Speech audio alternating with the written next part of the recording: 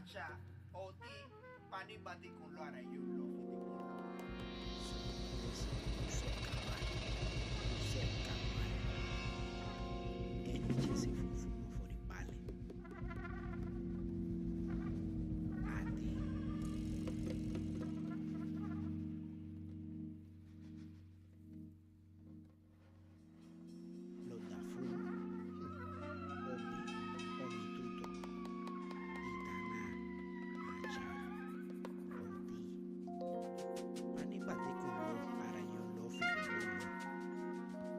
Sopuloni tu sira iku ire omo ire owo bobireke omo Yusef Kamal papa Yusef Kamal papa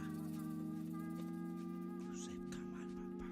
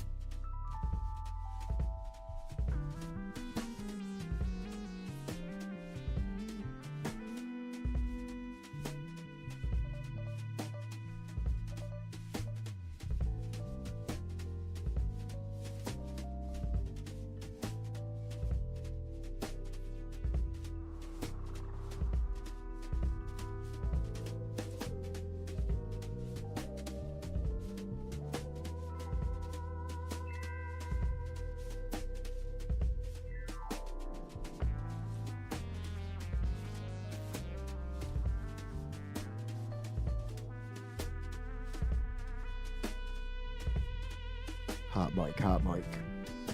Mine is now on. Be up there because everyone's always complaining about how much louder I am than you. Louder. Louder with Crowder. Oh, How we feeling, chat? gotta go. How's everybody doing today? Put on my fanciness, my fancy camera system.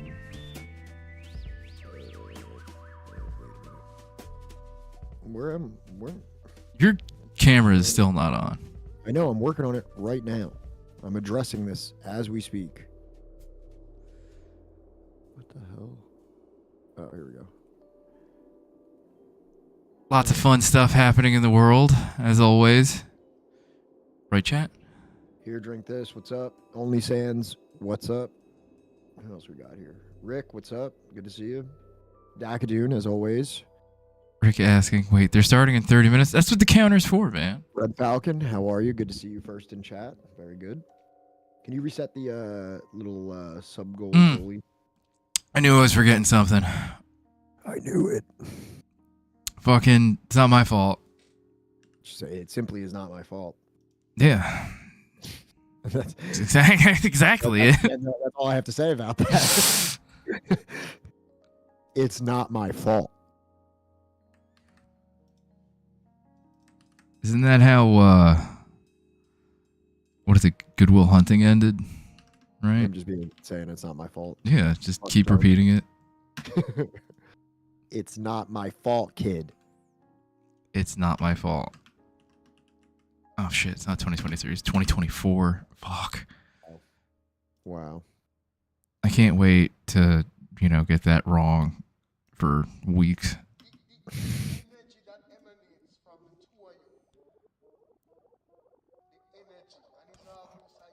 Okay.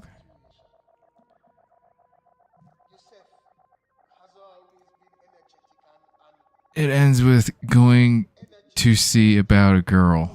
Whatever, This fucking. is the story of a girl. Who cried a river and drowned the whole world. When she looked so sad in photographs, I absolutely loved her.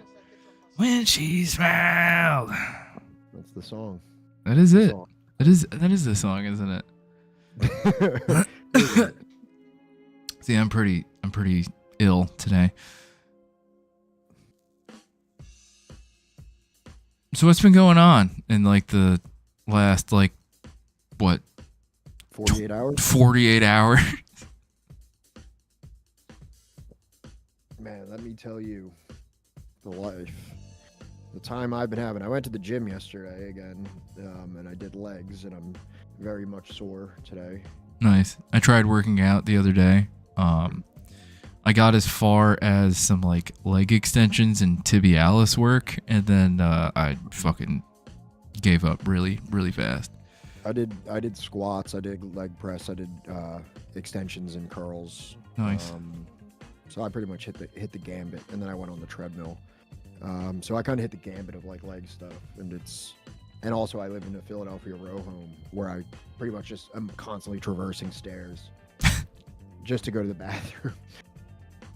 You're either going up or down, all right? Do you kind of miss that about the old house?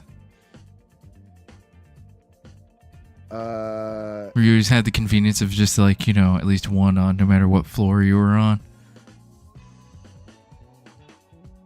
Well, except for the basement, but like how often were you even in there? Yeah, I was never in the basement. The basement is my domain here. I've made it. That is your lair. Yeah.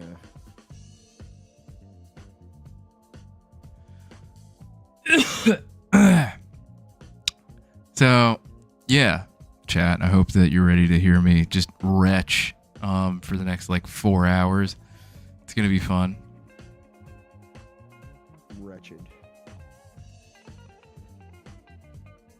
Whew. Are you excited for the 13th? Are we still doing that? Yeah, dude. If I'm still sick in like fucking a week. Yeah, it's about a week from tomorrow. If I'm still sick in like a week, I'm gonna be very upset. I'm still gonna go, obviously. Have you been having fluids? Fluids? I'm drinking some spicy water right now. Spicy water? Mm-hmm. Is it actually spicy? No, it's seltzer. I was gonna say, do you remember I was telling you that I was drinking like that like demon fluid where I was like taking apple cider vinegar and lemon and cayenne and turmeric and like just mixing it all together into like an unholy fireball? Oh, I remember. I also remember thinking like that can't have any real effect. If you Google it, it says it does. I'm still skeptical. I think like you could have a doctor tell me. You think lemon juice is good for you when you're sick? Still think you could probably have a doctor tell me that like, oh no, there's actual science behind it. I'd just be like, get a doctor. Get a doctor in here. Get him. Get the doctor.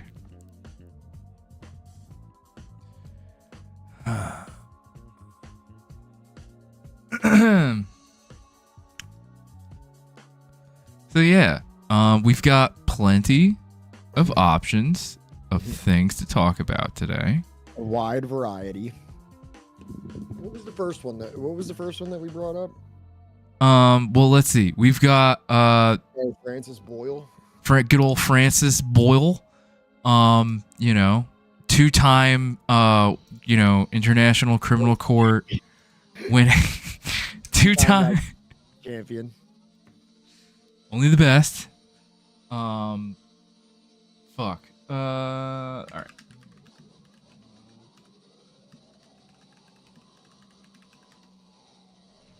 Yes, two-time ICCJ champ, Dr. Francis Boyle. I don't think he's a doctor, but Francis Boyle.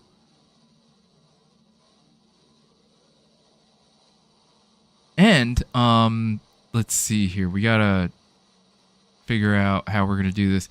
Chat, you're gonna have to be kind of cool about some stuff today.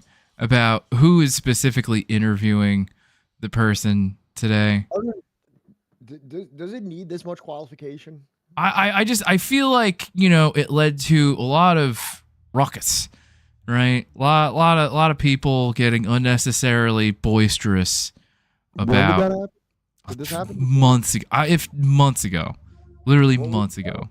Do you remember this specifically, or do we not remember? Sorry if we don't remember. I just about certain fellow streamers, content creators, radio hosts, and like, where they stand politically, and I don't know. Fucking give me anything specific. It's okay if you don't want to. I don't want to. Then I won't keep pressing you. Okay. Yeah. So is it something that we did?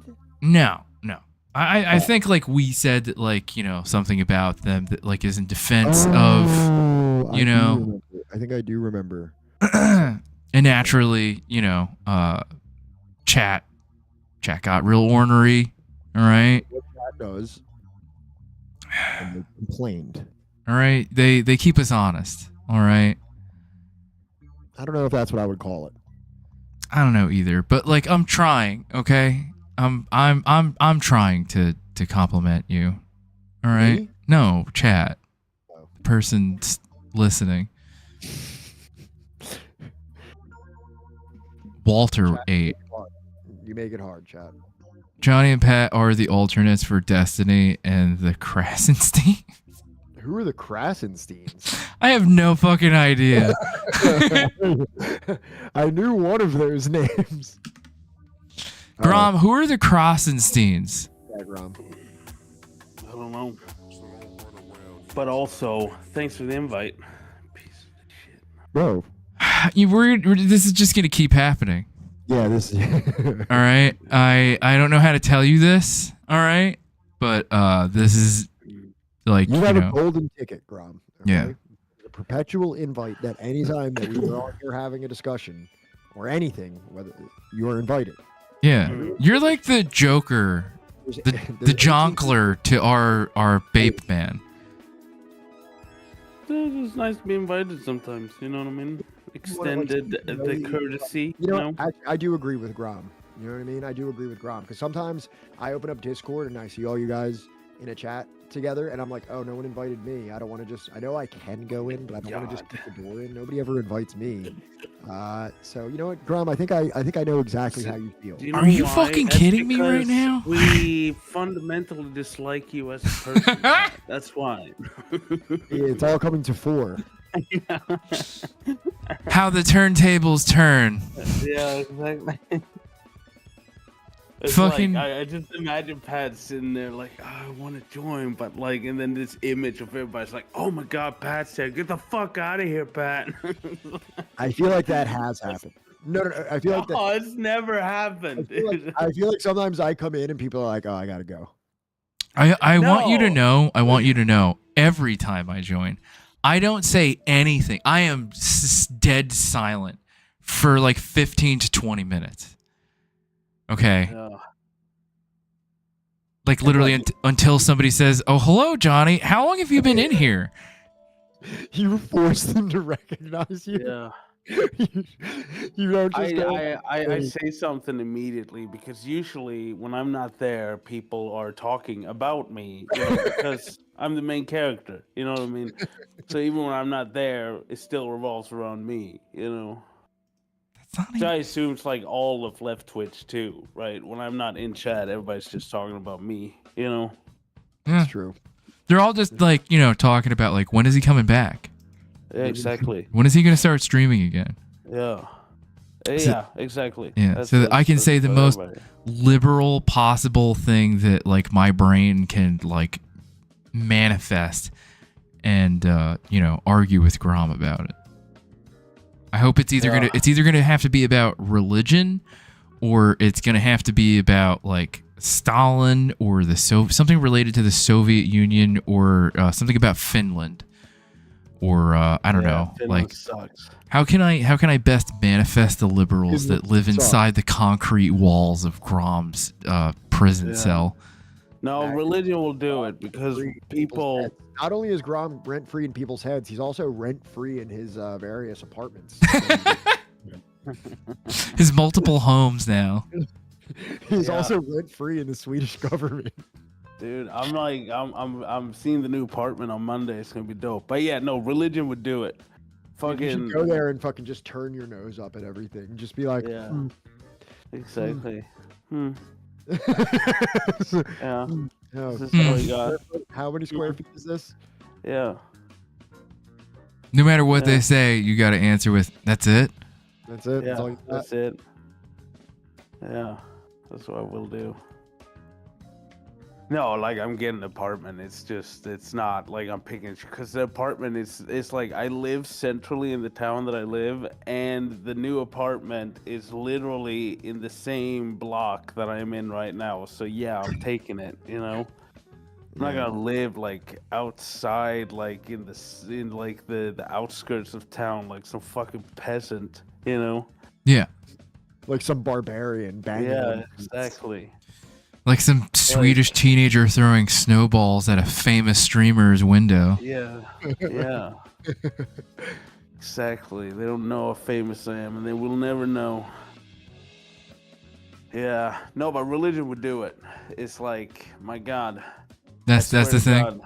Yeah, no, people have like fucking holes in their brain when it comes to like religion. They just, all Marxism just goes straight out the window. You would think that you were like a devout Catholic or something, like No, for real. I'm an atheist. I don't believe in anything.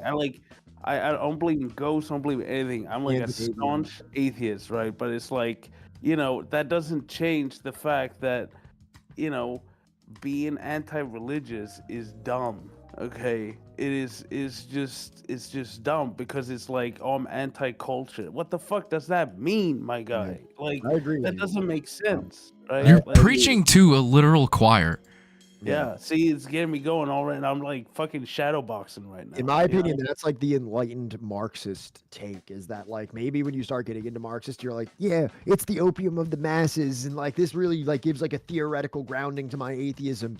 And then like once you, I feel like it's really once you start like reading about like the world cultures that like are in other countries and like, stuff like that you have to be like, oh, okay, maybe this isn't like this like wholly negative thing that's just like cancerous in the world, and like maybe there's benefits of it and actually really cool things that you can learn from it. Even though I'm an atheist, and even though but like it honestly, like, even if all religion in the world is really toxic and cancerous, that doesn't make religion cancerous. Like, religion is nothing, right? It's a concept.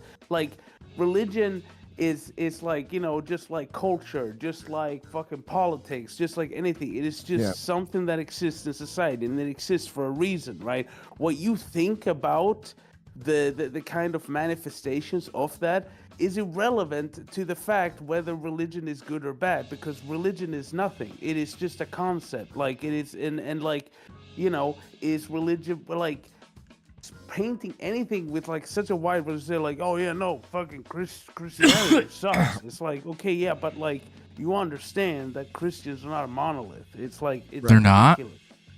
Yeah, it's and it, like, even Catholics, even like, so like, oh, Methodists are all garbage. Not even Methodists are all fucking like, monolith. It's let like, me tell you, I'm an Irish Catholic, and yeah. we're the best of the Christians. The only real Christians really are Irish Catholics, in my opinion. Irish Catholics and Ethiopians are the two only representations of Christianity, in my opinion. Yeah, it's just we gotta be principled, okay? When we learn Marxism and understand, like, it's like to treat like religion as like it's like you can't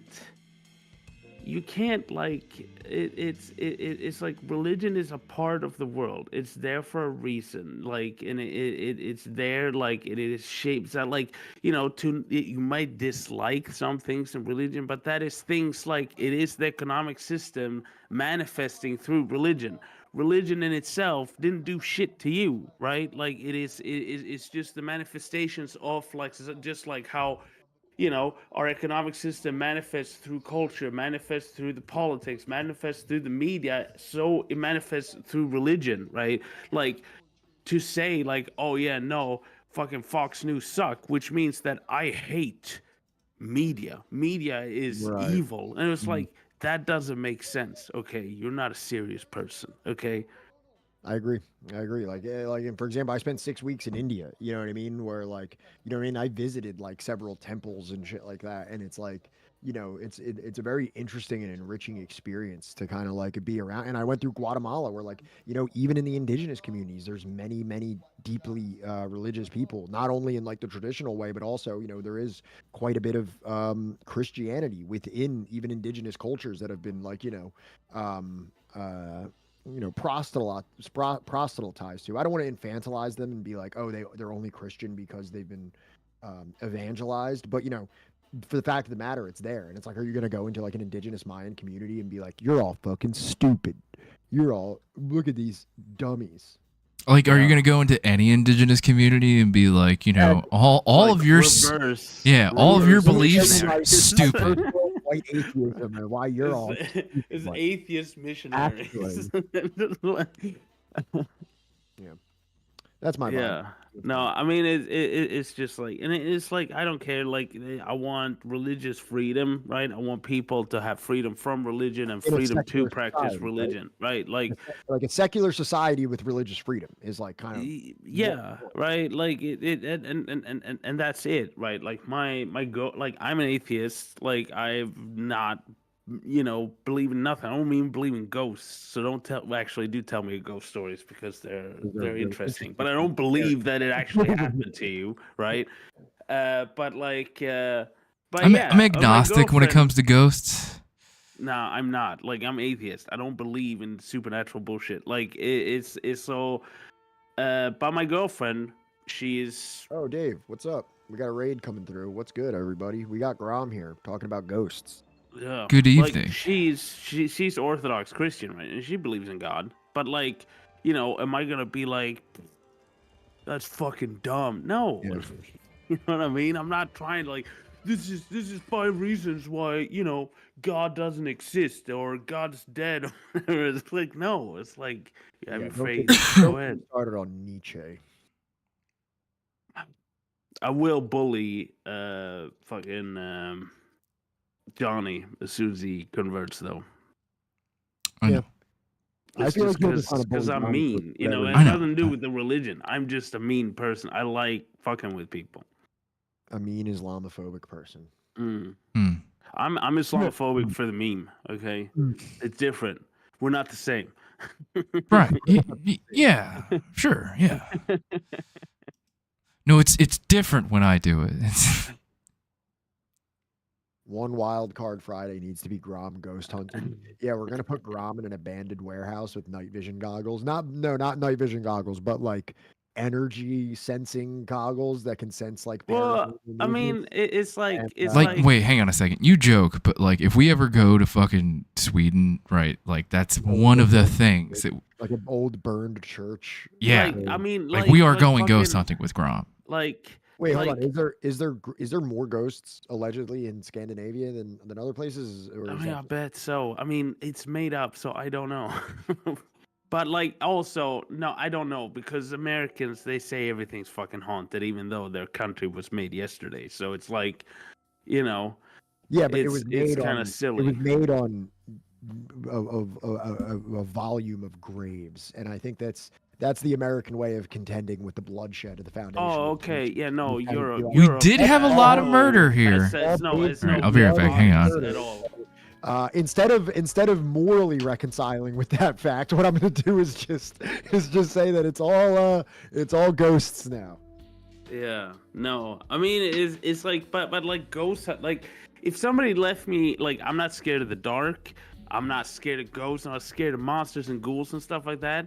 But like I'm a human being. If you feel like throw me into like I'll get paranoid, right? Like I feel like most people get paranoid if they get put into like a thing. It doesn't mean that I'm like scared that there's ghosts. Mechanism. You There's a know? logical evolutionary mechanism that would make you kind of be like, hey, I'm in a dark basement that I'm unfamiliar with. You know what I mean? Like there's something within like the material evolution of the human instinct that like is like, you can kind of say the same thing for like spiders and snakes and things like that. That like there may be like some kind of wiring in our brain that has evolved over successive generations of dealing with dangers, and some of those things may include like dark loneliness. You know what I mean? It's not necessarily the ideal place for human survival. Well, what I think is funny too always is like, like it is wild that people jump to like ghosts and supernatural things like as an explanation for stuff happening, because like if you think about it, right, like you hear a sound or some shit, and like your conclusion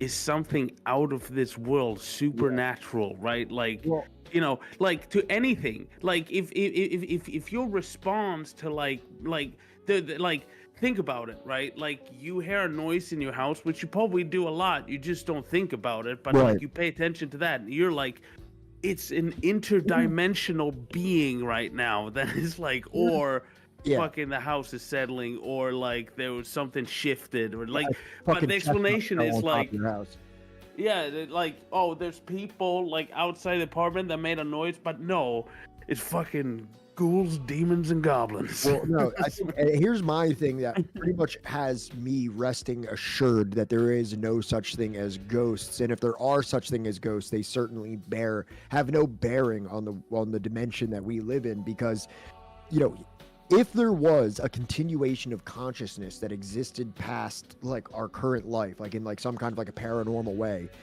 if it like say like there would be so much more interaction with ghosts. Like think about like how self-centered and needy people are.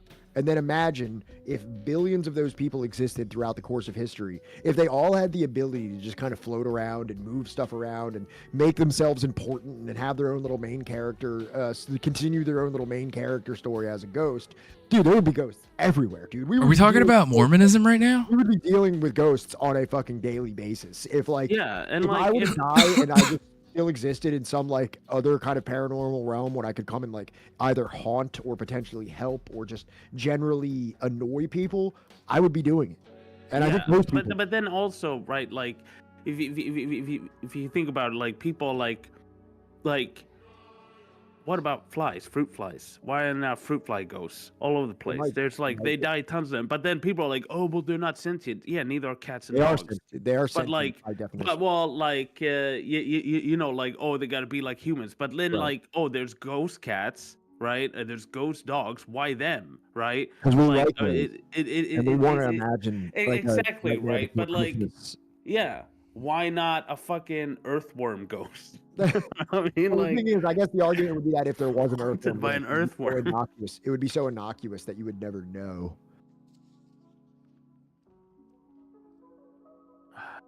Of course, cats are sentient. Yeah. Yeah, but like, you know what I mean, like thinking, like self-aware being, right, whatever. Right. Yeah. Mm-hmm. You know, so it's like it's like. I mean, I like, but the thing is, I like ghost stories. I like stories of people like because it's interesting. I don't believe it, right? I still think it's interesting. I love ghost stories, right? Especially the ones that are like true ghost stories, right? Like, even though I don't believe them, but it's like, but it's like I think it's cool. Like I like ghost stories. Like both me and my girlfriend, we sometimes didn't listen to those like creepy stories and stuff. Like they're dope, right? Yeah, but I don't believe in it. I'm just gonna say this, you know, as somebody who, you know, recently lost somebody. Like, my wife desperately wants to be haunted by her mother right now. Should I not laugh at that? I'm sorry. That's probably not. No, it's fine. But like I understand. I think the way that you framed it, I'm not actually laughing at the situation. I know, and it's fine. It's fine. I get laughing at like awkward, like, yeah. No, I get it. It's okay. Like, you know, I'm not annoyed or upset. I don't believe her mother would haunt her, right? Like, I think that if her mother, I don't think it would necessarily be a haunting. I guess visit would but like, you know, that is something that, like, you know, she desperately wants right now, and I can't blame her. You know, I would also want that. You know, but Gromp. So I couldn't remember the name of the term, but when I make the testimony of faith or the shahada, right? I will let you know. Okay, right? Yeah. When I make the testimony of faith, and then the bullying can begin, right? And I'll even get you like a copy of this book, Being Muslim: A Practical Guide by Asad Tarsin. The fact of the matter is that Grom will be bullying you regardless of what you do. Yeah, no, I know, but I want him to be armed with exactly what to bully me with. No, I don't want to do smart, but I want to do really ignorant. Yeah. Okay. All right. So you have to basically learn the hadiths then. Like you have to like get really good, you know, at being able to dig up like hadiths, and then you can bully me like really hard. And literally everything I do will be wrong. No, I'll just do things like, you know, call you a terrorist and. There it is. I'm just gonna constantly mix you up with a Hindu person. That's my method of bullying. Thank you, Grom. I'm just gonna constantly mischaracterize your religion to something else that a vaguely brown person believes. Yeah, it's like you're thinking I'm like gonna put down academic, kind of like, no, I'm gonna be ignorant. Okay. just looking up stuff about Santeria or something. Fucking. Yeah. Oh God, this cracks my neck so good. I don't want my mom to haunt me. I will say, she said she has practical jokes ready for me.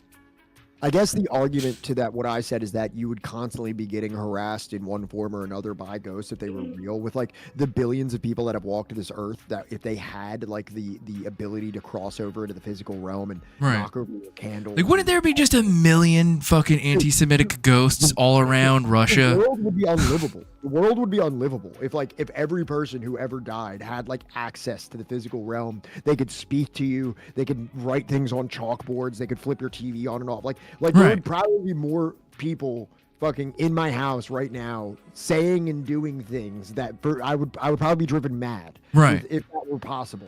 But then I guess the alternate was that is that like, you know, the ghost story thing where like if somebody was wronged in a certain way, then they're like not granted passage into the other realm, and they're like, maybe it's only like a small minority that are able and willing to like be stuck in like a spiritual limbo in this plane to like a minority.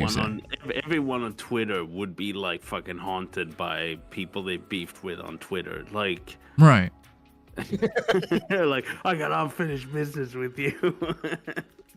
You fucking ratioed me. Well, that's what I'm saying. Like, wouldn't like most of like Eastern Europe just be like haunted the fuck out of like Nazis round 2? Yeah. Yeah, probably. Well, like fucking like Europe, we've done quite a lot of wars here. You know what I mean? Yeah. Rick says, what about reincarnation? That makes more sense. It probably does make more sense when you because like the thing about reincarnation that makes more sense is that it remains in this kind of like physical realm. Like we don't have to imagine some like other state of existence that your conscious spirit transitions to. Whereas reincarnation probably makes the most material sense because it's like it's just a continuation of the thing that we can verify actually exists. Yeah. See, that'd be exhausting. No, I'd fucking opt out of that shit. Like, fucking like, just give me eternal darkness, because like when I'm done with this shit, like I'm done, right? Like I'd like to opt out, right? Like, I don't wanna... I mean, I'm sure there's got to be an option for that. There's got to be. I don't think it's like the DMV, dude. Like, no, there's got to be like an option to like opt out, you know, for that. But I don't know. I mean, like, if I had to make an actual logical assessment of like what our existence is, I would say that we exist as like a microcosmic like ant farm, where like in the way that like you can look at like a cup and you know that there's like thousands of like germs and microbes around this thing where I put my mouth like that are all existing in a complex ecosystem that is completely unaware of their insignificance. Like I would imagine that we are like that level to some like much grander being's fucking cup. Yeah. Yes, it's Men in Black, like locker civilization. That little marble that like the aliens at the end pick up the little marble and put it in the bag. That's and I can say that my outlook on life has not been somewhat influenced by the movie Men in Black, because I do like. It's a deeply philosophical movie. Okay. Butterfly Effect? No, dude, Men in Black. Oh, okay. Yeah, what does he say? That people are stupid, but something is smart. What is that line? I'm not sure, man. I think when you're dead, just like you didn't exist before you were born. Yeah, a person is smart, people are dumb. Interesting. Maverick, you're probably right. You know what I mean? Like I don't think there's much to say that there is anything beyond. Yeah, honestly, I'm fine with it. Like, you know, when I'm done, I'm done. Yeah, no, there's. It's just like, who wouldn't be fine with it? Because it's like you don't exist. Then it's like you know what I mean. You can't suffer the lack of existence. Exactly. Like you're like, you know, you're dead. Like it's like, dude, what's his name in Men in Black had some like really great lines throughout this movie. Okay. Yeah, Wizbiz, I respect Buddhism the most out of all. Yeah, I mean, I also do because it's more of a spiritual philosophy than it is like necessarily a religion, or at least in like the sense of that it has like a deity and commandments and things like that. Depending upon which school of Buddhism you're following. I understand what you're saying. You know, I'm covered in fucking Buddhist tattoos. I like the fucking Western white woman Buddhism. Okay, this is my favorite one. But god damn it. But what the fuck was I even saying? But like there are like deities, there are like offerings, there is like, you know, religion to Buddhism. It's just that like a lot of that got lost along the way to the US, you know what I mean? Hare Krishnas have shelter. Are you talking about the band? Are you talking about 108? 108's the best one. I know that like people want to be like, oh, Shelter is so good, or I like 108. I like 108 more than Shelter. Yeah, 108's like the best. Yeah. Yeah, I like 108 more, but I do like Shelter also.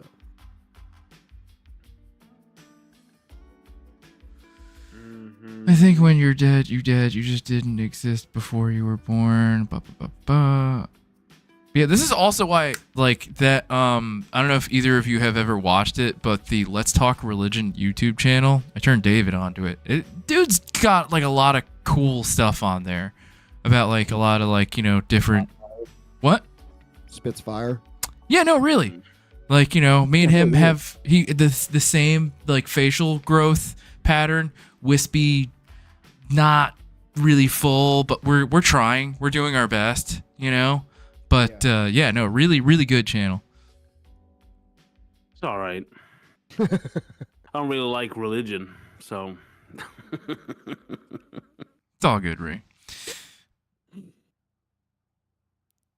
I can even talk to my religious mom about this. Whatever happens after death, we don't know. Yeah, I mean, like, look, at the end of the day, I am, you know, like I said, ghost agnostic, but like I'm leaning a lot more towards Islam. There's actually a lot of really cool stuff in this book, even for people that like aren't looking to like convert or anything. So maybe I'll lend it to Pat afterwards. You remember we had a night here where we kind of went into stuff that like I found that like scholars of Islam have actually, you know, made great strides in like proving like the philosophical soundness of Islam, which yeah, dude, that's in here too, by the way. I gotta send you a couple pages. More than other religions just kind of being like you just don't get it or something like that. Like, you know what I mean? Like there seems like there's a greater effort on the part of the Islamic religions to kind of like rationalize it in the one thing that I saw that I think you might appreciate, and it's the simplest way of putting it, is that it's like chess. And in that, like, you know, there are boundaries, right, to your free will, but you do have some free will as a treat. I don't know how I feel about that one. And you won't know that you don't have free will until you eventually encounter like a boundary. I'm an authoritarian leftist. I don't like this free will stuff. Yeah, this free will stuff doesn't sound very. It sounds kind of counter-revolutionary. Exactly. Yeah. I don't know about the free will talk. Yeah, didn't we have this discussion the other day? Yeah, we did. Should I get orange beef or General Tso's chicken? Orange beef. Tso's chicken. Or shredded hot and spicy beef. Shredded beef with onion, carrot, celery, scallion, red and green pepper. That sounds really good, right? I thought you were sick. You don't sound sick at all. I think you were faking it. I'm not faking it. I'm still sick. Freaking faker. Yeah, the shredded beef sounds really good, right, Magyar guy? Yeah, it does sound nice. All right. I mean, it's like the thing is, right? Like if you're raised like in a family that's religious, they're going to like impart their religion upon you, right? The thing is, right? Usually there are other influences, right? It is like I don't mind parents being like, you know, we're Christian, we're doing this and this and that, but it's like when you have a system like in the United States where it's like they can isolate you from like school and any other kind of influences, that's a problem, right? But it's like if your kids, if your parents at home are like, well, we're religious, we follow this and this and that, but then you go to school or you have your friends and stuff like that, like, and you have those things, that's fine, right? Like, you become your own person. But when parents can treat their kids like their property, right, and like, like isolate all their influences, that's a problem, right? But it's like, as far as that goes, they can go to church, they can do whatever the hell they want, Yeah. because there is no such thing as this, oh well, this is an anti-neutral kind of, like, it's like, it's whatever, right? Like, we have private schools, yeah, and they should not exist, right? But they still have to follow a certain curriculum, right? Like, they can't, like, and there are religious private schools, but like, that's usually singled out in Sweden as like, oh well, there's Muslim religious schools, but it's like, it's all private schools, needs to go, right? Like, so but yeah, like, parents wanting their kids to, like, become like, parents wanting, like, their kids to be religious, that's fine, right? It's just, as long as at the end of the day the kids get the choice themselves, right? Like, when they go to school, that shouldn't be a continuation, and they should get, like, another impression upon the world, right? Yeah. So it's like, it's the same thing with, like, understanding how all these works, and people wanting to, like, implement these kind of, oh, we should ban this, we should ban that, and stuff like that. And it's like, that's not, like, how it's hard to explain. It's kind of like the same concept of that people think that we have so much power over society that we can go in and tweak little individual things, like get rid of the state. It's like, that's not up to us. We're not the ones getting rid of the state. We're understanding why the state is there, and then realize that once the underlying kind of, like, conditions for the state to exist doesn't exist anymore, the state will go away, right? So, like, you just create environments that are conducive to things like, freedom of religion and so on. And I don't think you'll have a problem with people being, like, really kooky religious and stuff, because, and I understand people wanting to go pretty heavy-handed on things because of trauma and stuff like that, but it's like, Right.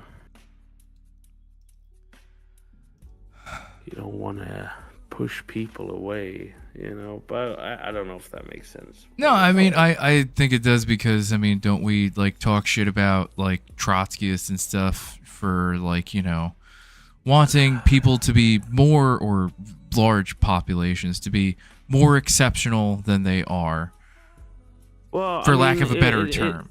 It's like, it's about accepting people for where they're at. Yeah. I'm not gonna mention, like, because I've had, like, conversation. We're gonna say who, right? But I have a friend. She was like, like, talking about, like, oh no, not everybody should be able to be parents and stuff like that, because there's so many bad parents out there, and we should implement things like, parent licenses and stuff like that. And I was like, first of all, trying to explain that's bad because of eugenics and stuff like that. But also, that's not necessary, right? I understand, like, you're like, oh, there are parents out there that are not suitable for, like, children and so on, right? But there's, like, a better way to deal with it, rather than putting restriction and being overly authoritarian on it, right?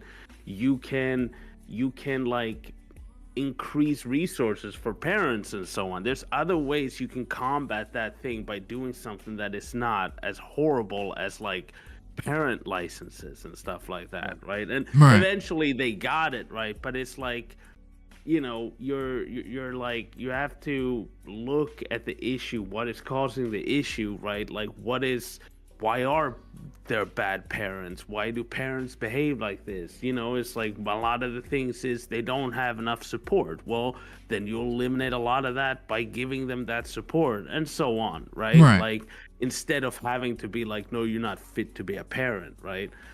It's like, I think that like a larger part of like these issues is that like, you know, what kind of society are they living within that like, you know, rewards and punishes like X, Y, and Z. You know what I mean? And they not only, yeah.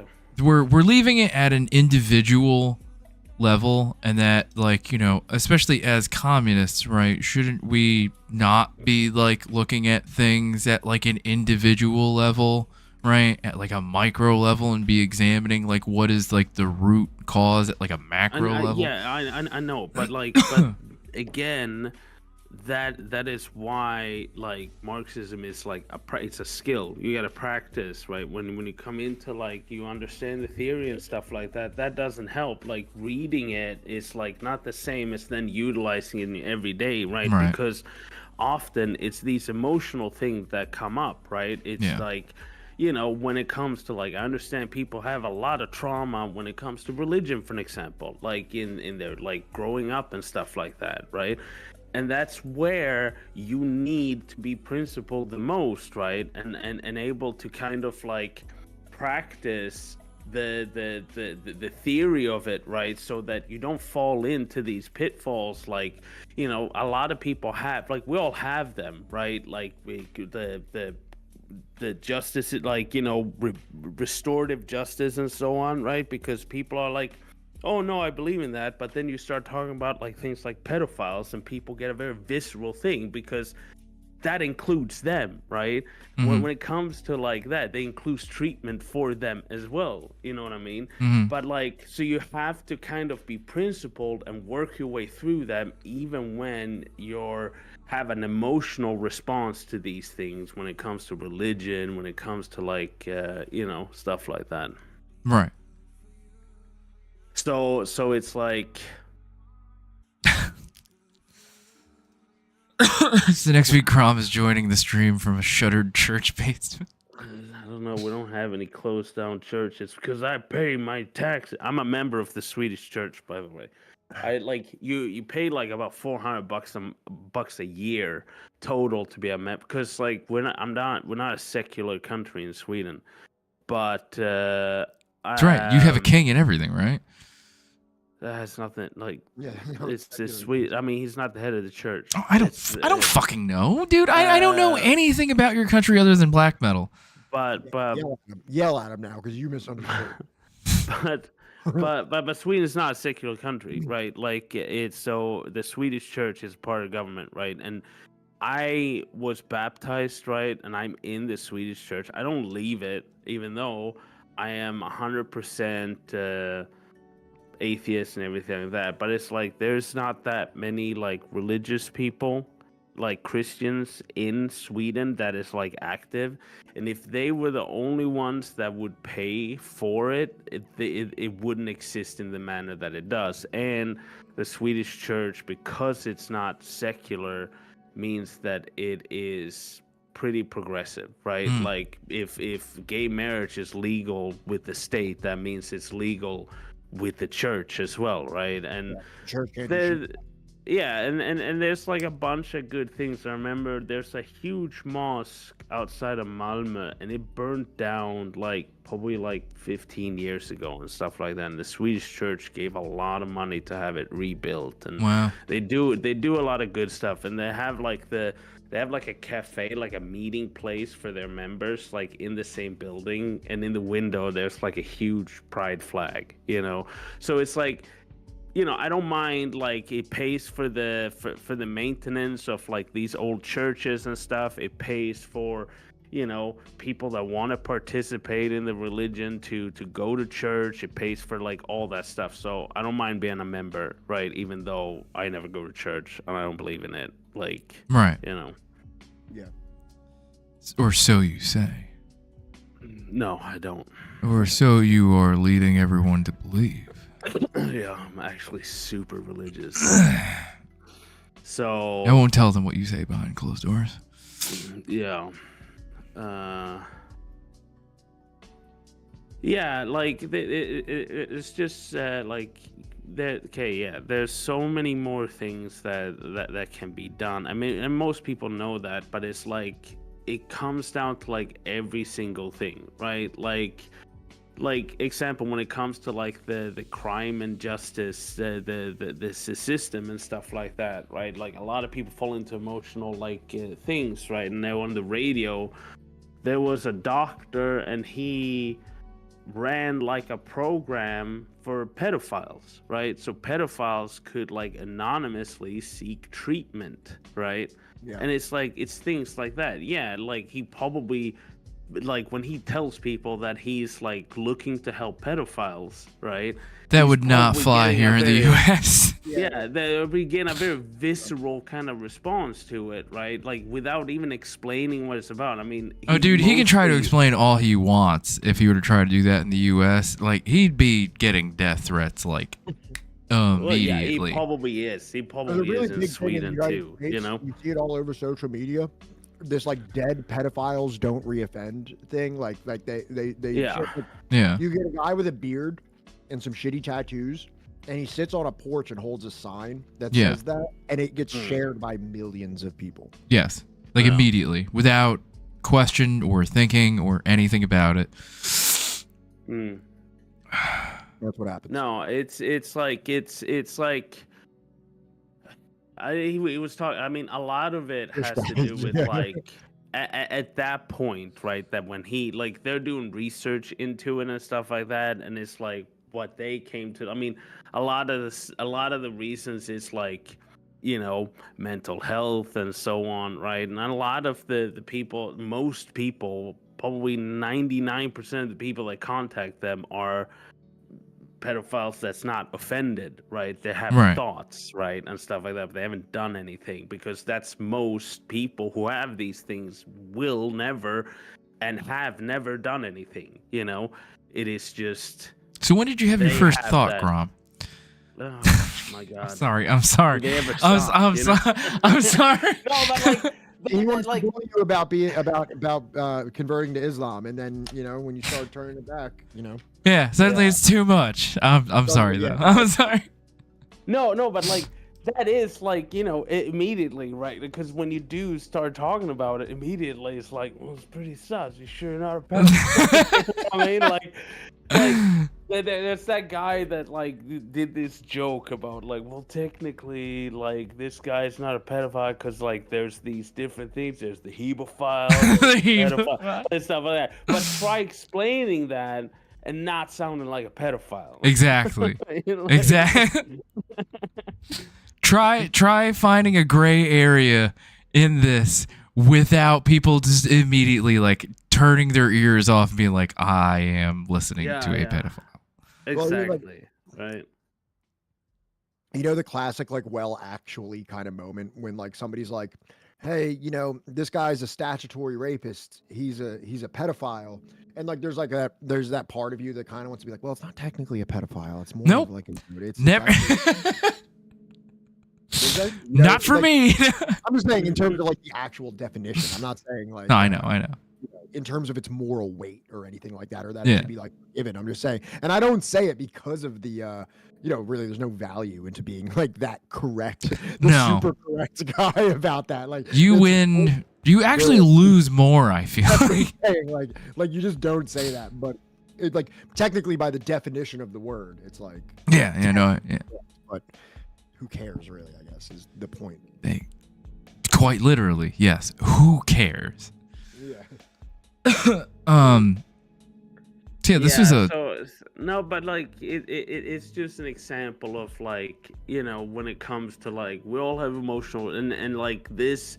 I think the most relevant one, because like I think people understand criminal justice, people wanting restorative justice, even though sometimes like it might get like, well, that means them too. But I think the harder pill to swallow is actually, funnily enough, religion, right? Because that is where people have more personal trauma and stuff like that, and it's like you need to look at it through these lenses that you learn through like Marxism and so on, right? Yeah. Dialectical materialism and stuff like that, because that doesn't stop just because you have an emotional response to it. When it comes to religion, like, you have to realize that you are coming from an emotional place and not actually adhering to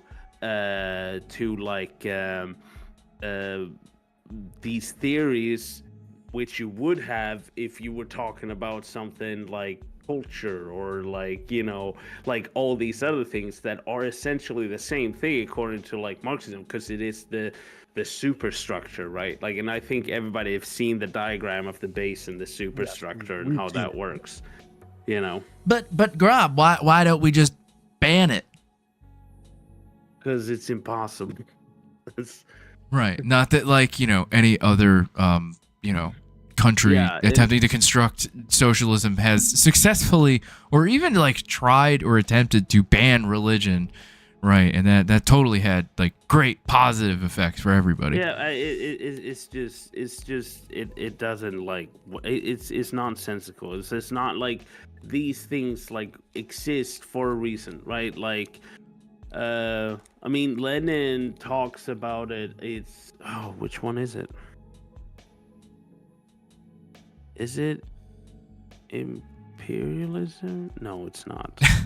No, couldn't be imperialism. No, it's State and Revolution. It's State and Revolution, right? Fuck, what was I going with it? I don't know, man. I'm sick. It's hard for me to follow things. Fucking hell.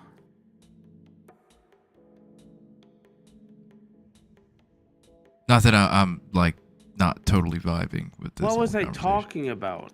Pedophilia? No, banning religion. Banning religion.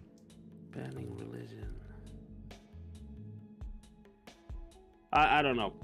But, like, you know, these things are there regardless, right? The state is not like a conscious thing. Like, none of these things are like, you know, we can just, like, he talks about how, right, like, the state has conditions that needs to be reached for the state to exist, right? And that, like, you know, when people are talking about, like, a lot of the time anarchists are like saying, well, that, like, not all societies had like the states and stuff like that. It was like, yes, because they did not reach the underlying conditions needed to have a state, right? For better or worse, you know. What communalism is, there's primitive kind of communisms or communalisms that existed prior to the establishments of a state, which, as Grom's saying, like, became from like the material necessity for there to be that level of societal organization that we refer to as the state. Well, yeah, well, he taught, like, Lenin talks about how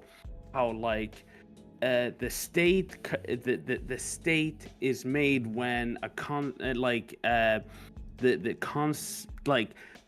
classes needs to be consolidated, right? Because it's like the state under, for example, the bourgeoisie seeks to consolidate the relationship between the bourgeois and the working class, right? While we seek to eliminate the conflict, right? But the bourgeois is obviously not trying to eliminate the working class. They want those to be consolidated, right?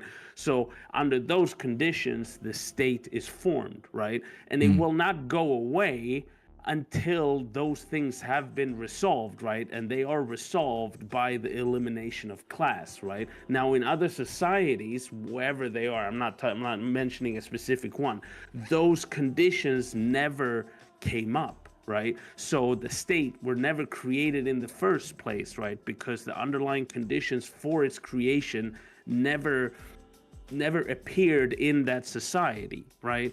So, but like under how it is right now, you can't deny that the state exists, right? Because again, the conditions have appeared. You have to deal with that as follows, right?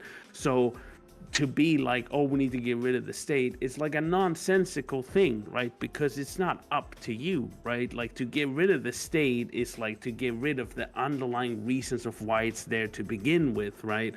And that is not like, it's get rid of the state day today, right? Let's dismantle the state today, which a lot of people seem to be like, oh, well, the USSR, why did they never dismantle the state? It's like, like if you actually read the stuff and you understood the theory, you would understand how nonsensical that is. At right? what point?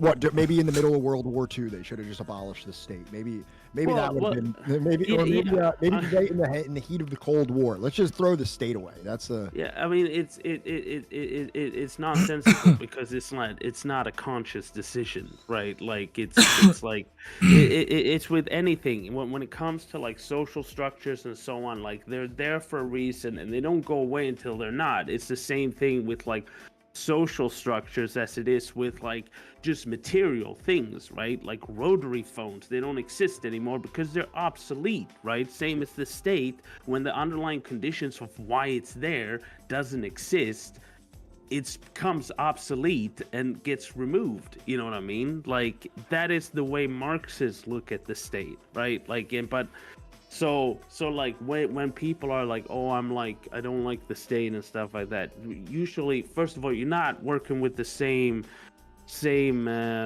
definition of a state as well. Usually they're talking about like governance, and that's not at all what we say a state is. The state is specifically a tool of class oppression, right?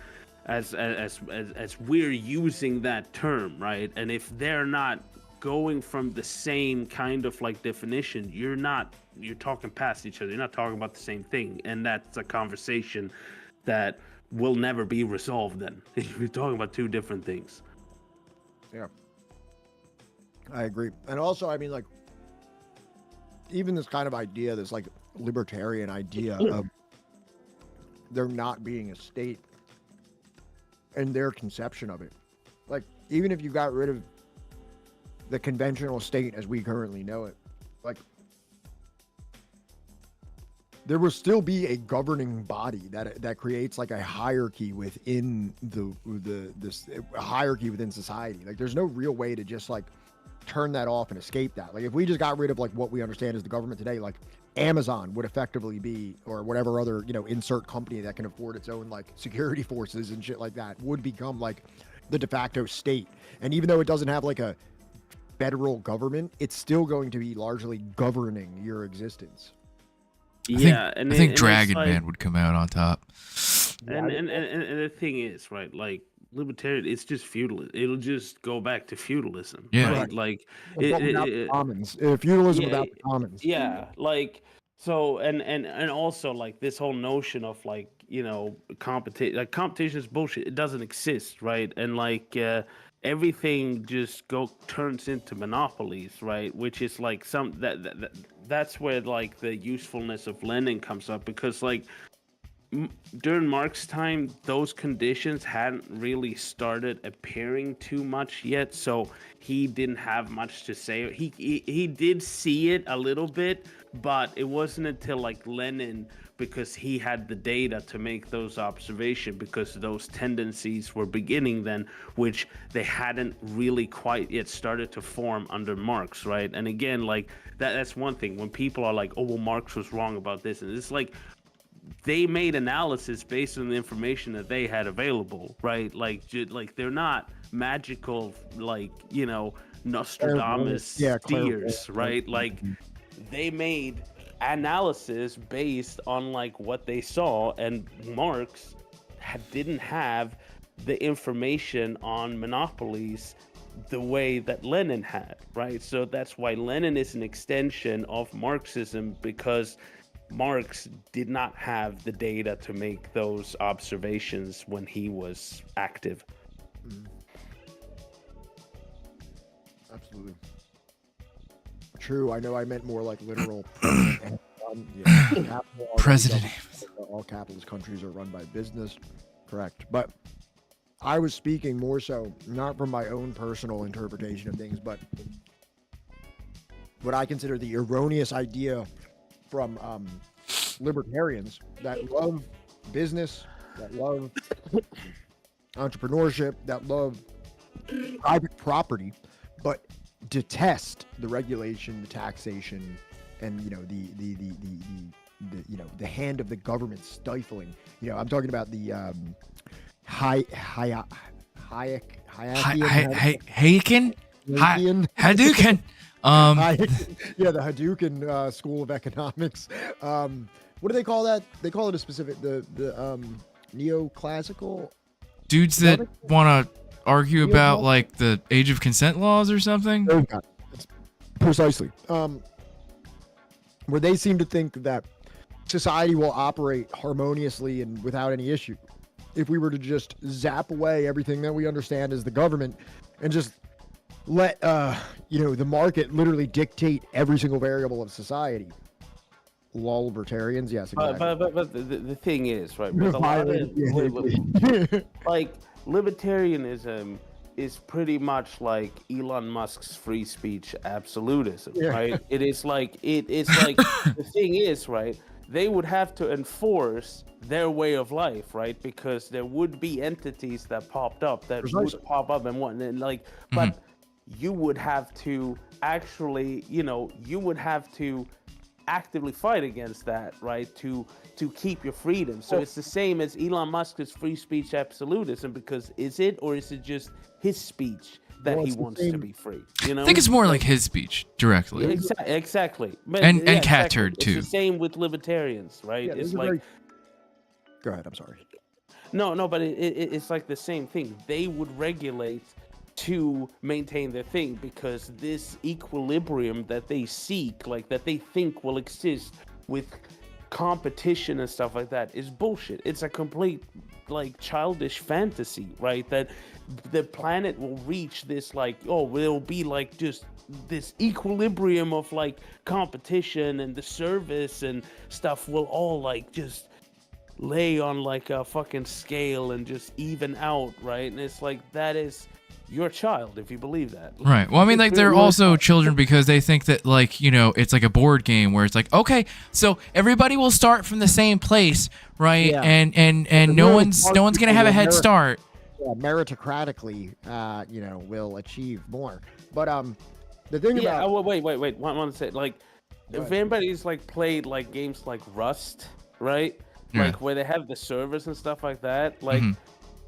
They reset regularly because, like, you know what I mean? They have to, because, like, eventually a clan and stuff like that gets so powerful that they dominate the whole server, right? And it's like they reset it back to zero, because or else it wouldn't be fun, because, again, in the game, essentially monopolies form, right? It would be a feudal relationship between you and those 11-year-olds. Exactly. They have to reset it, because it's like, or else there's no point in it. And it's like you can observe all these things like in like just life in general, how it always like gets to that point. You know what I mean? Now we don't really have the option to do a purge, right? So that's why we don't do shit like just full freedom, like all ass. You know taking, what I mean? I don't think that's the term. Pretty sure that's not the term that we're supposed to use. I think it's little. Well, I think it depends. I think dwarves is perfectly fine to use if someone suffers from dwarfism. Okay, all right. In my understanding, I don't know. I don't. A little person and a dwarf are different people, are different conditions. Right. Yeah. There's two different things. No, I think. Fine. I believe dwarf is okay if they suffer from dwarfism, because it is essentially a descriptive of that. What's up, Pashkush?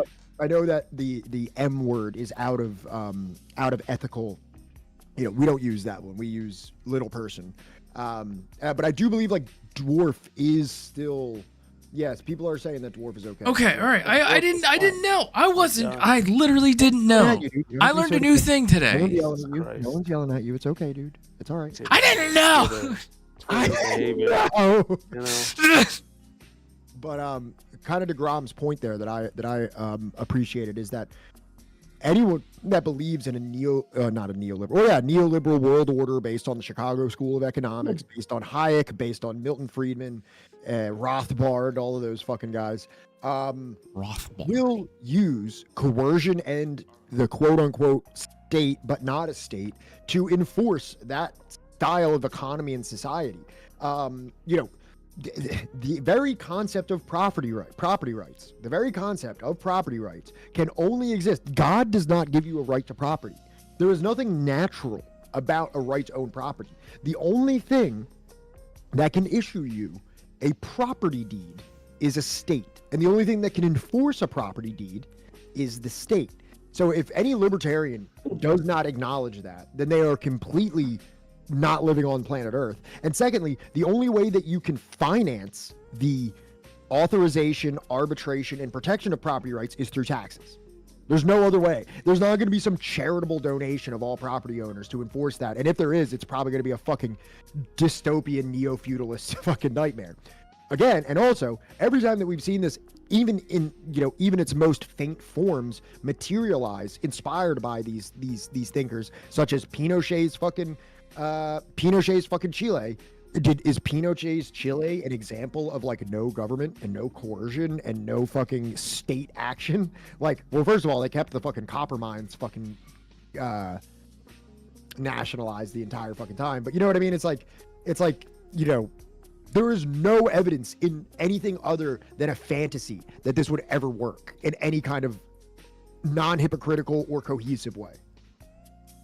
Yeah, it's ridiculous. I mean, it's like the free market, all that stuff. It is like, it's the most like childish thing to like, to believe in. It's ridiculous. That's why it's like, if you encounter like ANCAPs and stuff like that, like, don't argue with them. Just make fun of them, right? Because it's like, just mock them, because their ideology is so incredibly incoherent and stupid that it's like not even capitalists, like like even capitalists laugh at them, right? Yeah. Because it's like, it's so dumb, right? Yeah. And like, if it was good, if Joe Rogan was capitalists, making fun of you to your face for being too freedom pilled on his podcast, then you've made some very, very tragic turn somewhere in your belief system. Yeah, I mean, it's like, if it actually was good, right, like as a capitalist thing, then the world would be ANCAP right now. It's not, though, right? Like, it's not even good for the purpose of like accumulating capital, right? It's like, it's dog shit, so it's not used, right? It's like, it's like, it's even more pathetic. Like, they'll laugh at like freaking communists, like, oh, it's so irrelevant. It's like, dude, the whole it's your economic system exists now, yet no ANCAP societies exist. Wait, that's not true. Have either of you heard of the story of Grafton, New Hampshire? Is that where they were like, oh, we're gonna have everybody fund the streetlights through charitable donations, and their whole fucking society fell apart? It worse. Okay, so pretty much like the whole town got taken over by. Is there like maybe like a 10 to 15 minute video? You know what? Let me see if I can find one real quick. I don't want to spoil it too much, but there's a couple people in chat that are already aware of what I'm talking about. No, I here. mean, I think most people know about it. It's like, the people started feeding the bears. There was nobody to get rid of the bears. Well, it was worse than that. There's the trash. Nobody was collecting the trash. I know. So, like, the whole city was literally overrun by fucking bears. Yeah. And that's the market dictated that this is now where the bears live. Like, and honestly, you would be infringing upon the liberty of the bears through coercion if you were to call animal control or some kind of similar organization. And that would actually fundamentally violate the non-aggression principle. Fuck. Do you want to know who made a video about Grafton that's, like, really short? Who? Your old buddy Praxben. Oh, no way. We can't watch. No, I can't. I can't. It'll set you off for like weeks. The thing with like the thing that's like, I like when it comes to like libertarianism, when like the same thing that makes libertarianism, like ANCAPs and stuff, incoherent are the same things that make anarchism completely incoherent. Okay, like, and now our viewership is about to dip. They're not fundamentally different because they have different vibes. They are both ruled by the same kind of like ideological kind of perception. It's just one thinks that, we'll do this capitalist free haven kind of thing, and one thinks we'll all be nice to each other. That's the only difference. But the underlying thing is like the about like hierarchies and stuff like that. It is in the code of everything, right? it's like the same thing. It's just different vibes, right? So it's like, if you think ANCAPs are incoherent, the same incoherentness exists under anarchism, right? It's like, again, when it comes to like, when like freedom of association is essentially the main thing when it comes to like any libertarian ideology. If I would identify those ideologies by one thing, it would be freedom of association. And freedom of association does not exist. It's not real. It is bullshit. You do not have freedom of association. It doesn't exist, right? Because like, you cannot go out in the woods and survive on your own and be like, oh, well, I choose not to exist in society, right? Like, there are some people that have done that, but if it's not reproducible on a mass scale where everybody can just like pick up and go, it's not real, okay? You do not choose to like, well, I don't want to associate myself with this country, this nation, or this commune and stuff like that, and go to another one. That doesn't exist, right? It's bullshit. Right. So And like, and as far as like hierarchies and stuff like that, hierarchies is the same. It's something in the superstructure, right? It's like it's an aspect in itself. Like, hierarchies in themselves are not bad, just like religion in themselves are not bad. Culture in itself is not bad. Like, it's the same thing. Hierarchies are whatever the base needs it to be, right? Hierarchies on its own is not a thing on its own, if Yes. that makes sense. So I want to gauge your interest on this, my happiest Swedish bear. There's this video featuring an author that we have read before, right? Ilan Pape, talking about how Israel is not a democracy, since we're talking about democracies and states and whatnot. It's okay. We can keep going without it, but it's up to you if you'd rather just keep free flowing this or not. Oh, well, why we're like, I don't know. Why interrupt the flow? We're having a discussion Okay, here. all right, you're right. All right, never mind. Christ. Hey, thank you, Maverick. 12 months, whole year. A year with the squad. Thank you so much, Maverick. We appreciate your continued support. You're a cherished member of this community, and you're just a generally cool guy. So it's like, like when it comes to it, it's just, it's not coherent, right? Like, and it's like, what, like, dialectical materialism is the scientific analysis of reality, right? Like, this is how we use the scientific method to analyze reality, and then it's not a preconceived ideology. It's not like it is supposed to be like this. We go in with a goal. The goal is the prosper of human life, right? And then we figure out a scientific way to get there, right? Just like, we use the same way to analyze capitalism. Like, capitalism is not like, they're trying, like, if you're using capitalism to try to get to the prosperity of human beings, right?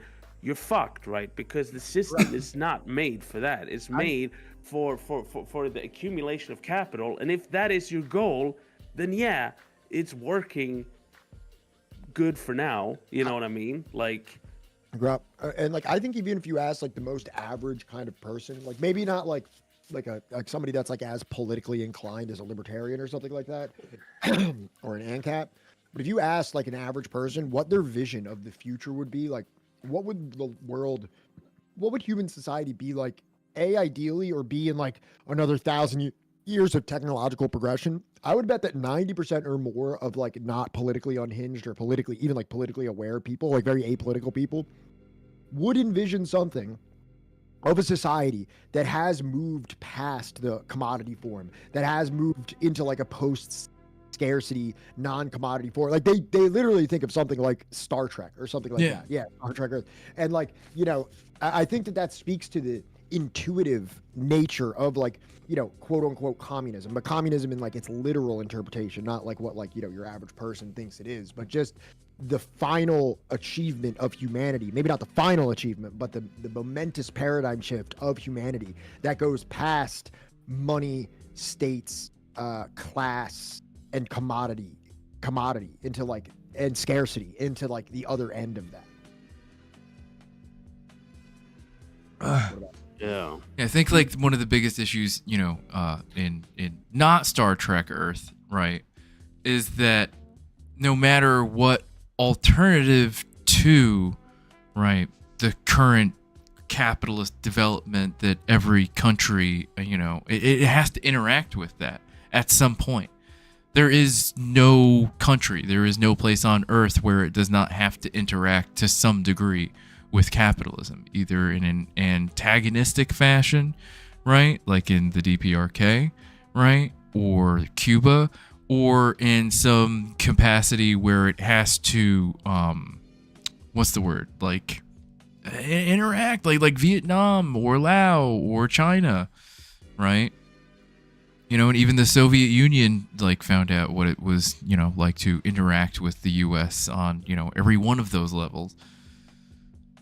Yeah, I mean every socialist country or like any country that has formed and stuff like that have sought friendly relationships with like the capitalist world, right? Like even the Soviet Union and stuff like that. I mean, it's like there's nobody that has put themselves voluntarily in an antagonistic position against capitalism, right? It has always been forced upon them. I mean, it's like, the even like, it was very clear during the war, World War II, that like the West was thinking into the future, like and seeing this as an opportunity to like weaken the Soviets, right, like with the use of the Nazis and so on, right, but even after that, right, like the Soviet Union trying to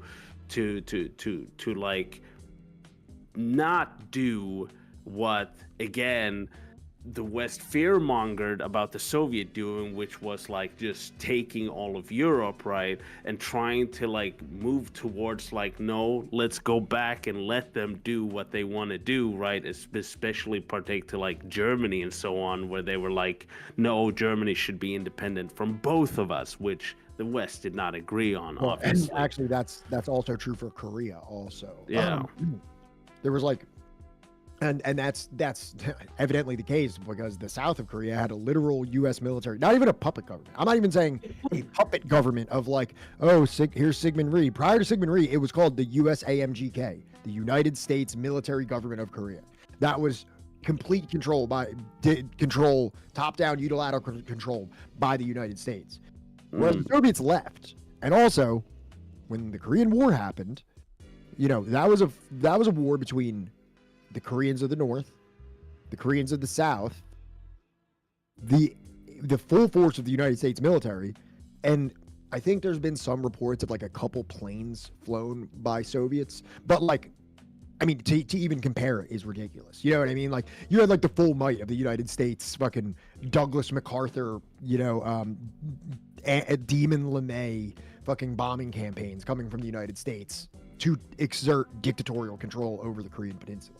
Yeah, and I mean, they're just like for when it comes to like the Jakarta method and so on, like after World War II, when you had these like post-colonial movements in Asia and so on, where colonies started to like free themselves, and they, of course, like didn't put themselves in an antagonistic position to either side, either of these powerful blocs, whether it was the Soviet Union and the U.S. and non-aligned, exactly, and there was only one of those major powers going in and literally killing people for being like, hey, we're not Soviet puppets, but if the Soviet Union wants to trade with us, we will do it. And the United States is like, target acquired. Exactly, right? Like they did not foresee that being cooperating with both blocs was a problem, right? Because it wasn't a problem to the Soviet Union. The Soviet Union didn't put these pressures on these countries Lumumba to be like, if you're working. Lumumba would not be liquidated in a drum of acid by the Soviet Union. Yeah, because his willingness to work with whoever. Yeah, the Soviet Union never like put any demands or pressures on them to be like, you have to like cut the US out of this, right? Which that's what the U.S. did, right? Like violently so, right? Like if you look at the Jakarta method, like over a million people murdered, right? Because of them, like Being basically, vaguely communist. we're pursuing like Well, they it it, didn't the it PSA, like right? because The like Communist Party of the because PSA, Indonesia wasn't like Indonesia had no intention of aligning with the Soviets only, no, but it was right? the Communist Party, the PSK, which Sukarno had the support of the PSK. I think it's the PSK, Yeah. which is the Communist Party, which was a legitimate communist party. However, when the United States essentially used the the militant factions that opposed them to liquidate the Communist Party, they not only did that, but you know how these thing goes. Anybody Yeah. that's like left of Thatcher ends up becoming like a fucking a target in those campaigns. So like the PSK, which was legitimate like a communist party, even though Sukarno wasn't a communist. Indonesia was not communist at the time. It was like an anti-colonial nationalist movement, if anything, in terms of its structure. But it had the support of the Communist Party, which then the United States gave permission to, and not only permission, but support and funding to fucking annihilate 1 million people and literally dam the rivers with dead bodies. What about Yugoslavia? Man, that's a question, right? That's a question for Well, the. I mean, Yugoslavia, they had the thing. I mean, they allowed private ownership, right? Like Right. so, They but were they the had profit share, right? But still, there were people with these kind of like ownership positions, right? And then on top of that, IMF was allowed to operate in Yugoslavia very early. Okay, Right. so when the Communist Party was not isolated from these people that had private stakes within the country. Right? So then then just like in the Soviet Union, right, these nationalist sentiments were drummed up for the interest of like the US splitting the country up and offering trade deals to certain people, certain nations, and so on, if they and that caused them to have like an ulterior motive.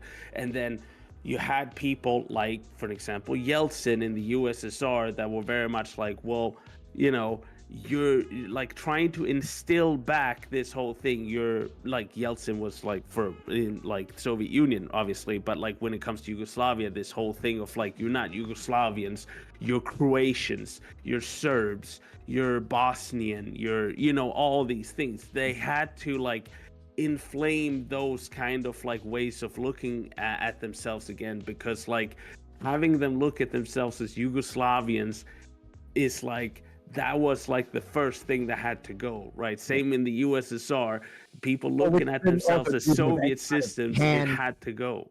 Which has been the reaction to any pan-X movement, right? Like whether it's been like a pan-African movement, a pan-Arab movement, a consolidated Latin American movement, you know what I mean? Like there's always, or like the balkanization of like Africa, or like this is what they were going to do in the Congo. There was the Katanga province that was like the breakaway that was going to go again. It was the mineral-rich area, which has had all the resources that the West wanted, and that's where a secessionist force was being propped up in response to Lumumba's nationalist aspirations of the minerals.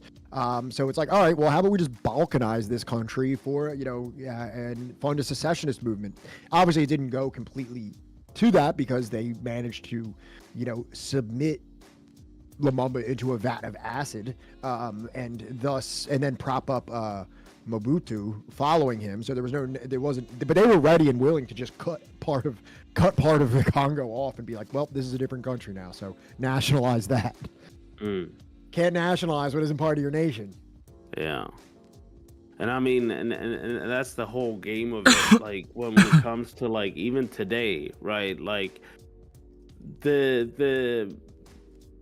when it comes to like the Soviet Union, obviously, like this whole like democratization of the Soviet Union was brutal kind of privatization of like everything, right? I would Which is argue like that we didn't really democratize it at all.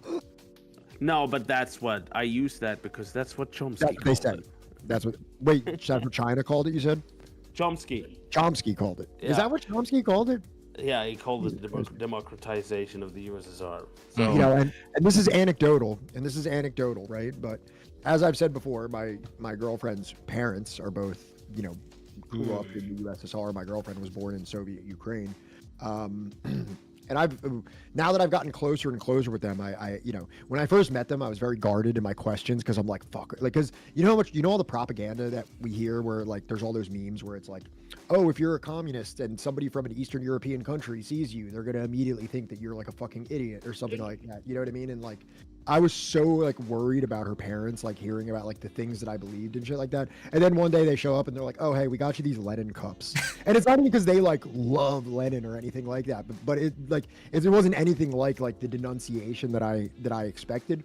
But now that I'm more comfortable with them, I'll ask them a lot. And like, I forget what we were watching, but it was recently, a couple years ago, a month ago, a couple months ago, a year ago. Was it the where they were Chernobyl showing- documentary? It wasn't Chernobyl, but it was like these videos of like these empty markets, and like I think we showed it to her mom, and she said the only time I saw markets like this was after 1991 with these types of food shortages. Like they talked about never having to deal with like bread lines and shit like that during their time living there prior to like the fall of the Soviet Union. And they also said that they would probably still be living in Russia or Ukraine if it wasn't for the fall of the Soviet Union. They moved afterwards. And I asked them too, because I was curious. I was like, because I'm sure there's like a Western perspective that would be like, oh, well, they left because they finally could leave or something like that. You know what I mean? Like that, like, oh, they would have left before, but they couldn't. And I asked them if it would have fallen, like, would you have left? And they were like, no, we'd probably still be living there. Yeah, I mean it's the same with my girlfriend. She's born in Yugoslavia, right? And it's like, you know, like that was her childhood, right? And Yeah. she's like, yeah, things were much better, right? Like she was even like a pioneer, right? Like they dressed like, you know, kind of like the Boy Scouts, but like the communist version Right. of it, right? Yeah. So it's like, I mean, and when it comes to that, I mean the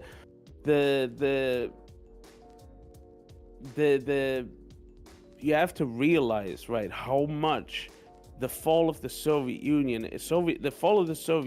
is one of the biggest humanitarian disasters of modern history, right? That is not an exaggeration. Like the GDP, right, just like if I fell more at the fall of the Soviet What's up, Union Larry? than it did during World War II. Okay, it was devastating. Okay, like they lost everything, right? And then to this day, right, you have various countries that has been able to hold on to things like, you know, with more or less, like for example, Belarus, right? Belarus has a kind of like, they held on to a lot of their industries, so they're still nationalized, and that is one of the reasons why Europe wants to get at Belarus so fucking badly, okay? Because there is a market that is ready to be cracked open there, because a lot of things are still. Huh? Sorry, Beeping Larry said life expectancy took its biggest drop in recorded history. That is correct in the sense of not at war.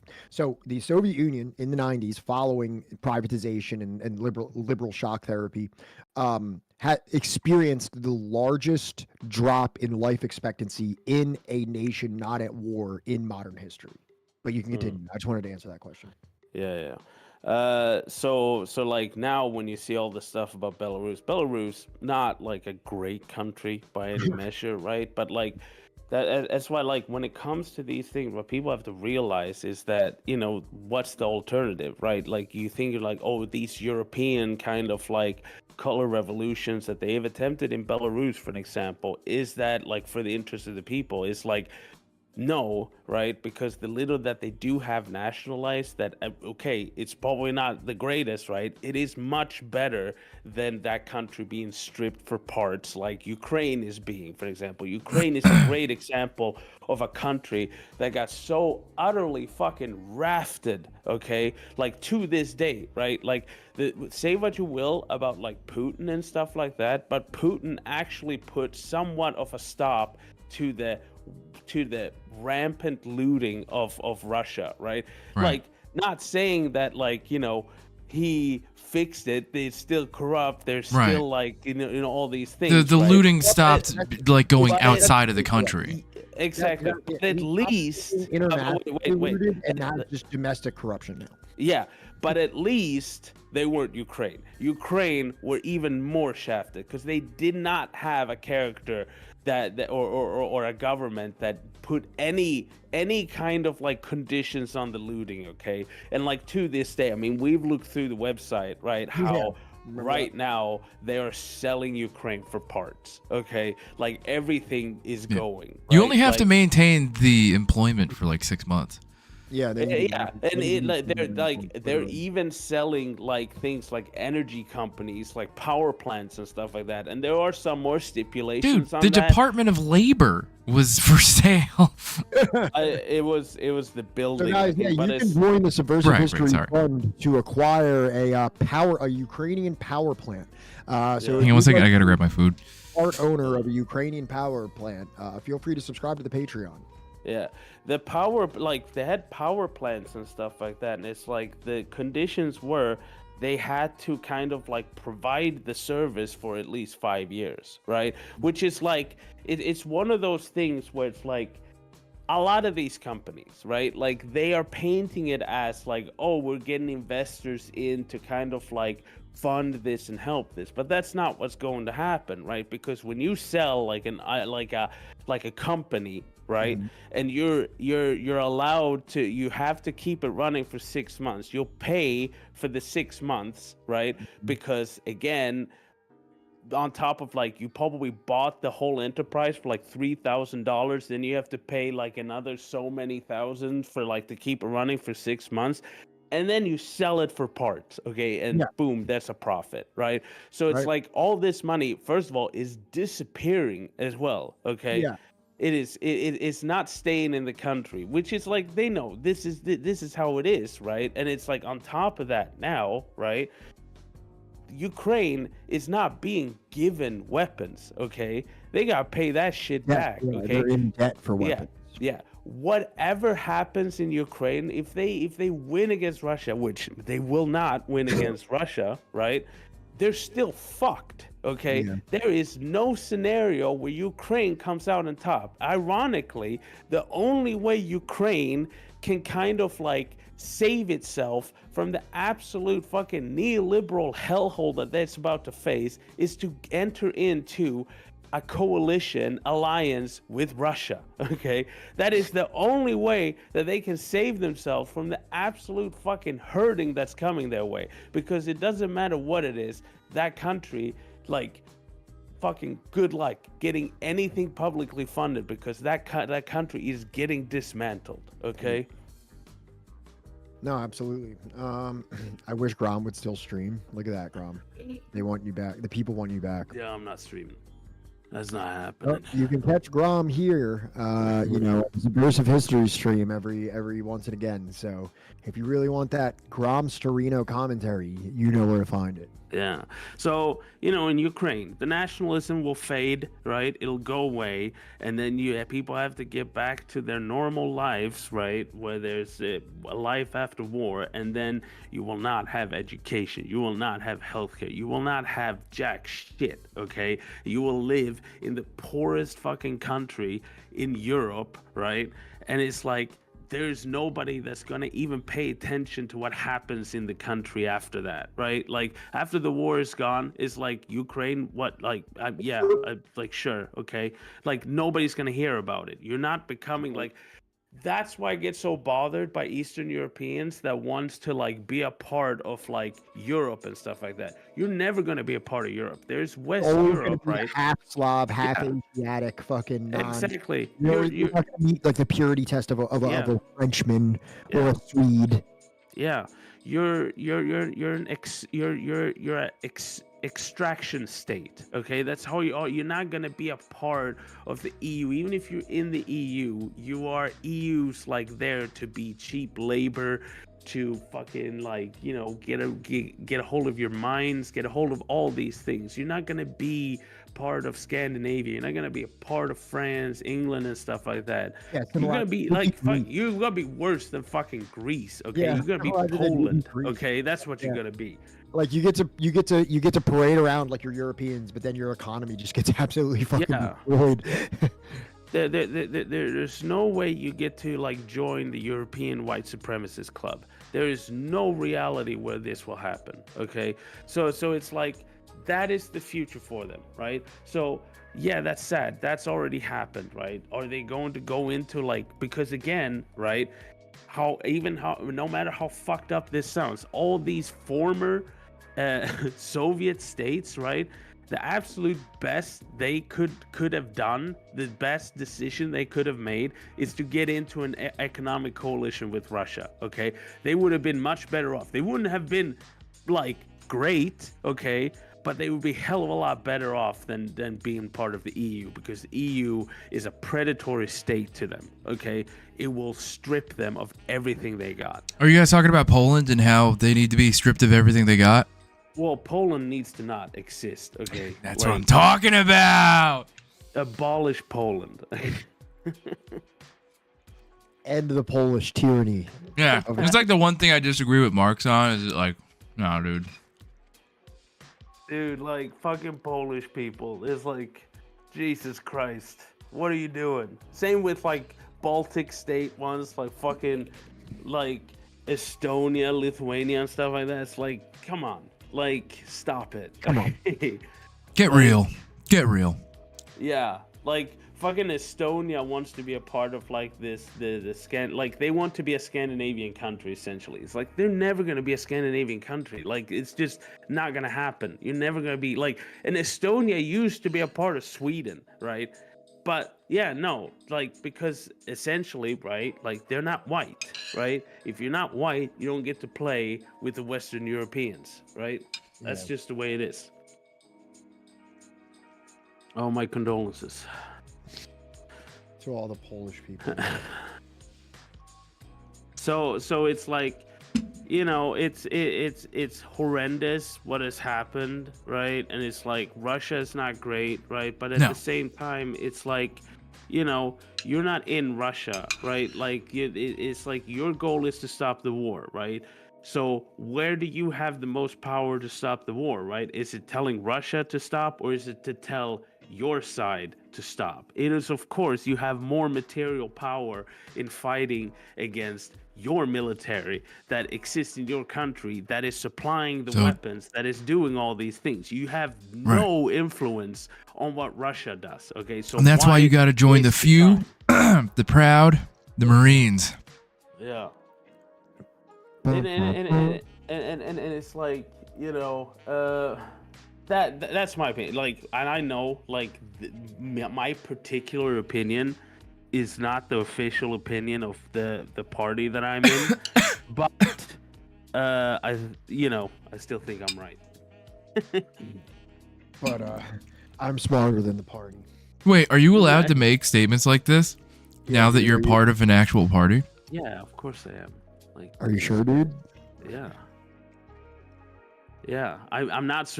I don't think I'm allowed to misrepresent the position of the Swedish Communist Party, but I'm allowed to have my own opinions. So you heard it here, folks. Representative of the Swedish Communist Party, Gram Storino. Yeah. No, I mean the Swedish Communist, like their stance is like, it's like. They're both imperialist and so on, which is like, yeah, sure, right? But it's like, you know, that doesn't really have, it's not really, in my opinion, like very productive, right? So it's like, you know, where do you have the most power? And like when I talk to them about it, like they agree, right? Like it's like, you know, what are you gonna do about Russia, right? You can't, right? But like they're manufacturing weapons in Sweden, right? So what can you do with that, for an example, right? Because again, what we want is peace. We want the fighting to stop, right? So the sooner that stops, the better, right? And it's like, you know. Thank you, Ree. No, and I liked your impression of me. You all right, bud? Oh yeah, no, Poland. Combination of things. There's like there's a board game that me and my ex used to have. Monopoly? Is it Monopoly? No. Scrabble. It's a Polish board game that is made by the Polish government. That is like the game is an anti-communist game, and it's like you're supposed to stand in queue to buy stuff. You're sure it's not Monopoly?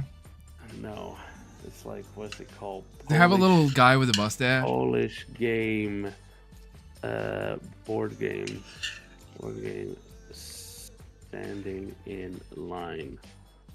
Does it have a guy with what is it? Kolejka. It's Q.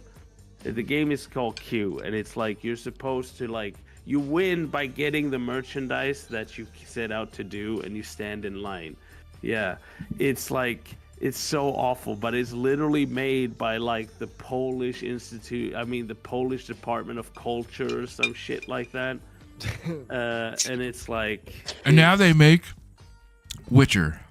White supremacy, and now they make white supremacy merchandise. Yeah, I mean Monopoly is still anti-capitalist. It's like it still doesn't work, right? Because like you lose, right? Like it's like it used to be the landlord game, but like Monopoly is still anti-capitalist. It shows how capitalism doesn't work, right? How it just goes into monopoly because it's like. Is Ross right? Did the government of Poland actually have to make a game to teach the Polish people to stand in line? No, I think that's what the thing. Oh, okay. You know the song. You know that song. Breathe in, breathe out, breathe. It's like a Bush song. You know Yeah. My dad used to tell me that was the Polish national anthem. It's probably not far off. Holy shit, that was a good one. Breathe in, breathe out. Breathe in. Shout out to Pat Senior. Even though he's not technically Pat Senior because we have different middle names, but yeah. Take that, Poland. You suck. I'm sorry if Meister is in chat. And WizBiz, I'm not sure. Are you Polish? I'm not sure. Wait, Ree, are you Polish? Vika said, "Please tell my dad that joke next time you see him." As a Russian man, he has some jokes about Polish people. Yeah. On the site, we called the sledgehammer a Polish level. Oh, this is terrible. This racism that we're engaging in. That's right, Ree. You're the good Pete. You're Palestinian, right? You're not Polish. I got worried there for a second. I was like, oh my god. Wait a second. Sam, it wasn't an Indian motorcycle. It was a Harley Davidson. I don't think my dad's ever owned a motorcycle that was not a Harley Davidson. Damn. Is Xbox responding to their own comment? No, they're responding to Red Wizard. Whatever. That would be sick if that's what was happening. That's a power move. Yeah.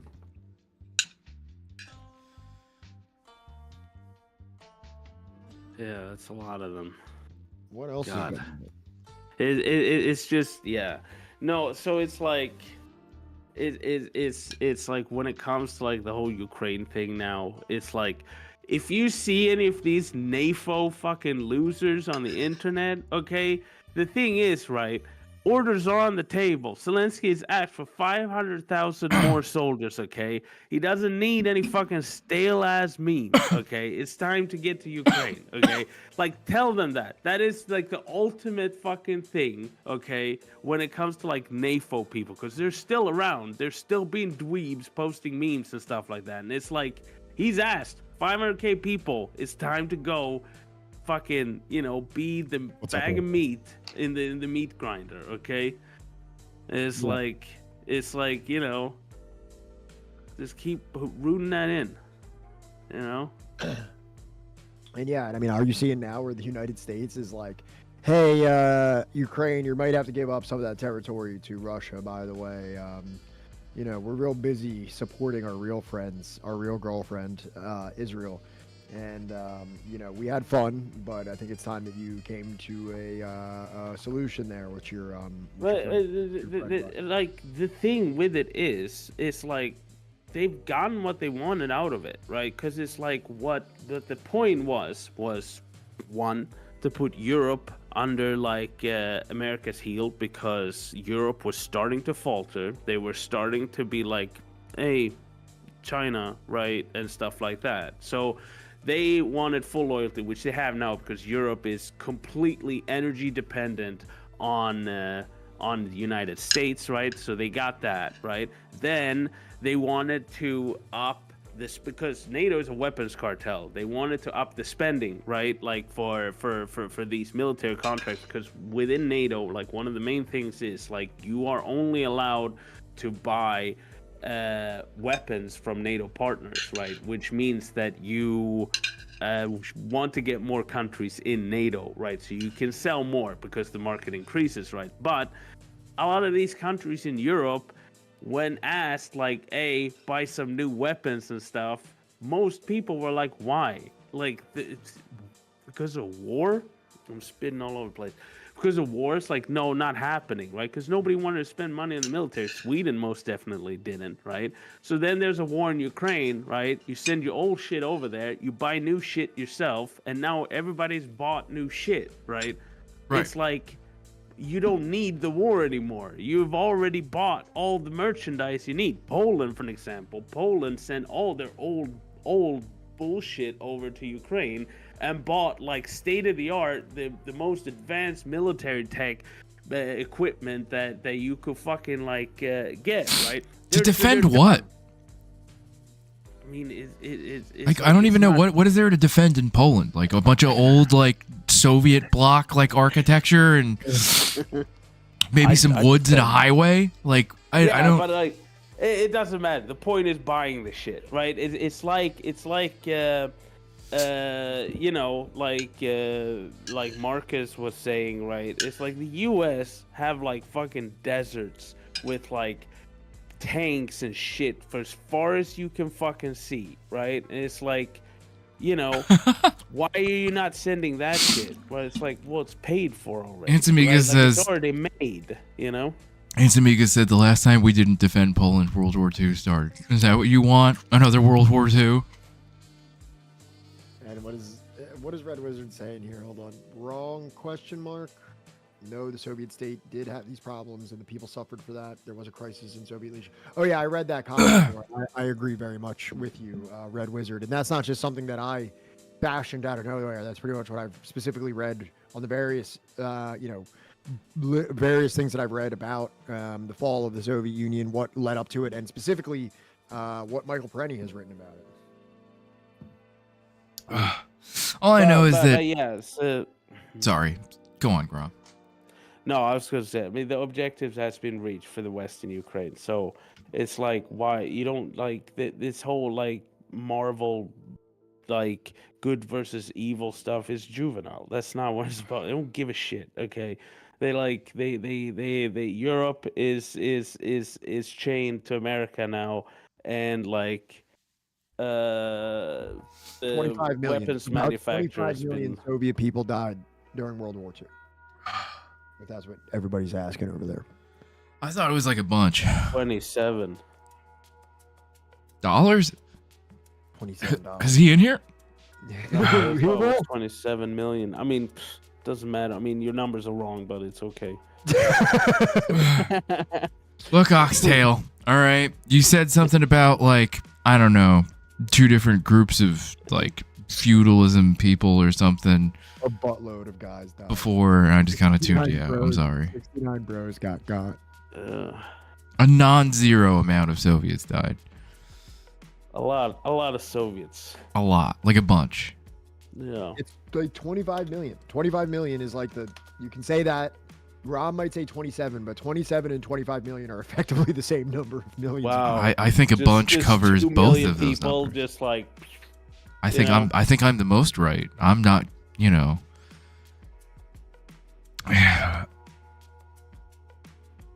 27 is what I heard. Is that why 27 Club is named that?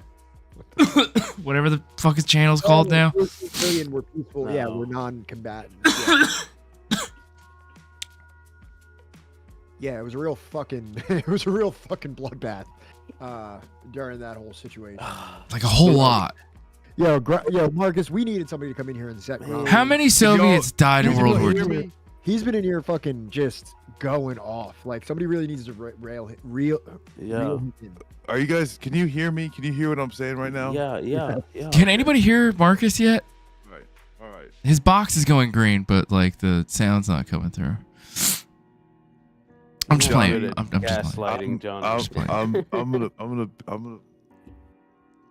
I should, it's all right. You know what I'm saying? It's okay. I know. I should probably watch out because like I am I gonna can be. hear it in here, so I don't know what was going on in that this channel. This is the fucking problem. Is Marcus, that I don't know. It wasn't. It's still not me because I can hear you. I can hear all of you in this Discord call. So well, I don't know what the the fucking deal was, but it's. So it was neither of us. All right, it's neither of us. No, it's neither of us. You're No, it was neither of us. Wilco was already. You see how I'm no longer blaming you, and I'm just like, it's clearly neither of us. Then it must have been a weird thing with Discord. Okay. Now he won't let me talk. He always interrupts me. Okay. Wilco Does he though? Me. Oh, that. I thought you was. I'm sorry. I thought I heard you're. Okay. I just wanted to play some video games and get drunk.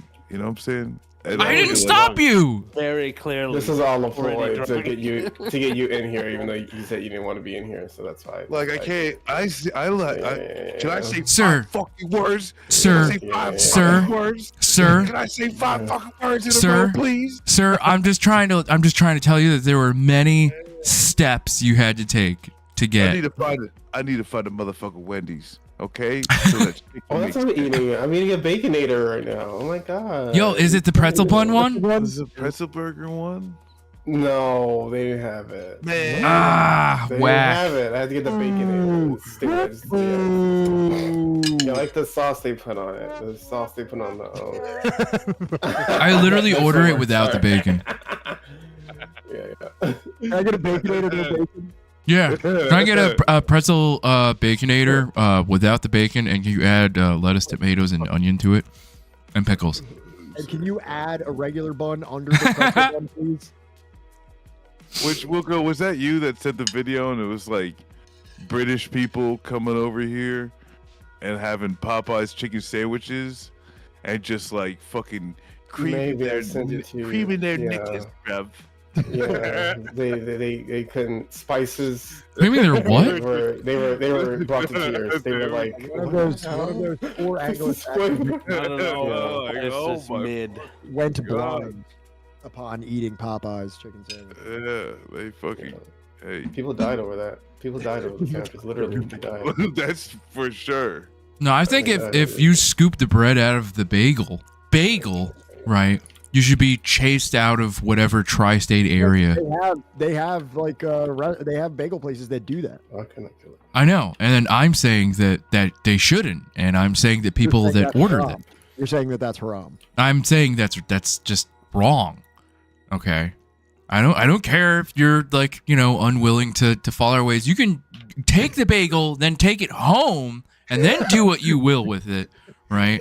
But I think if for you to order it and then have another person scoop out the bread of the bagel, can you scoop it? Get the fuck out. No, like of the entire state. You have to leave right now. I really don't. I mean, like, it's just like, and that's where it's just like, is there some, I mean, I don't, it doesn't make any sense. You know, it's like, is there something going in there? You know what I'm saying? They just want to fill it with more shit. And it's not as if like any fucking bagel, any bagel shop you go to in New Jersey, if you ask for cream cheese on it, they're going to put like half a pound of fucking cream cheese on it, right? You're going to be able to like literally use that the excess cream cheese that comes out from the first bite in every fucking direction. You're going to be able to put cream cheese on like 2 or 3 other fucking bagels for a normal amount that any other person would want. You're telling me when you order a bagel and cream cheese and bite into it, there's cream cheese that squirts out. It blasts out like a No fucking way. bukkake of fucking cream cheese, right? From That's every never happened to me. fucking side and hole. That's never happened to me. Dude, go to, like, first of all, I don't know what the bagels are like in DC. All right. All right. I'm just getting you back for fucking being an asshole to me earlier. When was I an asshole to you earlier? I don't know. Yeah. Damn. But yeah. No, it It's like I just like a knife scoop full, you know what I mean, and just like spread a little thin on a bagel, I don't No, they don't do that here. Like, You get an unruly amount of cream cheese. Like sometimes you have to. There's certain points of time in the bagel process that you're eating bites of 100% cream cheese just to get it out of the way. Yeah. Of the Hear bagel. every fucking bagel maker ever. If someone says scoop it, if I say scoop it, I want a spoon so that I can scoop the excess cream cheese and just shovel it into my mouth. That's what I'm saying. Okay? Yeah, you have to engage in a little bit of that to enjoy the bagel. Yeah, that's what I fucking mean when I mean scoop it. You know what I'm saying? Yeah. If I can scoop up with the spoon, Yeah. and then dump the bagel crumbs onto the cream cheese scoop, and then I'm just gonna, yup. You're skirting the line of haram here. Hey, you gotta live on the edge. You know what I'm saying? They remove half of the bagel to make room for toppings. You don't need more toppings. Like, What here's do you the mean? here's the Which other side thing. of the bagel? This is the flagel all fucking over again. Right? flagel? Do you remember the flat bagels that they started making? Oh, Eat a yeah. bread. Don't order a bagel. Just order something else. Oh, toast. Stop. Get some toast. Stop. toast? Exactly. Get Yeah, get some toast. toast. Get some whole wheat toast. You want That to? sounds like toast. Here's some stale Sounds whole like wheat toast. Fucking butter it up or whatever. I don't fucking know. Do something else. Just stop ordering a bagel. You clearly don't want a fucking bagel. Get something else. Walk into any deli in the tri-state area. There's like 3 dozen fucking options. Okay? Also, Okay, but like counterpoint, Johnny. Go ahead. Johnny, Go ahead. have you tried not telling me how to live? No, I'm gonna continue to tell you how to live. I'm gonna tell everyone that comes here. I'm gonna tell me how to live. I am gonna ask one thing. Or maybe I might have to like turn Johnny down. Yeah, go ahead. Just Just mute like, him. oh, yeah, It's very passionate about this. It's Screaming. It's Look, alarming. all I'm trying to say is, right? If you show I agree.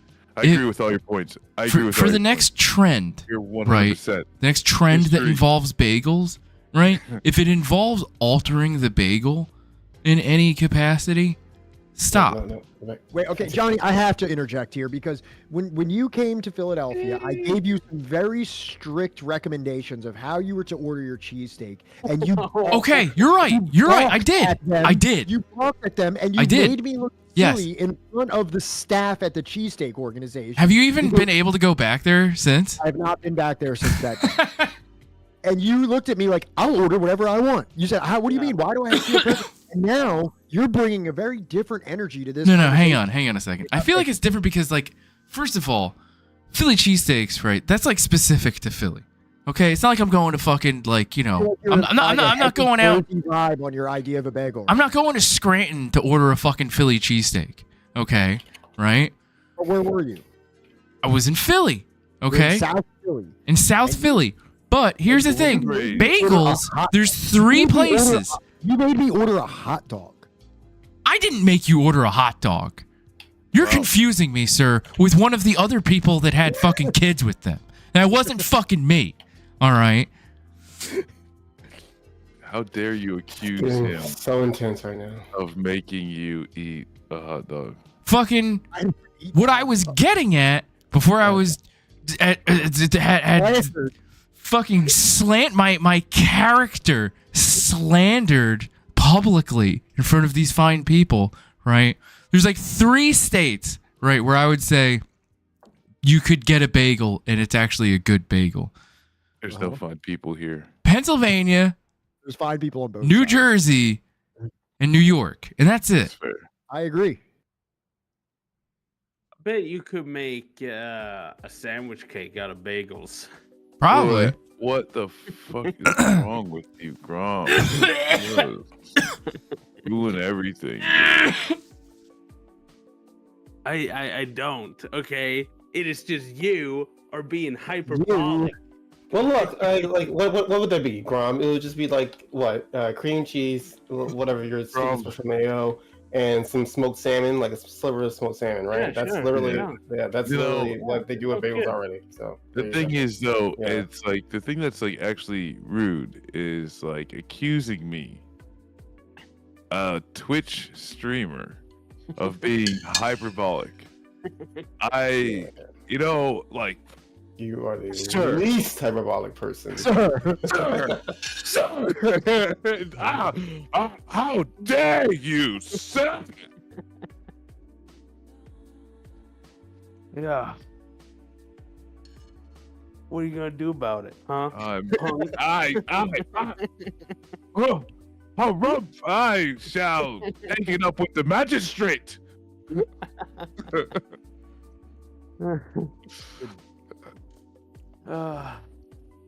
You do that.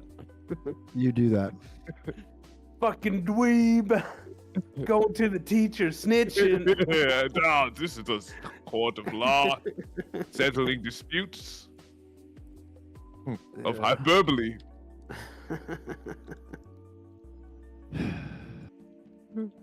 Oh my god.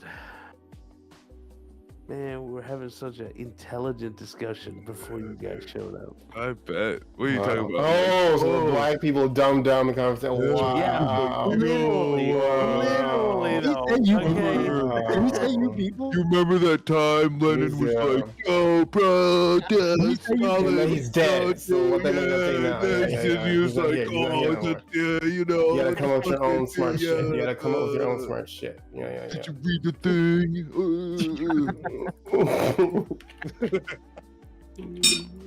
See, this is why I can't come out here when I've been drinking, you know what I'm saying? I'm just gonna be saying, Wait, you've been drinking? No. I hear no difference. hey, I didn't know you were still drinking. I literally just Hey. thought like you had stopped since the last time we talked. Rude.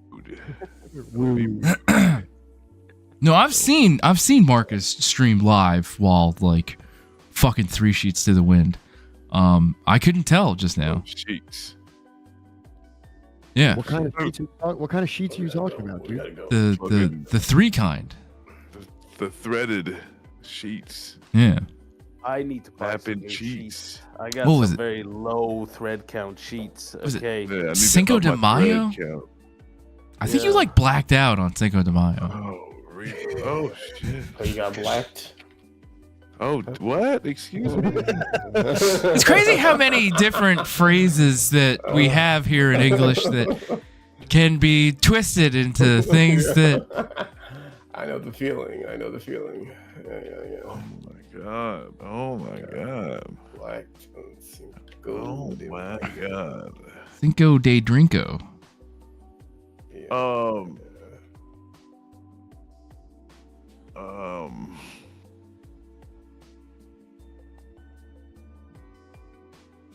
I like how Americans are so concerned about the sanctity of Christmas, but like consistently shit on other countries like holidays by just getting shit faced on them. Yeah. Yeah. It's just like, no, Christmas I mean, is holy, see, but your holiday, I'm just gonna get shit faced and do like racist caricatures. Yes. Well, that's where it's like it's worse because like I mean like Cinco de Mayo isn't like really even celebrated in Mexico. I was No. gonna ask this, and I apologize if this is ignorant, but did Cinco de Mayo begin in the United States or in another country? Started. in Yeah, Mexico. no, it's like we did that. It's just us, you know what I'm And then saying? you ask the average American, and they'll still tell you, "Oh, is that Like- Mexican Independence Day?" And they don't fuck. It's like yeah, it's like American Chinese food or American pizza. You know what I'm Dude, saying? like, It's just you- like you some know- shit you know- we made up.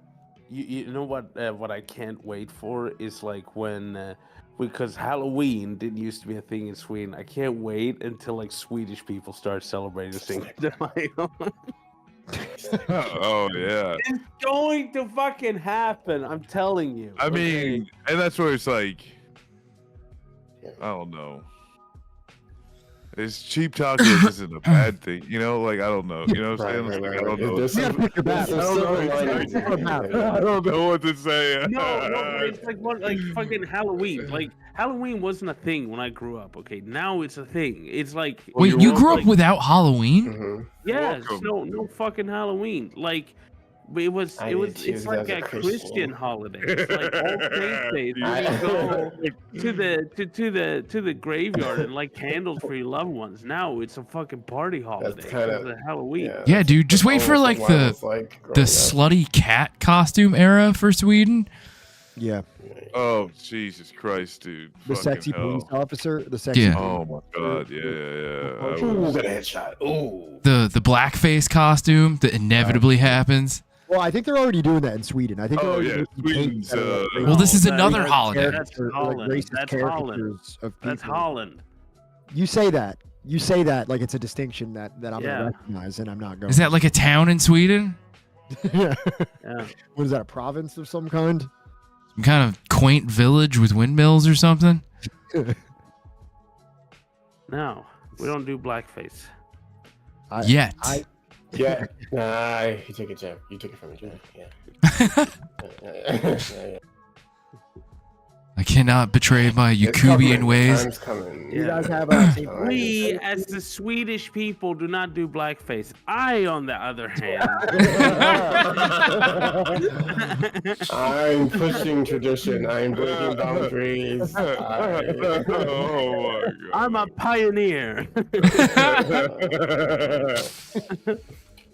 He's gonna blow up on Swedish TikTok. Vika's asking, what's the country that they have a whole blackface holiday? I think that's Canada. I'm just kidding. No, I'm I thinking mean the Dutch have like Black Peter, which is like a Okay, so it's little the slave Dutch. boy. What Yeah, is? it's the Dutch. Yeah, he's Santa's little It's helper. it's a Christmas thing. Yeah, he's literally a slave.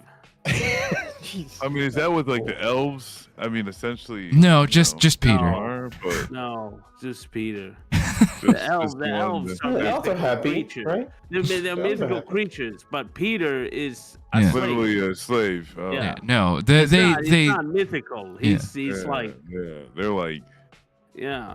yeah, no, they respect elves too much in their culture. oh shit! I got. Ooh, Oh my God! where are they? What? I got We're sniped. playing video games. Oh. What do you think? I didn't know what the fuck was Yeah. happening. And That yes, I was- did watch that fucking Atlanta episode, Pruitt. Atlanta Oh, fucking rules. Vika, did you get Pat to start watching Atlanta yet? that was awful. It was horrible. What happened to me?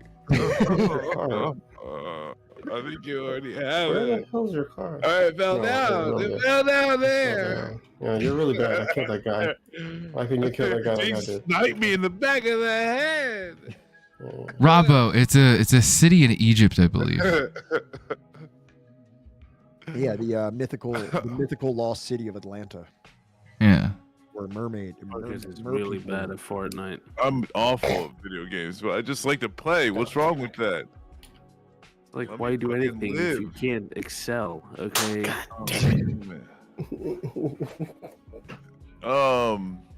What? Cause you know what I'm saying? That's what makes me an alpha blame and you, you a Marcus. beta. Okay. See how they killed that guy even though it was low health, That's why you're Marcus? beta. We- Drama, See I don't how I think killed they're that paying guy? attention to what you're Okay. saying. So I first don't of think they're paying all, attention to you. okay. First of all, Oh, Grom. you're done. Because you're drunk. Okay. no, I'm not done. I'm not done. Okay. Listen, He's not listen, it drunk. was like I can't Oh, get. Rob, I yeah, cannot get- Rob, I can't get Rob, say five hello. fucking words. I can't get I don't five like you fucking talking words. though. That's why I don't like you talking. You're a 5 snake. goddamn words out of my Say fucking lies. mouth. God damn it. First off, fuck you, Grom. Second, I think Wilco, fix your shit. I think we should. I probably go back to the other thing. I don't know. Rob. Rob. What? What? The only thing substantive to the stream was "fuck you, Grom," and the rest was just like Fix your shit. a public discussion of Fortnite. And I couldn't even get the whole. I couldn't even fucking get the whole thing out. I was like literally like, oh my god, I'm gonna get the. I'm like, I was so close to getting this last sentence out. It's all I wanted to.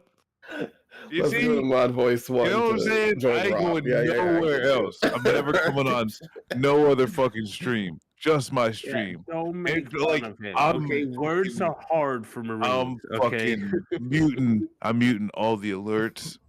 All the fucking. You have no alerts? sounds. All of it. It's getting muted. Just my voice. That's the only thing. The whole stream is just gonna be my voice. All right, everybody. If you have a bingo square that says "mute your TV," you can mark that off now. All right.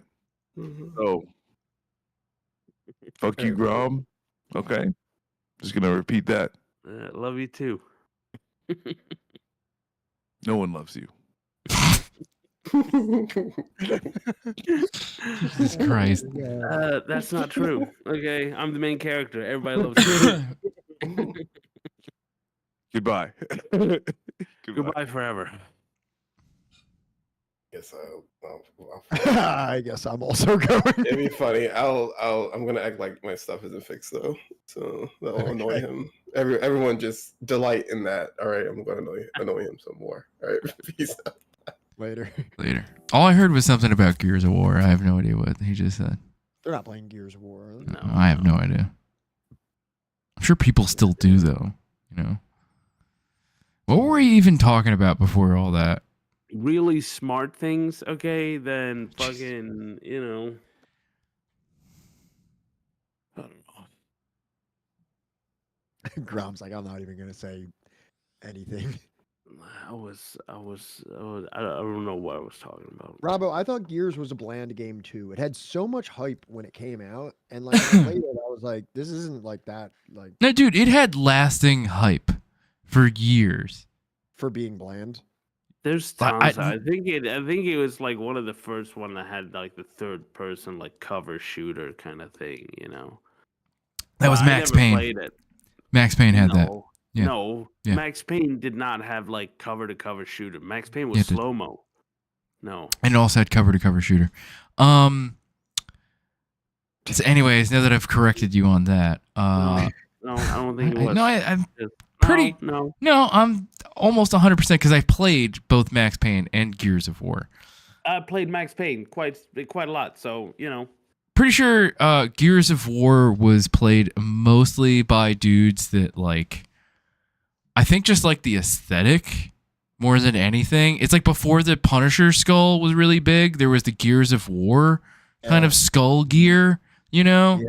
Like Monster Energy Drink, Gears of War skull gear. Yeah. Yeah. That was the thing. I'm an alpha male. I'm exactly like what's his name? Firebird, Thunderbird, Phoenix. Firebird, Thunderbird, yep. Thunder Cougar, Falconbird guy.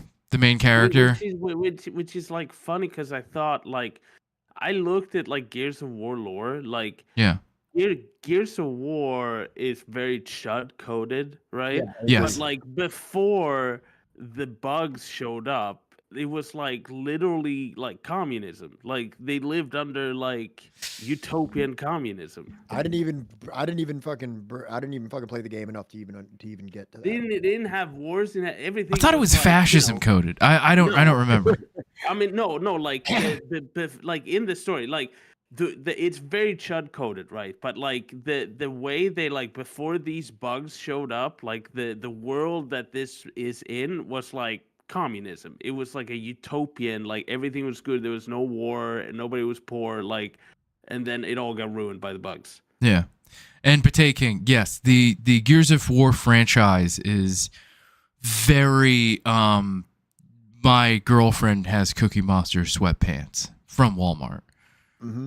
And a Hot Topic bracelet. Yes. And her brand of choice is Parliament lights. And an Osiris shoes that are like a very strange color pattern. Like just way too many colors on one shoe. Yeah. Like I'm not even against colorful shoes, but just the way they did it is just very tacky. Yeah. Osiris's kind of like not like in a cool way, but like in how like, you know, bus pattern like fabric, like the upholstery for buses, right? Inside buses from like the 90s. Some you know what I played? I played God of War. fucking love God of War.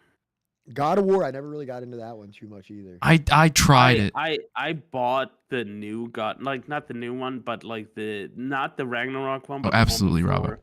And She it was definitely like is it kind of paranoid. sucked, to be honest. Like people who play on consoles, do you realize how ass your graphics are? Okay, No, we don't. It's like cause like I was like, oh, God of War, oh, everybody was like, oh, it's so beautiful and stuff. It's booted up. It looks like ass, okay? Like you have not seen how a game is supposed to look like, okay? Because it looks like trash. It's like it's all fucking fuzzy and stuff like that. It's like it's not good. Now, does that have to do okay? with the TV resolution, or is that just in general console? No, like it's a console port to PC, right? And on the PC, it looks like ass because it's made for console. What if I have like 2 CRT monitors, right? That I'm playing my PC game through.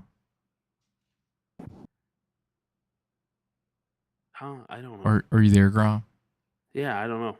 But like, I'm just saying, the God of War game looks like ass on computer because it looks like ass on console. But people are like, "Oh my god, it's so good," because they don't know better. You don't know how good it can be. Okay. Uh-huh. Was that your only gripe with the game? No, and it's like I don't. It's not my You just kind of you game, didn't like being know? a dad. It just Yeah, boy. made You're a dad? Get over here, boy. yeah, Yeah. you're a dad in the game. Yeah, no, I don't like hard games. Okay, like I'm a very kind of like fucking turn into like a grandpa. Like I like city builders. I like same. management games. I like that kind of stuff. I like survival games. Yeah. You know, like I used to be like really good at shooters. I was really good at like Call of Duty and stuff like that way back in the day. Delta Force. I played Delta Force. Hell I yeah, played Delta Force, dude. Battlefield. When like like I played Battlefield like when like there was one called Desert Combat, I think, which was a mod for Battlefield 1942, which had helicopters in them because helicopters in Battlefield didn't show up until the Vietnam one, but the mod had helicopters and like Communist bureaucracy simulator. yeah, love it. And then but like the helicopters in Desert Combat, they didn't have any auto hover, so they were super hard to fly. But I was one of the first one in like our like group of people that knew how to fly those helicopters. Like helicopters have never been that hard to fly in Battlefield ever since. Helicopters are okay? never been the same. But I did, and then like also in the Vietnam one, Battlefield Vietnam is excellent game. Okay, like I did like it. I did like it. Yeah, but because you had you fly around a helicopter with the fucking like down. Ooh, that red, white, blue. Yeah. It ain't me. Or you can fly around in MiGs and Yeah, shoot see, down like. What I like is like Vampire Survivor, right? Have you played that game? Yeah, no, Vampire Survivor is good. Yeah, you can you could be playing Vampire Survivor and then also have like 13 tabs of something else going on another screen, right? Because you only need like one hand to play the game. Pornography. Well, what I've been playing is I've been playing Hearthstone, the Battleground, the Battle Royale one. I've been playing that. Like I can't escape it, and my rating is pretty high. Although there was this Chinese guy, he made like a build in there that was so nuts. I've never seen anyone make a build like that before in my life. Because usually it's pretty much kind of like set up of like how you can do it, but that one was so wild. It was so good. And he kicked my ass. I did not have a fucking it was me and him were the last ones, but he fucking rocked me. But yeah, no, the Hearthstone Battlegrounds, pretty good. Pretty good. But like, yeah, I'm looking for a game to play, but I can't get it because it's like I've come to the conclusion I don't think I like video games very much anymore. You know, just in general, like I'm very like You just gotta boot up specific. Diablo 2 for the Like Diablo 2 is like row. and just let nostalgia take you away as you repetitively. No. run through I've played so much Diablo 2 when I was a kid, but then like Diablo 4 was like the best way to describe. Have you Diablo tried this game 4. called Hell Let Loose, Grom? Oh yeah, I've played it once or twice. You know. Yeah. After convincing how many other people to purchase it? I literally have it installed right now. If people want to play with me, fucking hit me up. Okay, I'll fucking play with people. But it's like, Say I won't. Say I won't play with people.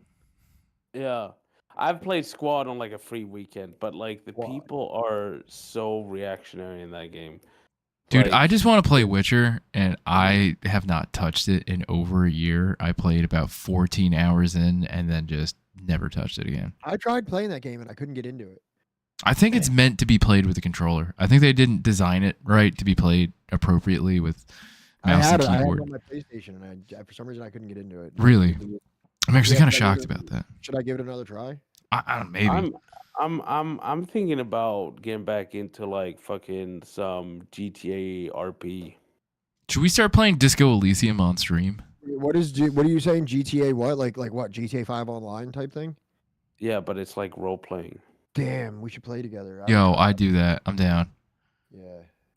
Yeah, we'll- I'll fucking down. we'll- I we'll- saw Paper Pepper play on like what Pixel 4. I used to play on 1.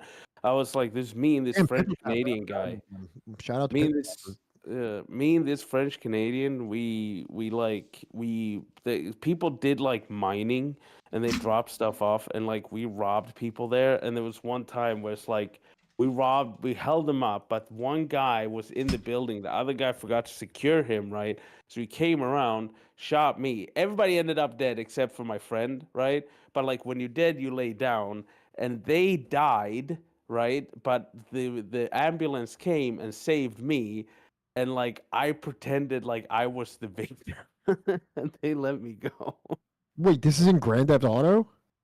Yes, it's role playing. Like they made like whole servers for it. It's like you role play your character and shit like that. Like you're like fucking, when Paper Papa was playing, he was like a tow truck driver. He was just waiting there to take jobs to like get. Were the ambulance people that didn't notice you? Were they real people playing? a Yeah. game? Yes. There's no AI characters. It's all just people. It's all just people. What? So the police are people. The What taxi did drivers are people. what did you do? What were you? What was your role? I was a criminal. Yeah, but I feel like there's a surplus of criminals. Doesn't everybody? There's too many No, criminals. not everyone. But like, but yeah, I went into prison once, right? Because we stole a car, then the police held us up, right? Mhm. And then like we almost got away because they were gonna see that the car was stolen. So we pulled guns on them. But then when we went on a motorcycle. We obviously took the guns off them, and the one police officer pulled out a taser and fucking tased me because we forgot to have them like remove their tasers. So I ended up in you prison. idiot. Didn't You get were on a sentenced real for very caper. long. See, that's the thing. That's what you got to think about. You know. Yeah, but we didn't get sentenced for very long. But there was one guy in there that was like sentenced for a long time.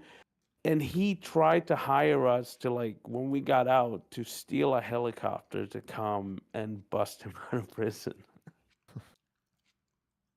But we never found a helicopter, so, he's still there to this day, probably. Probably. Yeah. The hell are you guys talking about? No, I mean, it's role playing is nuts. no, it is. It's fun. Like, I'm we just being- made. Can I be an innkeeper? I mean, you can. I mean, yeah, you can be whatever you want.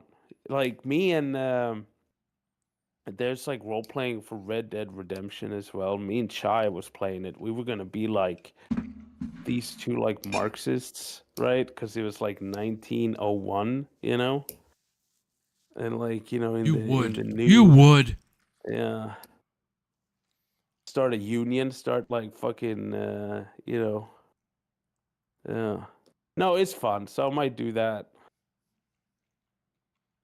But yeah, like there are on Twitch, like a lot of people streaming, and it's like the people who play cops are exactly the people you think are playing the cops, right? yeah, Like of it's course. people that are like there's so many old white guys that play like sheriffs in GTA roleplay. You know, with the fucking southern accents and stuff like that. You know. Dude, I just want to be a horse thief. I mean, like, no, I mean for like GTA. Like, go Yeah. I can't to, like, steal horse. You said I could do whatever I want. I can't steal horses in Grand Theft Auto. Yeah. no, I don't think so. This game sounds like bullshit. But yeah, You said this was you implied freedom. Okay. no, I mean it's a fun game. It's just it depends on like how much rules they have for the role playing and shit like that.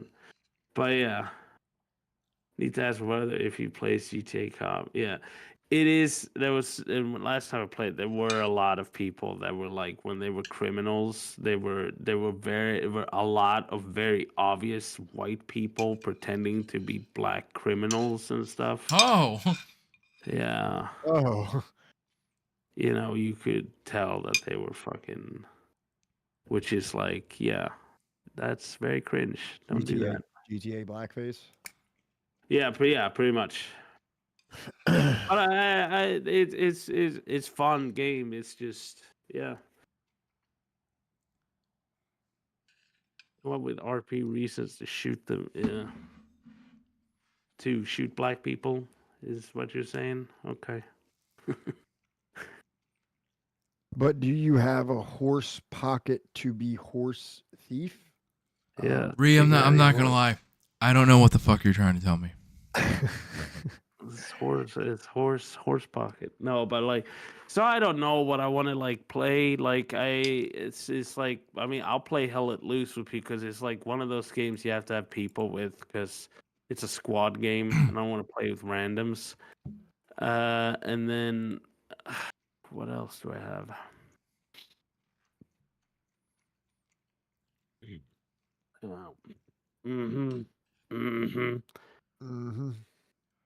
Bam! You need a horse pocket. See, that's the thing, Johnny. You think you want to be some horse thief, and you don't even have a fucking horse pocket. Yeah, exactly. Is that like an in-game thing? I don't know. I don't play these games. The link didn't come through. You got to send it in a whisper. It just sounds like you're asking me about a horse pocket right now. Play Halo with Larry and the crew. I haven't played Halo in like I've never played over Halo 10 years in my life. I was a Halo American for a long time. Delta Force, okay, that was my shit. You know, I never got into Halo. I played Delta Force, Black Hawk Down.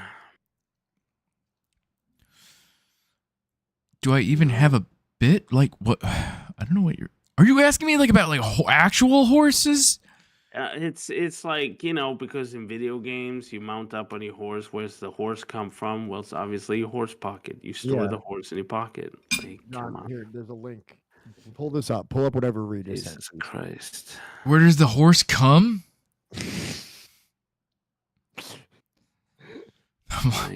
What are you asking me? Is a horse pocket like a prison pocket kind of thing? But for a horse.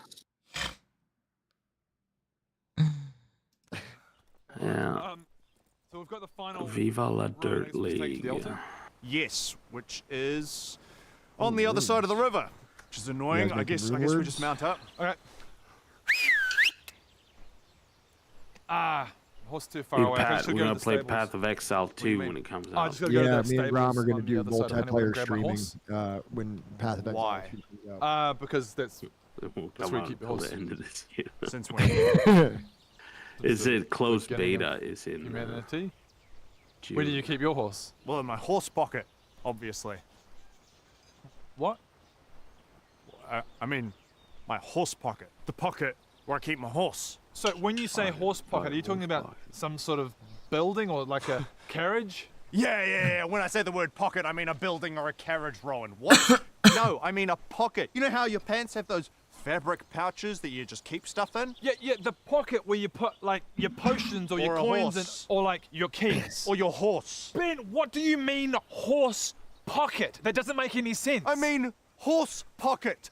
A pocket for your horse. It's not a riddle. Now, just to clarify, you're talking about that one-ton creature that we ride on, you put in your pocket on your thigh. That's generally what I mean by horse pocket. How do you put a horse in your pocket? This is just like a You've crude somehow Monty Python lived ripoff. 35 years on this earth without using your horse pocket. Okay.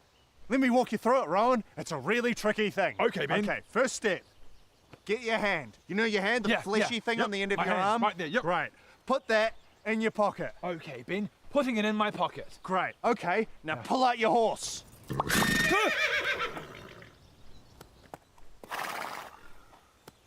Sweet?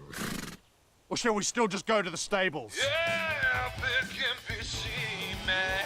Yeah, maybe we'll just mount up now. Well, Horse pocket. that's a horse pocket. Horse pocket. A horse Yeah, pocket. I mean, it's in games. Like, you usually just spawn your horse, right? Because I think I'd rather just play Halo. Well, I actually get an ocarina. I pull out an ocarina and I play a very specific song that is sentimental to my horse that it knows from when it was young, and then it comes pretty much wherever I am. So as long as I have my trusty ocarina, I have a horse. Unless I'm in a dungeon of some kind, in which case there's obvious complications to that I don't think I need to explain to you. Yeah. There's a game coming out that I'm kind of like, this looks interesting. It's called War Hospital. War Hospital, huh? Yeah, it's like a game where you're like running a war hospital, field hospital, and it's That like sounds wild. it's a be the way of hope among the darkness of war. Manage a British World War I field hospital in a 3D isometric RTS where you lead the medical corps instead of soldiers. Fight for life, soul, and humanity in a world rejected them in a unique society survival game. I'd play It looks cool. I'd play it. Oh. That was going to be my question, Vanguard guy. Is it? Huh? And you're a snarky doctor with an alcohol still in your tent? Is that like, what do you like, house? You're like house at some war hospital? Yeah. So it's just like, Yeah. do you get to be a German doctor at a German No, I hospital? said an English. I'm just wondering, like, how come, like, we can't. Because the Germans were the bad guys, okay? Okay. We the baddies. They were the bad guys. I can't save young soldiers' lives as a German hospital and a German war hospital during World War No. II. World War One. It's a World War One hospital? Yes, of course. Oh, damn. Oh, Jesus Christ. so you're just hacking limbs left and right. That's not it. Yeah. That's more like a haunted house attraction in like Yeah, you're like people are coughing up pieces of their lungs and shit like that. Oh, it's you like know? way worse than that. We read about it for like months.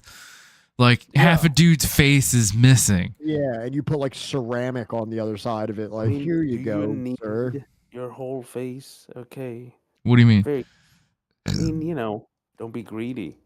Get out my No, whole dude, face. you'd be literally like run out of whatever village that you like came from for being like a Frankenstein monster. Yeah, as you should. I wish we still did that. Jesus Christ. Holy shit.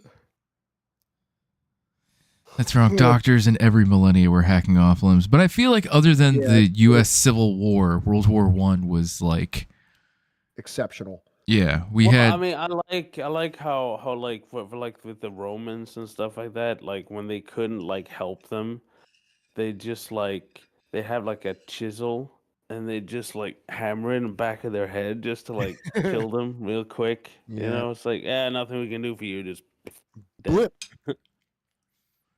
Give me Yeah. like Saltburn the video game. That's what I want.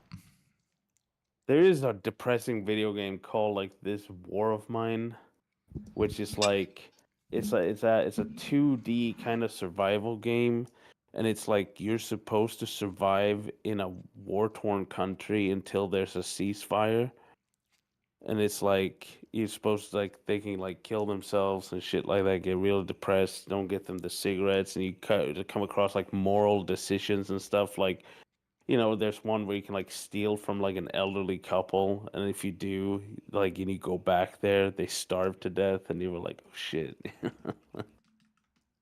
I see. Vika, I don't think you understood Saltburn. I think the hype was valid. I think that movie is hysterical. I think there are like I'm somebody that doesn't simply think things are good because they're actually good. All right. I think things can be great for being bad or being just exceptionally weird movie. And there are so many scenes within Saltburn. Right. Have you seen Poor Things yet? The what things yet? No, I haven't. Poor Things. See, then you're not allowed to talk about film. I'm not talking about film. I'm talking about Saltburn. Is that a movie? Yeah. That's film, Johnny. Yeah, I watched it on my TV, though. Where are you going to watch Poor Things? I don't know, probably on my TV.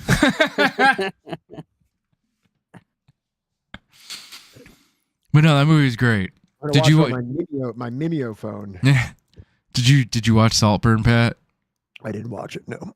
Oh. Me neither. I don't know what it is. It's like good in like a bad way. Listen, let me tell you about me, man. I don't really watch stuff. I'm not a big like. I watch a lot of YouTube. I watch a lot of like political stuff. I watch a lot of like comedy stuff, but not a lot of like things that have a script. Rarely come in front of me. I'm very in the reality of things. I don't watch many shows. That's why when I went and saw Poor Things, and I was very, very pleased with it. You literate. That's a special endorsement from me. All I'm saying is, like, if you like comedy and you like things, I still think you should watch Atlanta. Yeah. Atlanta. Yeah, Atlanta. All right. So, what do you think, Rom? I need this coffee to kick in. I don't think I've been sleeping very good at night, to be honest.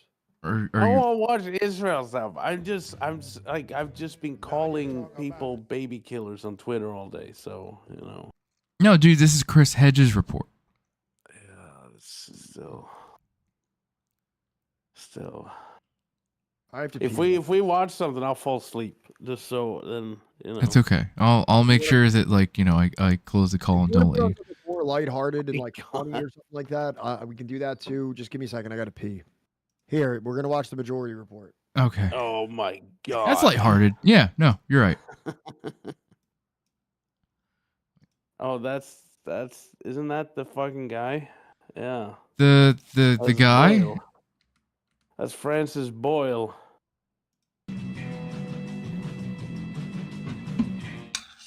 We are back. He looks like a character from The Office. Professor Francis Boyle, human rights lawyer who It's has the human previously rights argued guy. and won Mhm. in front of the International Court of Justice, professor of international law at the University of Illinois College of Law, and author of many books on these topics as well. Professor, thank you so much for coming on the show today. Are they going to bring up his COVID denial books? I hope so. That'd be pretty dope. Well, thank you very much for having me on. I'm my best to your listening audience. Of course. Well, I'm sure they appreciate that because we're very happy to have you as we kind of flesh out this news that we've gotten over the past few days that South Africa is charging Israel with crimes of genocide in front of the International Court of Justice. But let's start, I guess, from the beginning. The International Court of Justice, sometimes, you know, colloquially called The Hague because of its location there in the Netherlands. What is the ICJ's function and procedures as somebody who has argued and won in front of the ICJ? Perfect. Yes, it's Wait, called the you're leaving? World Court, the International Court of Justice. It was originally founded in 1921. And I was the first lawyer ever to win anything from the World Court on the basis. I guess he just like really likes that photo. I don't know. Like, kind of looks like a character from like fucking The Office or something to me. But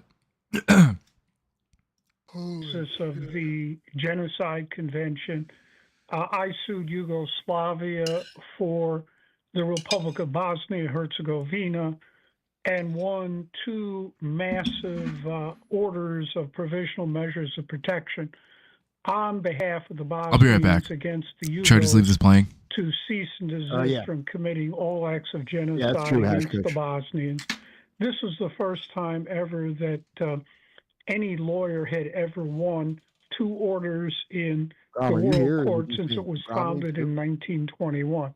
Oh, In it's just me, addition, Pat. I Everyone also else is gone. Quick, convinced post smooth the perennial. prosecutor for the International Criminal Tribunal for the Don't have the former smooth perennial. Yugoslavia to indict Yugoslav President Slobodan Milosevic for almost every crime in the ICTY statute, including 2 counts of genocide, one for genocide against Bosnia in general, and the second for the genocide at Srebrenica.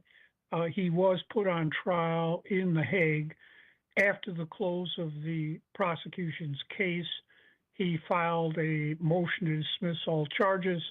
In a decision, the tribunal denied his motion and ruled that there was enough evidence to convict him on all charges, including the 2 counts of genocide, and that he should then proceed to open his defense, whereupon he died, and that was that. So that's my experience dealing with genocide. Based on my review, based on my review of the documents filed by the Republic of South Africa, the application of request for provisional measures of protection, I predict that they will win an order of provisional measures of protection on behalf of the Palestinians against Israel. And that order would probably come down 1 week after the close of hearings at the end of next week, at least based on the time frame I did for Bosnia. So the time frame was quite short in your work with Bosnia. That is correct. My hearings were on April 1 and April 2, and I won this massive overrule. Wait, there's delayed voice to video chat? What is happening? I'm not sure. Order for Bosnia on April 8th. So my guess is we'd be talking about 1 week after the hearings close next Friday. Which makes sense given, the urgency of crimes of genocide, that the ICJ would structure the process in such a way. That is correct. They're supposed to deal with this matter as urgently as possible. So, how does this charge differ from the war crimes charges that are currently in front of the International Criminal Court? If you could give our audience a sense of the difference in those 2 bodies and why this is a seemingly, from my reading, a process that's going to more likely yield some relief for the Palestinians who are undergoing, unimaginable death and horror at this moment. Yes, the International Criminal Court, which is also located in The Hague, is rotten, corrupt, and despicable. After Operation Cast Lead in 2009, I advised the Palestinian President Mahmoud Abbas to accept the jurisdiction of the International Criminal Court and prosecute highest level officials of the Israeli government. That was 2009. Since then, 2009, the International Criminal Court has not lifted even one finger to help the Palestinians. Not one finger. And so for that reason, all the death and destruction that has been inflicted on the Palestinians are on the hands of the International Criminal Court. They have Palestinian blood on their hands, including the 30,000 dead Palestinians now. If they had acted after 2009 to start indicting Israeli officials, I don't believe any of this would have happened. So for this reason, since the ICC has done nothing since 2009, we launched a campaign to take this matter to the International Court of Justice that will act. What is the root of that corruption as you describe? I mean, what is it essentially the same kind of like Western bias that we see? I think they send what do you call it? Chrono troopers From Command and Conquer? Oh, no, Maverick is asking what teeth do these international justice organizations have, if any. Sorry, I was mistaken. I was thinking of something else. Were you thinking of Command and Conquer? It's possible. What's up, Mother Bear? So, Pat, given that we have talked about this before, what teeth do these international justice orgs have? Well, the problem is that the teeth that they have is pretty much goes as far as like the international community, as we call it, is willing to pursue it, you know, and that's what we're all worried about, is that even if there is some kind of a conviction or jurisdiction that recognize you know, the act of genocide, you know, you have to ask what will actually what should happen is that the people that perpetuated it should be arrested and tried in the International Criminal Court, much like that list of individuals that we went through the other day, which are mostly from African and Yugoslavian nations that were listed on there. And then there should also be sanctions and if not, a potential disbarment from the United Nations. Like, those are all the things that should happen, but will it happen is the question. And the best case scenario is that if nothing is even done action, or not best case scenario, but worst case scenario, I hope, is that even though, even if none of those actual material consequences fall upon them, if they do wiggle out of that,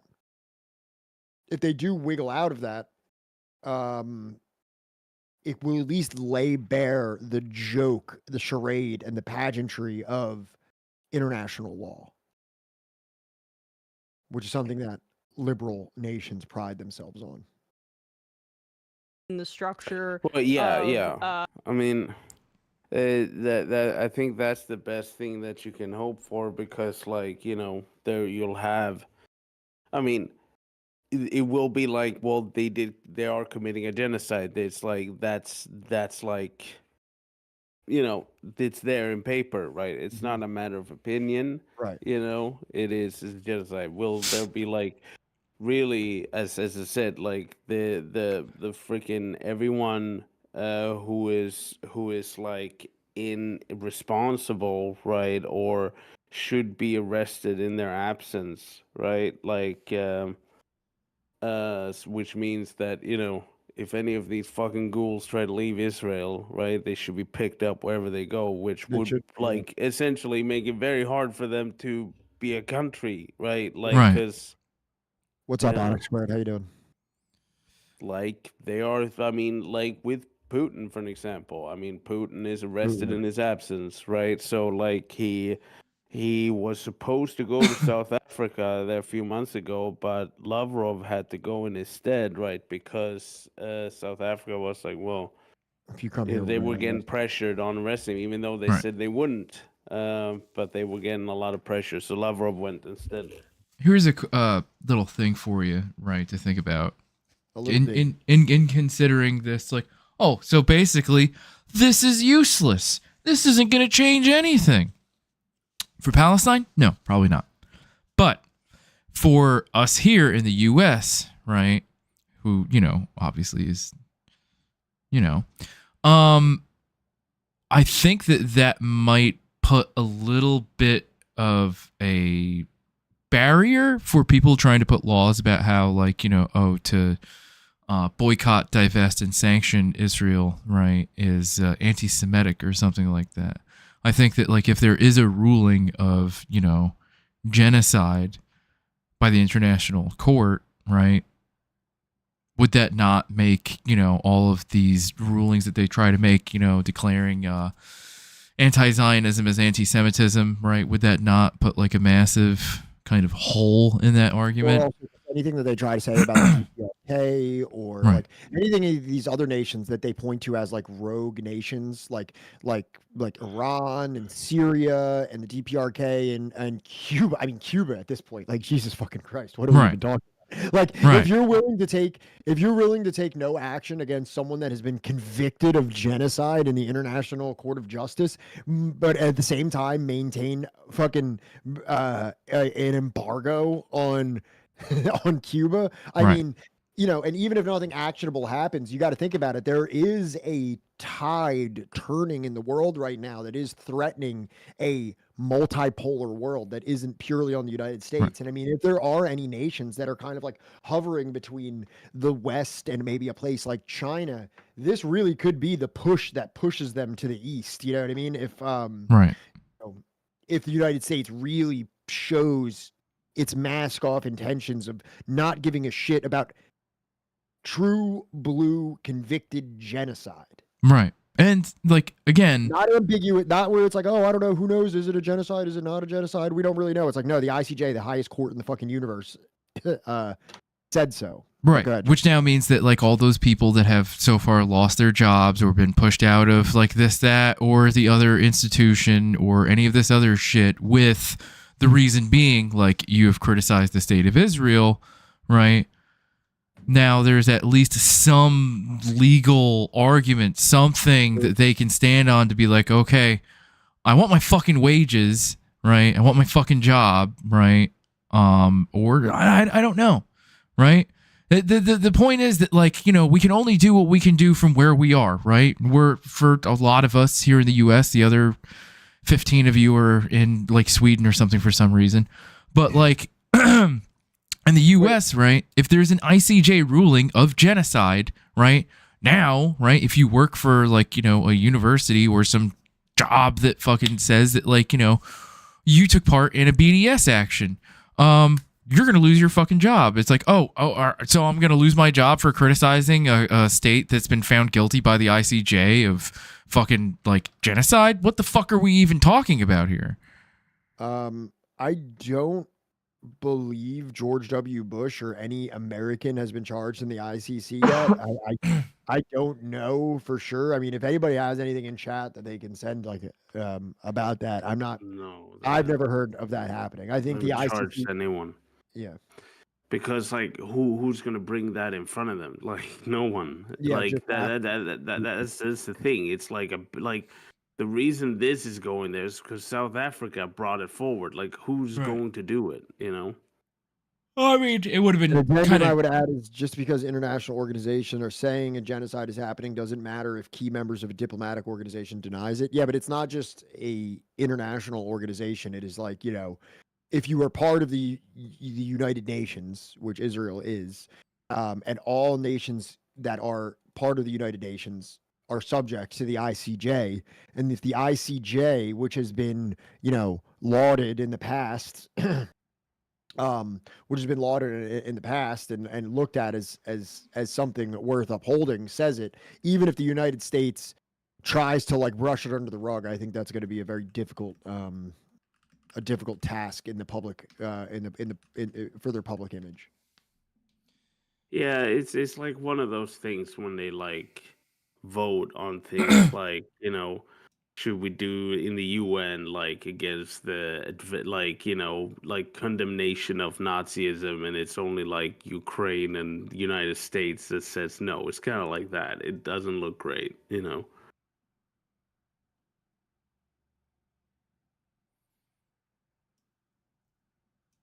lot of Nazis in Ukraine. Sorry, let me expand this real quick. Oh, did you bring up is this the, oh, wait, never mind. I thought this was the other map with the orange and the reds that we bring up a lot. Do you know what I'm talking? Do you know what I'm talking about, Johnny? Do you know what I'm talking about? Yes. Yeah. Oh, old reliable. Old reliable. Yeah, this map will tell you everything you need to know about a state.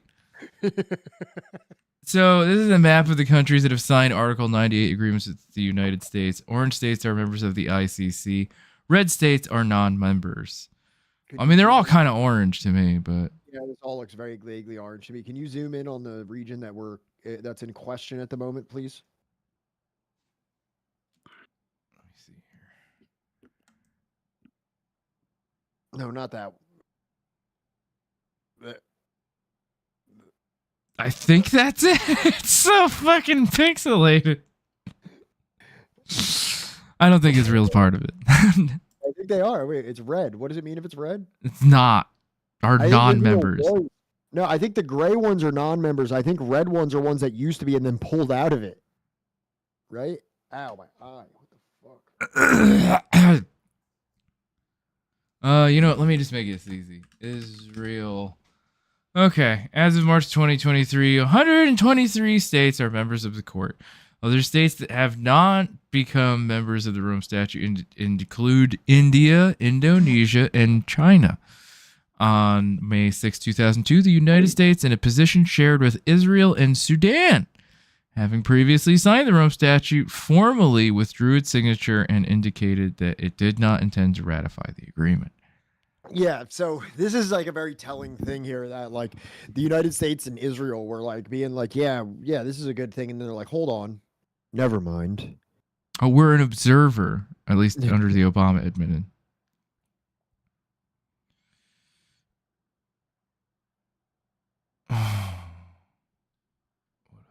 Did you know that Albania has a statue to Bill Clinton?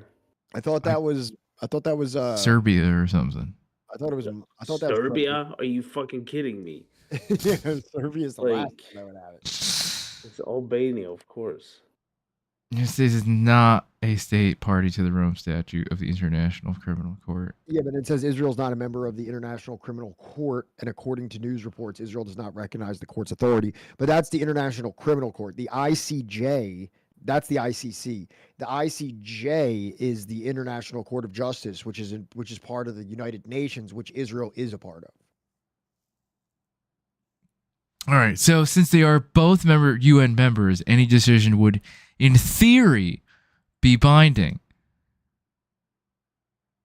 In theory, yes. In theory. In theory, that's correct. In theory, they could also be members of the ICP.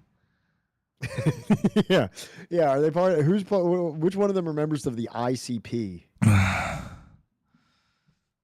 think is what we really need to get to the bottom of here.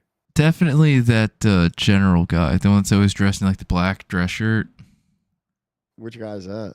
Yeah, I mean, it was Pat that said the ICJ is like for nations, but ICC handles like individual people, right? Yeah. So Putin is under the ICC, right? Because there is an arrest warrant out for him specifically. Right. It's not a condemnation of Russia as a whole. Right. The entire government of Russia, yeah. Theoretically, we could see George Bush Sr. and Jr. in The Hague, but international politics don't work that way. I agree. Yeah. I agree. But It's like the same way- Netanyahu's not like a sitting kind of U.S. like- president. Duttmeister, it's kind of like Brock Turner. It's kind of like Brock Turner, where you can look at like what the system is intended to do and what it can do, and there are actionable consequences through the system, although those are not always carried out to the letter when someone has a very, privileged position in the establishment and has a bright future ahead of them because they swim or something like that. That absolves them of sexual assault in the most sinister. You know what we need to do? We need to start a Coney 2012 campaign, but of Netanyahu. Netanyahu 2024.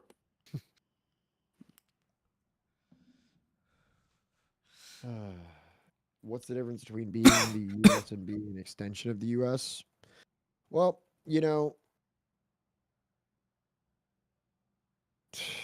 I mean, I guess I would say is that like there is like a degree of like in the history of Israel, like states and the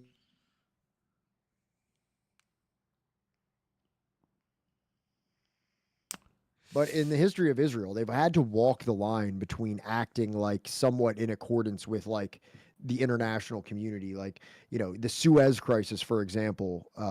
They were directed and threatened with sanctions by Eisenhower to get Eisenhower. Talking about Pat's example, it doesn't absolve you of sexual predation, just the legal repercussions, the material effect. Yeah, exactly. But also, it doesn't completely invalidate.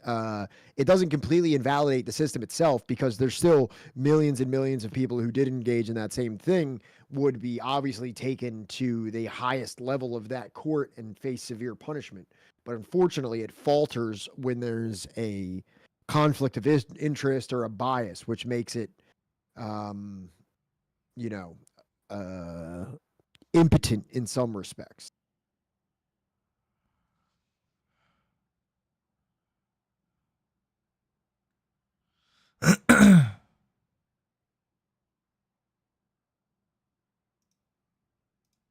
The United Nations and say the U.S. having veto power via the Security Council? Is it kind of something in that vein? Yes, the United States government puts pressure on the ICC. And then in addition, its primary funders there are European NATO states. And of course, most of them support the genocide that Israel has been inflicting on the Palestinians for quite some time. He who pays the piper calls the tune there at the ICC, whereas at the International Court of Justice, its expenses, salary, are paid out of the United Nations budget that is set by the General Assembly. Can you explain the historic significance of South Africa in particular bringing this case to the ICJ?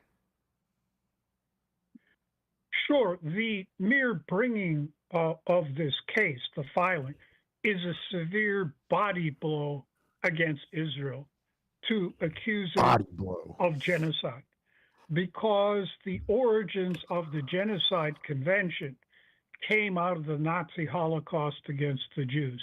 It's that simple. And would you also add that in the past, I mean, South Africa as an apartheid state was one of Israel's stronger allies before, obviously, that regime, the apartheid regime was toppled. That's exactly correct. Israel and the Zionists worked hand in glove with the criminal apartheid regime in South Africa. Mm-hmm. And in terms of this case in particular, mm-hmm. you believe that in a short period of time, a few weeks at this point, once this process concludes, that you believe that South Africa's case that they will win in the ICJ, or at least a charge will be levied against Israel. I believe that based on what my reading, but I am not a lawyer, that Israel has been committing crimes of genocide against the Palestinian people. But from your legal expertise as a human rights lawyer, why do you think that this case has so much merit? Well, as the case in the Bosnians, once I won that order from the World Court, it was undeniable to the entire world that genocide was going on against the Bosnians by the Yugos, and the world had an obligation to prevent that genocide. I believe the same thing will happen here. If you read the application and request for provisional measures by the Republic of South Africa, it's outstanding. Obviously put together by a team of first-rate international lawyers.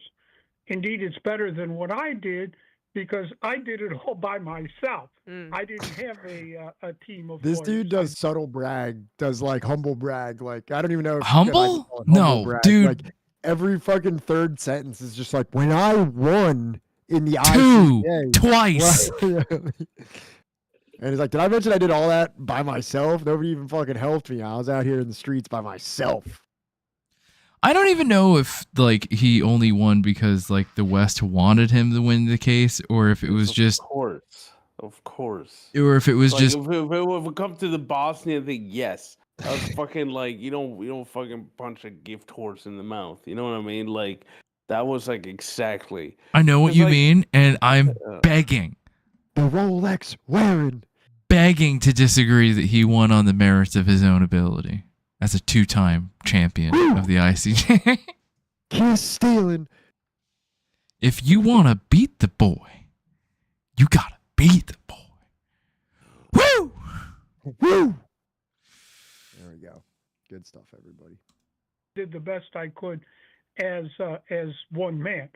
So here you have an entire team One of man. first-rate international lawyers working for South Africa, and they put together really outstanding application and requests for provisional measures of protection. So if I could win those two orders all by myself, I'm confident the South African team is going to win. I want to play for you a short audio clip from yesterday where White House National Security Council spokesman John Kirby was asked specifically about this case, Israel being charged by South Africa with genocide in the International Court Ryan of Grimm? Justice. What? Is this Ryan Grimm? Yo, who is Ryan Grimm? Can somebody tell me? I see him on Twitter constantly. I'm not gonna lie, I don't know. His takes are pretty good, I'd say. But I think this is him. He's like in. Go ahead, play it. I want to see if it's actually him. He responded dismissively, and I'm going to play this for you, Professor, and if you could give your thoughts afterwards. South Africa's filed this 84-page lawsuit against Israel. Why does he always simultaneously just look depressed, anxious, terrified, disappointed? He looked like a kid that just played the big fortune teller. The Tom Hanks, it looks like a child just inhabited a man's body, and he's like, "What am I doing here? I'm scared. Where's my parents? Can I have my toy back from the dentist?" I just wanted to be able to reach the cookie jar in the kitchen. That's it. I just wanted to be able to reach the cookie jar on the counter. I didn't want any of this. Okay, I made one stupid wish at a crummy fortune teller machine, and now I'm here. Cookies don't even taste good anymore. Working in the U.S. State Department. That's how Big should have went, dude. That should have been the plot line. The plot line to Big is that like, oh no, like it's like Tom Hanks's character becomes president and then commits a genocide in some Eastern European nation. Like Hulkin, like this, like. Yeah. Like I didn't Credits know. roll. Credits roll. You got a friend in me. Israel accusing them of genocide. Israel says that this is blood libel. Does Washington agree? Blood libel. And where does this put Washington and Pretoria? We find this submission meritless, counterproductive, and completely without any basis in fact whatsoever. So didn't even actually happen. Literally, you should just stop thinking about this. Like, you've just made everybody else dumber for asking. Ask such a fucking thing. Like, you know what I mean? Like, there wasn't even like a feign of like, yeah, I don't know, we got to look into it. There's a lot of stuff happening, where, we'll have our day in court, or they'll have their day in court, and if they're guilty, then we'll have to handle that. Like, you know what I mean? Like, he could have stepped around that so much more delicately, as opposed to being like, yo, it's baseless. And it's like, bro, you all know that we just heard Ben Gvir be like, we're gonna resettle Israelis in Gaza. Like how can you say that it's baseless and without merit? 'Cause fuck you. That's why. Like, how long until we just have somebody in the White House, right, as a spokesperson, just literally saying, "'Cause fuck you, that's why." And I'll answer my own question when we get round 2 of Trump. I cannot wait. Okay, it's gonna happen. Nobody really wants it to happen, but we're all just interested enough, right? Well, there was a thing where like there was like a veil of hope that shrouded the Biden presidency. Not a thick veil of hope, but a very thin veil of like, he's got to be better than Biden, right? I mean, he's got to be better than Trump, right? Right. Like, right? He won't be like pass legislation about the wall and immigrants and Muslim people and trans people. Like, he has to be better. He has to do better. And then within like 2 years or I think you're forgetting like the biggest fucking thing of the last like 40 years, and it's like, he'll protect Roe v. Wade. He won't let that get overturned. That's the whole reason why we vote Democrat. And now it's like, what the fuck? Now it's almost like, yo, just put Trump back in there. I don't even care. If we're gonna have a fucking despicable, demagogic, fucking genocidal, racist maniac in there, at least make him funnier, dude. Like, at least give me more moments. Give me more moments.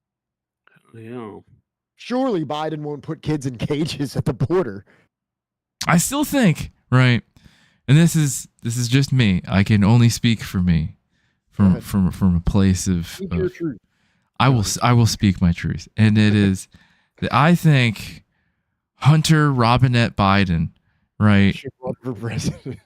Not just run for president, or right, run for president, but fucking Joseph Robinette Biden needs to have his son smoke crack on stage and propeller his dick around. Like at the same time, he needs to be like hitting the stem while gyrating his dick around, while waving a Ukrainian flag behind him. Yeah. Hey, could you imagine that if they're like, hey, President Biden, it looks like that Israel is about to be convicted of genocide in the International Criminal Court or the International Court of Justice. Do you have any comment about how you've been continually bypassing Congress to supply them with weapons? And he's like, hold on 1 minute there, Jack. I got something for you right here. And he lifts up a curtain. It's his son. It is Hunter Biden. Completely nude.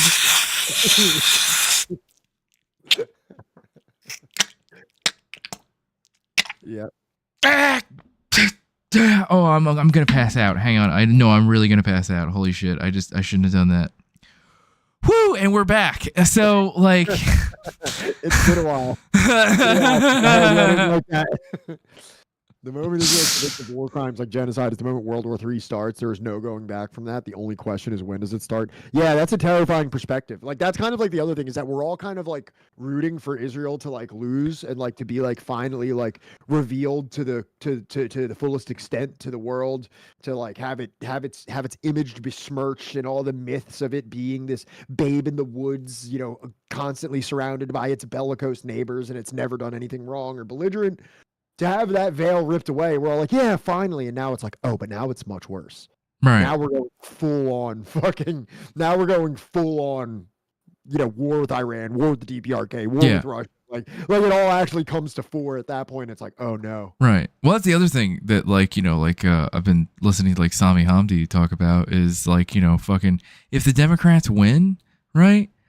Well, fuck it. Like, you think that, like, it's been bad for Palestine. Fucking, like, the White House, nobody in U.S. politics is going to give one fuck about what happens to any Muslim people on the face of this earth. You could just kill, like, 500,000 of them and nobody's going to give a shit. If the Republicans win, is that going to be different? Or no, it's going to be worse. Like, Democrats don't even need to be like, you know, at least we care, you know? Like, they're not even going to bother. Oh, right. Yeah. I mean, you're given a real rock and a hard place. Yeah, you didn't vote for us, so this is on you. Yeah. And yeah, I think honestly, like maybe, all right, so it's either Hunter Robinette Biden smoking crack, dick propeller, or dig up Bo Biden's corpse. No, dude, just send the $600 checks that you owe us. Give me the $600. Yeah, honestly, like that will do a lot. Like monetarily, not like a lot, but Inflation. Ever thought of that? yeah. Maitland. Do you want the votes or not? It's $600. Yo, listen, I'll tell you right now. Given what Biden has done in his presidency versus what Trump has done, at this moment, Trump did give me $600. He did. Even That he did. more than $600. Yeah, I think he gave me $1,200 and then $600, right? Yeah. No. So he might be leading in my polls at this point. No, literally, he's done more for you than fucking Biden. He gave me quite a bit of money. I don't know what Hunter's give. I mean, not Hunter. Fucking Hunter gave me a lot. But Hunter's like, giving me more than money in real. Yeah, you can't really quantify in dollars what Hunter Biden. you can't. But Joseph Robinette Biden, no, nothing. Dude, that ain't Joey, no friend of mine. What have you done for me lately, Joe? Nothing.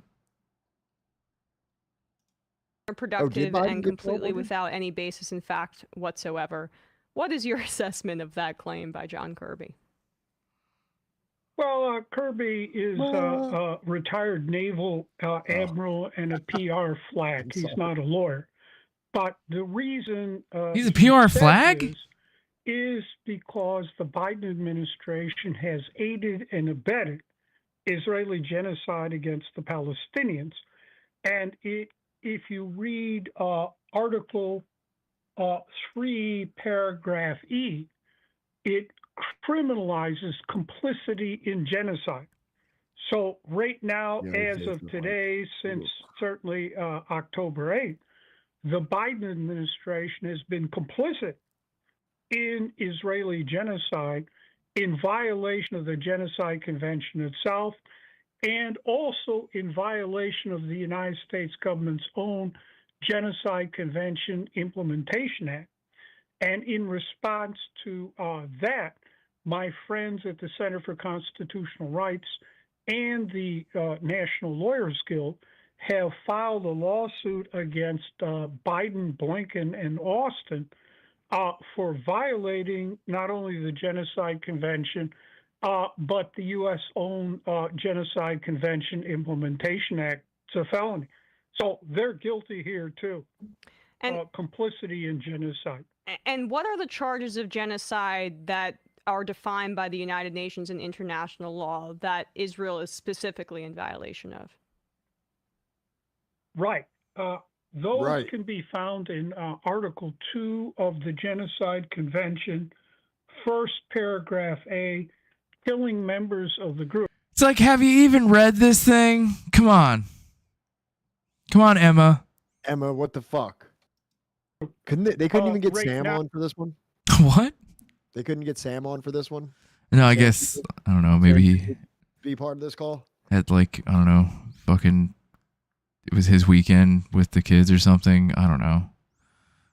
Yeah, honestly, right. I like how Majority Report allows an interview to breathe. Yeah, I agree with that, especially like after all these like Piers Morgan ones, and there was like, wasn't there something else we were watching the other day where like every single fucking comment got stifled with like, wait, oh yeah, it was the Democracy Now thing with this guy where she's like 10 seconds.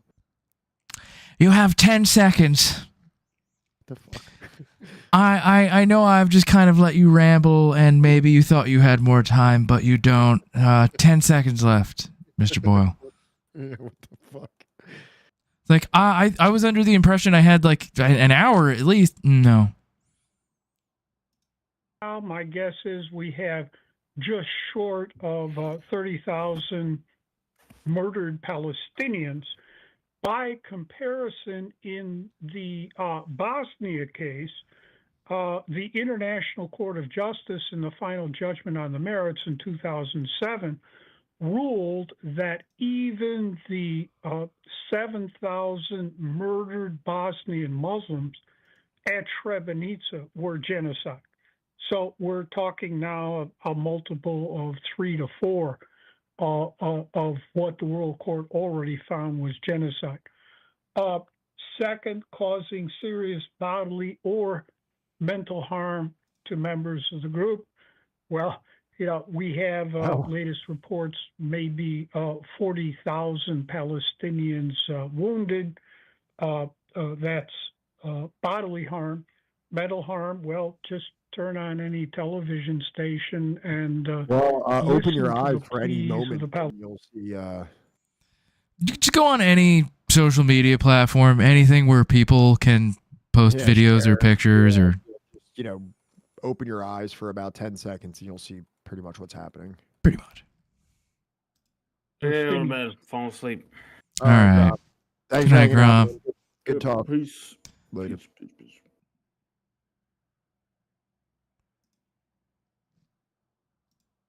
Third, C, deliberately inflicting on the group conditions of life calculated to bring a... Oh. Professor, are you still there? Professor. We Professor, lost are you him. still there? You cut out. Or in part. I'm here. Good. Emma. Professor Boyle? Professor Boyle was just assassinated. Oh, that's really Yeah, unfortunate. the drone struck, yeah. Professor, I believe your phone, if you can hear me, your phone cut out. He fell asleep. Oy. Okay, we are going to take a quick break, and we'll be right back. Me.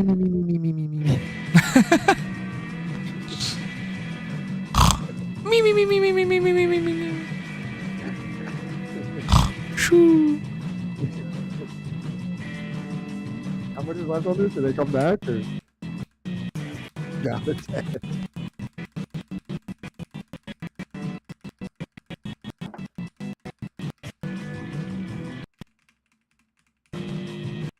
Israel meets you. Are back.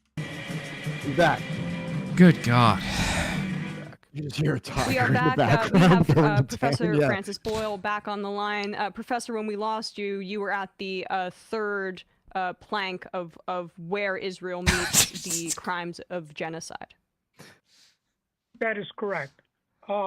Article 2, paragraph C of the Genocide Convention says, quote, deliberately... Do you think they ever abbreviated it as Gen Con?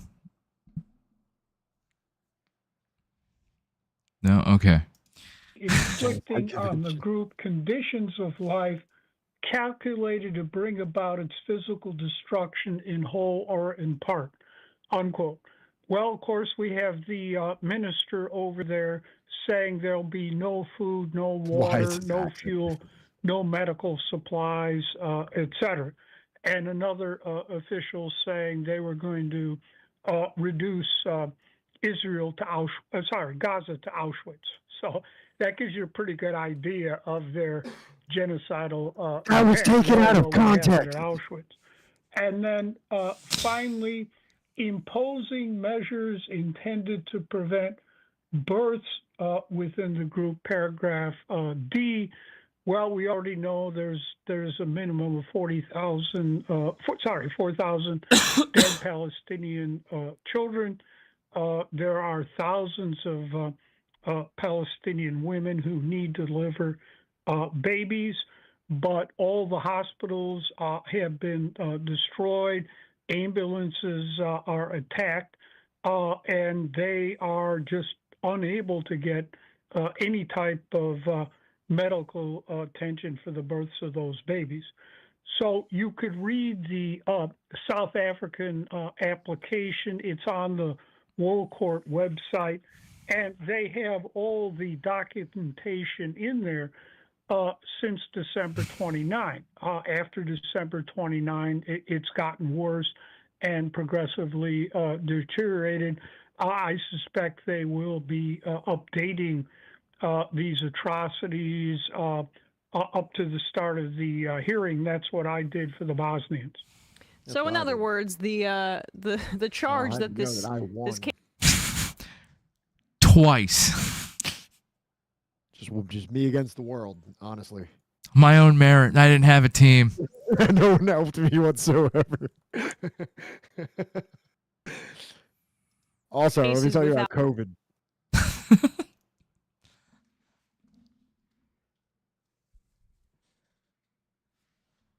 What's that? Fucking he shows up in court and like literally is just the most bizarre person ever, just doing like Hulk Hogan type shit. Well, to be fair, I don't think he's actually participating in it. I think he's just giving commentary, being that he's like has like firsthand experience. I don't think they hired him to be like the. I don't think you understand how incredibly disappointing that is for me to hear. That it's not going to be him versus Dershowitz. Yeah, that hurts. Like physically, I'm hurting from knowing that he's not going to personally be there. I am reeling, actually. I just don't have the same amount of interest anymore. You know, like why are we even listening to this guy? I'm over it to be. Why are we even asking this guy what he thinks? He's not even going to be there. Or just because he won 2 against what? Some like Eastern European country that like nobody's cared about in 20 years? Frankly, doesn't exist anymore. Exactly. That's what I'm saying. All right, let's finish this. Merit and evidence is essentially bunk, because it seems to me, based on what you're saying and my cursory reading of this case, that there's quite a bit of footnotes and evidence presented. That is correct. As I said, I won 2 of these orders all on my own. All on his own. Without any assistance except some research by law students. Whereas here, by example and comparison, you have an entire team of first-rate international law professors who have put this together with the assistance of a government. The legal team is headed by a friend of mine, Professor John Dugard from South Africa. He's one of the top international law professors in the world. Not only that, but Professor Dugard was one of the few white professors who stood up worldwide against the criminal apartheid regime in South Africa, at least to his life. I was wondering where he was going with that, why he mentioned he was white. I was like, oh, he's South African and white. Yeah. Okay. I was wondering, like, just happened to be white, you know? Hey, a good white professor. That's what I'm saying. Like, oh no. He's from Delaware, so you know. Like, I don't know why that was a necessary detail, but okay. Kind of hilarious that Joe Biden's from Delaware. I thought he was from Pennsylvania. No, he's from Delaware. That's fucked up. And then later on, Professor Dugard became UN Special Rapporteur for Palestine. I read all of his reports. They are excellent. So his heart and his mind, soul, are even. in this. And Israel, in my opinion, doesn't have anyone on their side who could hold a candle to him based on his knowledge, judgment, and experience dealing with the Palestinian issue, and before that, the criminal apartheid regime in South Africa. Indeed, when Professor Dugard was Special Rapporteur for Palestine, he wrote an article saying that the system of apartheid that Israel has applied to the Palestinians is worse than what the Afrikaners had applied to the black people in apartheid South Africa. So you're saying that the potential legal representative Alan Dershowitz does not hold a candle to the South African legal team? I'm sure you've heard those rumors at that point that Israel wants Dershowitz to represent them. My response to that would be, go ahead. I would love to see that. You're certainly correct. I mean, Dershowitz goes back to when I entered Harvard Law School in September 1971. Dershowitz knows nothing about international law and human rights. He's just a showboater. Indeed, I debated Dershowitz over the BDS matter and clobbered him. And during the course of the debate, Dershowitz admitted that I was the expert on international law and human rights. Indeed, he at the Kuala Lumpur War Crimes Tribunal, I was there to prosecute Israel for genocide, crimes against humanity, war crimes Dershowitz chickened out. At Harvard Law School, He was a bitch. I knew that back in 1970. Oh, who you bring up? Old Pussywitz? Yeah, I know him. That Yeah, I baby remember that back bitch. Yeah, I know the Dersh. we used to say that the most dangerous person in the world, place in the world, is standing between Dershowitz and a TV camera crew. So I think that's great. Let Israel sign up Dershowitz. They will be committing their own goal right there, sure, to borrow a hockey or soccer term. Absolutely. God, Lastly, before we let you go, we have a viewer question that says, overpaid engineer writes in, what happens if Israel ignores any ICJ orders? Ooh. Well, Good one. South Africa will take it to the Security Council for enforcement. If the Americans veto Security Council enforcement, which they will probably do, based on their veto in the Nicaragua case, South Africa can then take it to the UN General Assembly under the Uniting for Peace resolution and have the UN General Assembly adopt severe sanctions against Israel, which would include, for example, suspending Israel from participation in the activities of the UN General Assembly, exactly what they did to the criminal apartheid regime in South Africa, and exactly what they did to the genocidal Yugoslavia, my opponent. Second, the General Assembly can admit Palestine as a UN member state.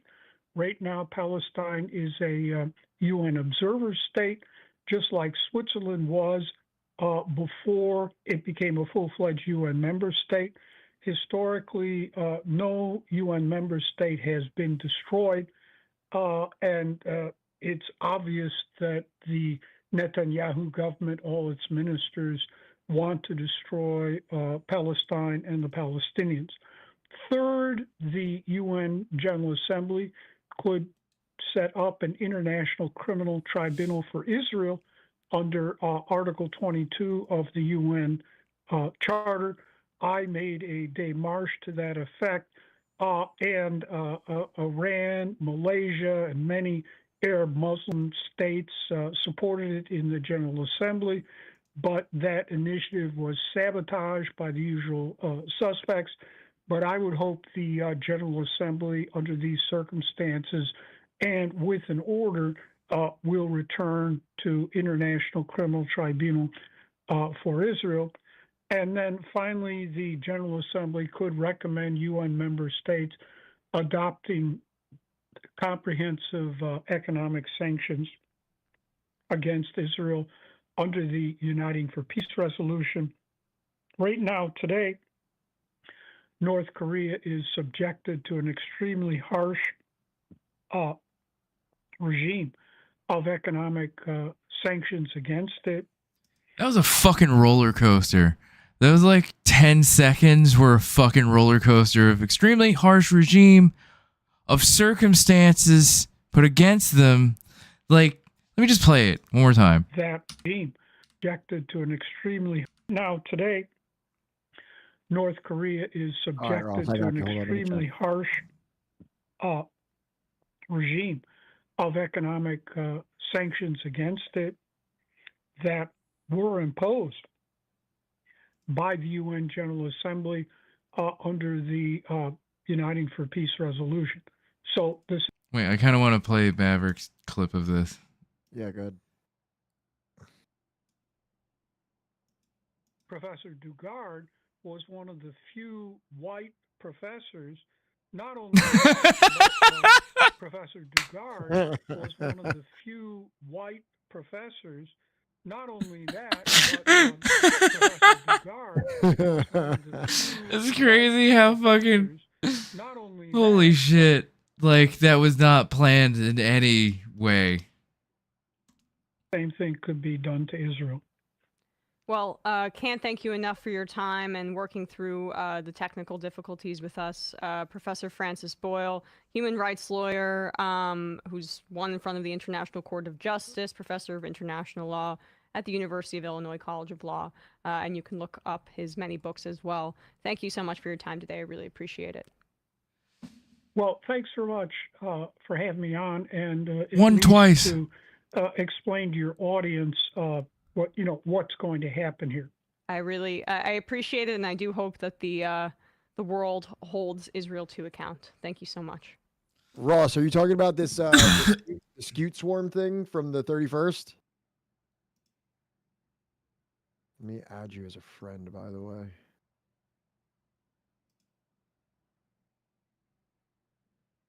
There's also Owen Jones, who put out a thing 2 days ago. But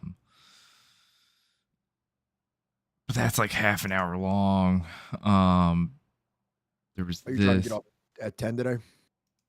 Today's Friday, ain't it? It be Friday. Then nah, we're good on Fridays. Well, then I'm down for whatever, man. I mean, I'm cool to hang out for a little bit if you want.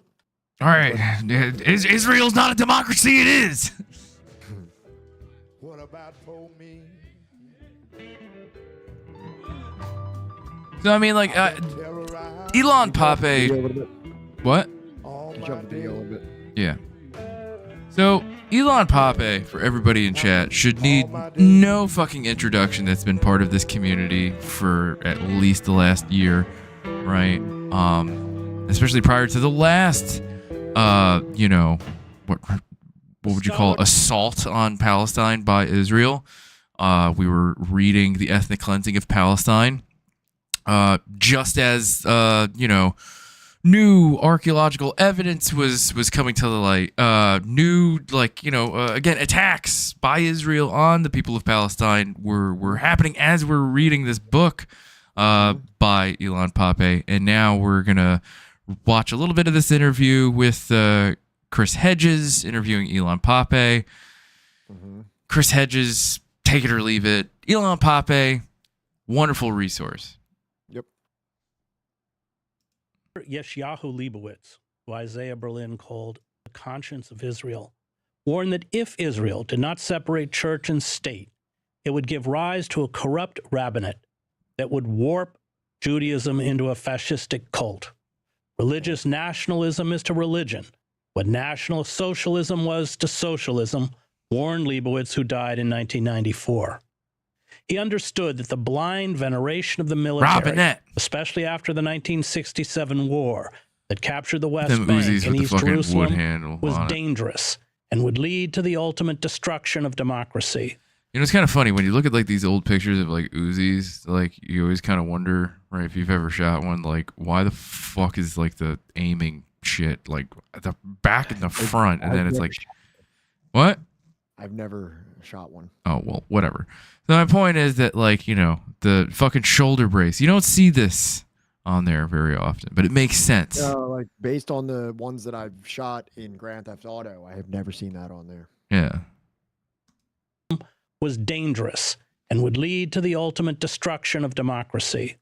Our situation will deteriorate to that of a second Vietnam, to a war and constant escalation without prospect of ultimate resolution, he wrote. He foresaw that, quote, the Arabs would be the working people. You don't see things from 1967 as much as in 2024. Inspectors, officials, and police, mainly secret police, a state ruling a hostile population of 1.5 million to 2 million foreigners, would necessarily become a secret police state, with all that implies for education, free speech, and democratic institutions. The corruption characteristic of every colonial regime would also prevail in the state of Israel. The administration would have to suppress Arab insurgency on the one hand and acquire Arab Quislings on the other.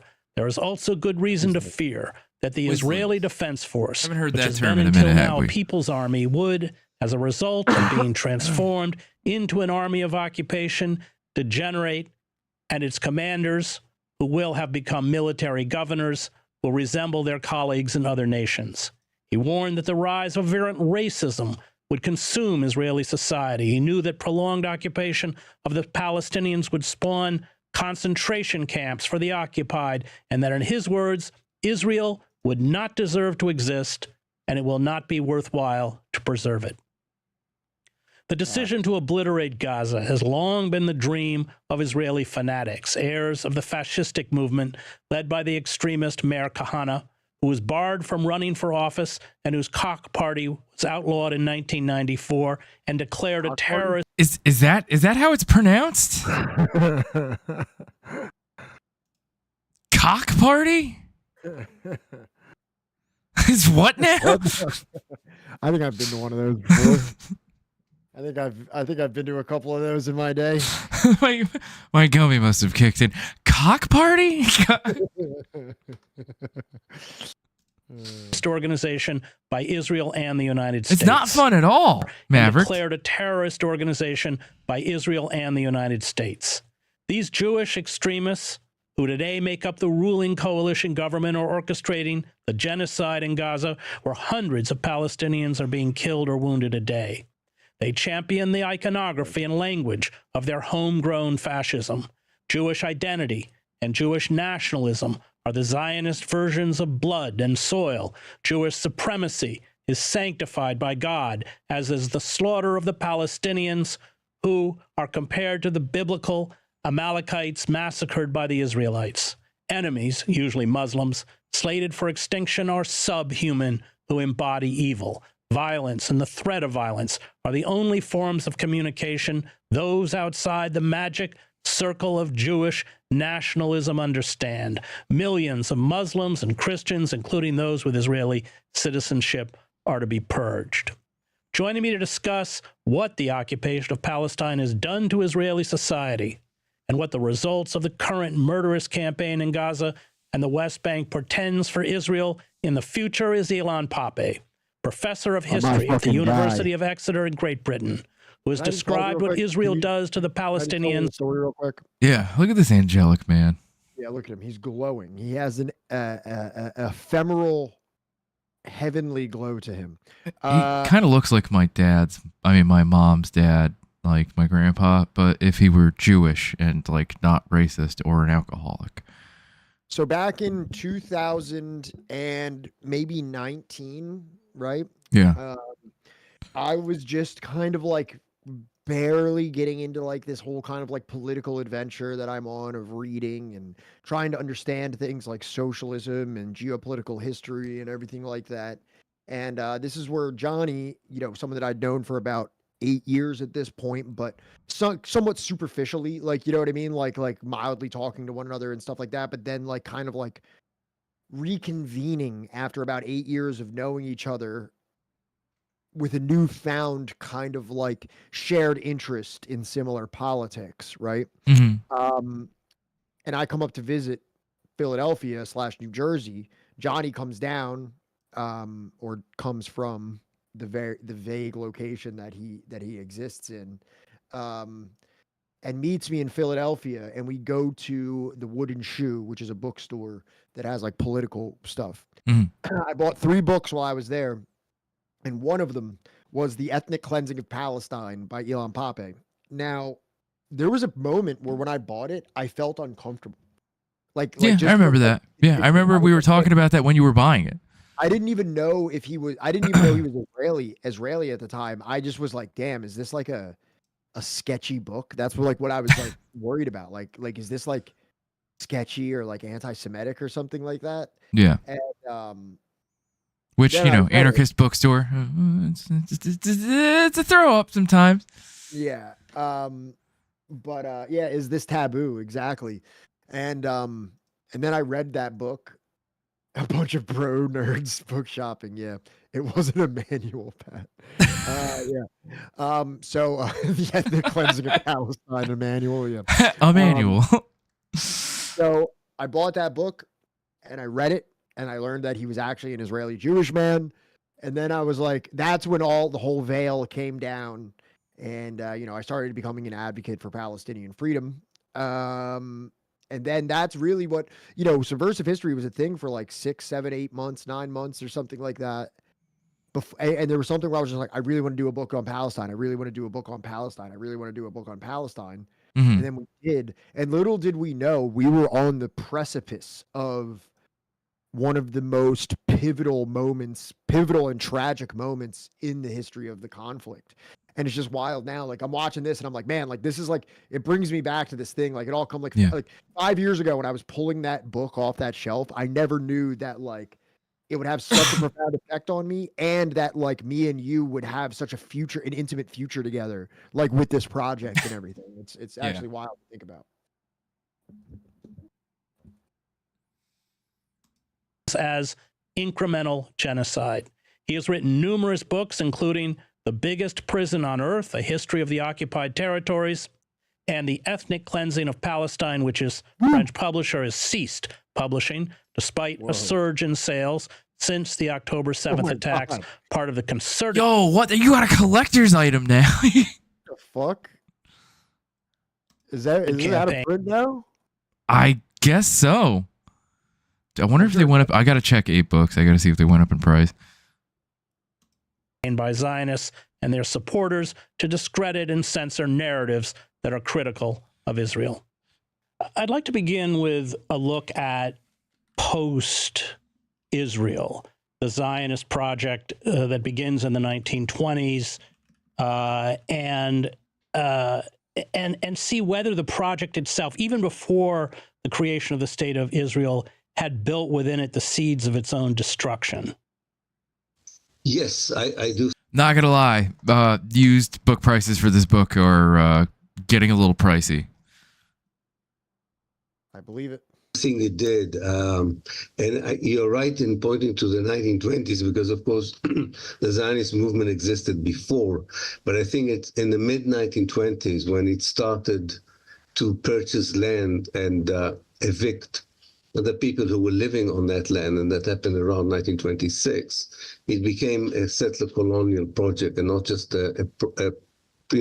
not just a project for salvaging Jews from anti-Semitism or a national cultural redefinition of Judaism as religion, as nationalism instead of as religion. The moment that happened, it was very clear that it's going to impose itself by force on an indigenous native population. And it was not just the classical settler colonial imposition of settlers from abroad imposing themselves on a native population. It also was kind of creating this idea that they can produce or establish a European state in the midst of the Arab world. Very much like the white supremacist in South Africa.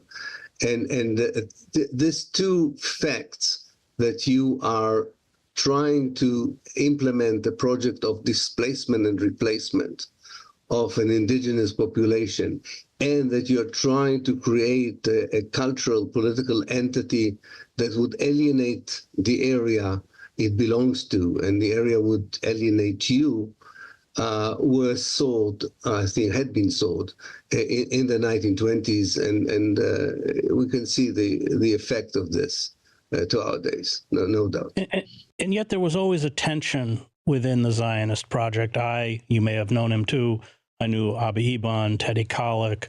When I was in Israel, they outlawed Meir Kahana's Koch party. The people around Netanyahu now are, of course, the heirs to the Koch party, later assassinated this very right-wing rabbi. And I want you to talk about that tension, because it was there. I mean, Teddy Kollek, when he was mayor of Jerusalem, when I was there, it was he was building sewer systems for, it was a different approach to colonization, or perhaps I have that wrong. It was a different approach, but it remained colonization. If I'm a bit kind of a bit more abrupt about it, I would say that there was definitely an ideological stream within Zionism that believed that you could be a progressive colonizer or an enlightened colonizer. And yet from the colonized people's point of view, even if you, provided some benefits in economic terms, in infrastructural terms, the colonization was still there. And the colonization was translated not only in terms of whether you provide sewage for Jerusalem or not, but by the fact that Teddy Kollek, as the mayor of Jerusalem, oversaw the ethnic cleansing of quite a large number of Palestinians from East Jerusalem in order to make space for building new Jewish neighborhoods, which should rightly be called Jewish colonies or settlements. So in the end of the day, the Zionist vision, even in its most liberal version, meant that the Palestinians at best could be tolerated as individuals in limited spaces within Palestine that would be determined according to the Israeli notions of national security. And at worst, they are an obstacle that has to be removed. And as the time went by, most of the Israeli Jews said, why just be content with limiting their presence? Why not get rid of them altogether? And yet these figures represented a secular strain of Zionism. And I want you to talk a little bit about Yeshayahu Leibowitz, who you knew, who I quoted in the introduction. And he talks about this religious strain within Zionism, where the land itself becomes sacred, as particularly dangerous. Even, I think he even uses the word fascistic. There is that split. And of course, those of us, Abba Eban spoke better English than I did, Oxford educated, Urbane. And so talk a little bit about that tension between secular and religious Zionism. And of course, religious, ultra-Orthodox religious Zionism has essentially proved triumphant. Yes, I call this tension, which you rightly point to, the struggle between the state of Israel and the state of Judea. The state of Judea grows up among the national religious groups and becomes particularly potent after 67. And its kind of headquarters, its habitat, if you want, are the settlements in the West Bank, and before that, even in the Gaza Strip. And they become a force to reckon with. And they combine exactly what Leibowitz was talking about, and he saw it in the making. I mean, I say it in hindsight, to his credit, he saw it, he kind of predicted it happening, but now we have the benefit of time to see that he was absolutely right. So that state of Judea, what you can call the settler state, is a combination of a messianic kind of Zionism combined with fundamentalist interpretation of Judaism, a wish to create a theocracy in which also secular Jews are the enemy, not just the Palestinians. And they become stronger. They used to be on the margins, and we used to think that they are, not really relevant, but now they are a central power in Israel. And against them stands the state of Israel. That is the kind of pre-67 Israel that wanted to be a liberal democracy, a pluralist, secular, but is losing it in the struggle against the state of Judea.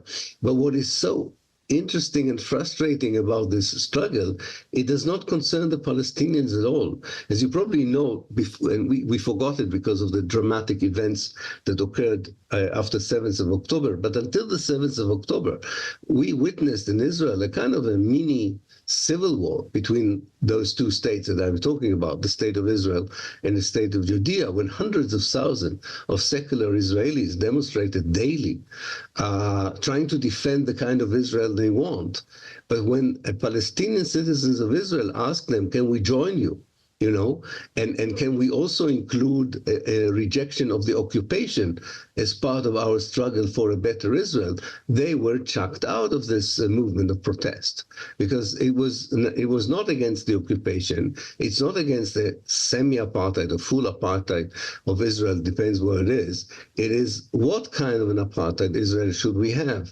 A liberal democratic one for the Jews or a theocratic one for the Jews? But it unfortunately, it does not evolve around the main issue, the most important issue that we started our conversation with, that can you impose yourself militarily and violently on millions of people against their will? I want to talk about 1948. This is the War of Independence.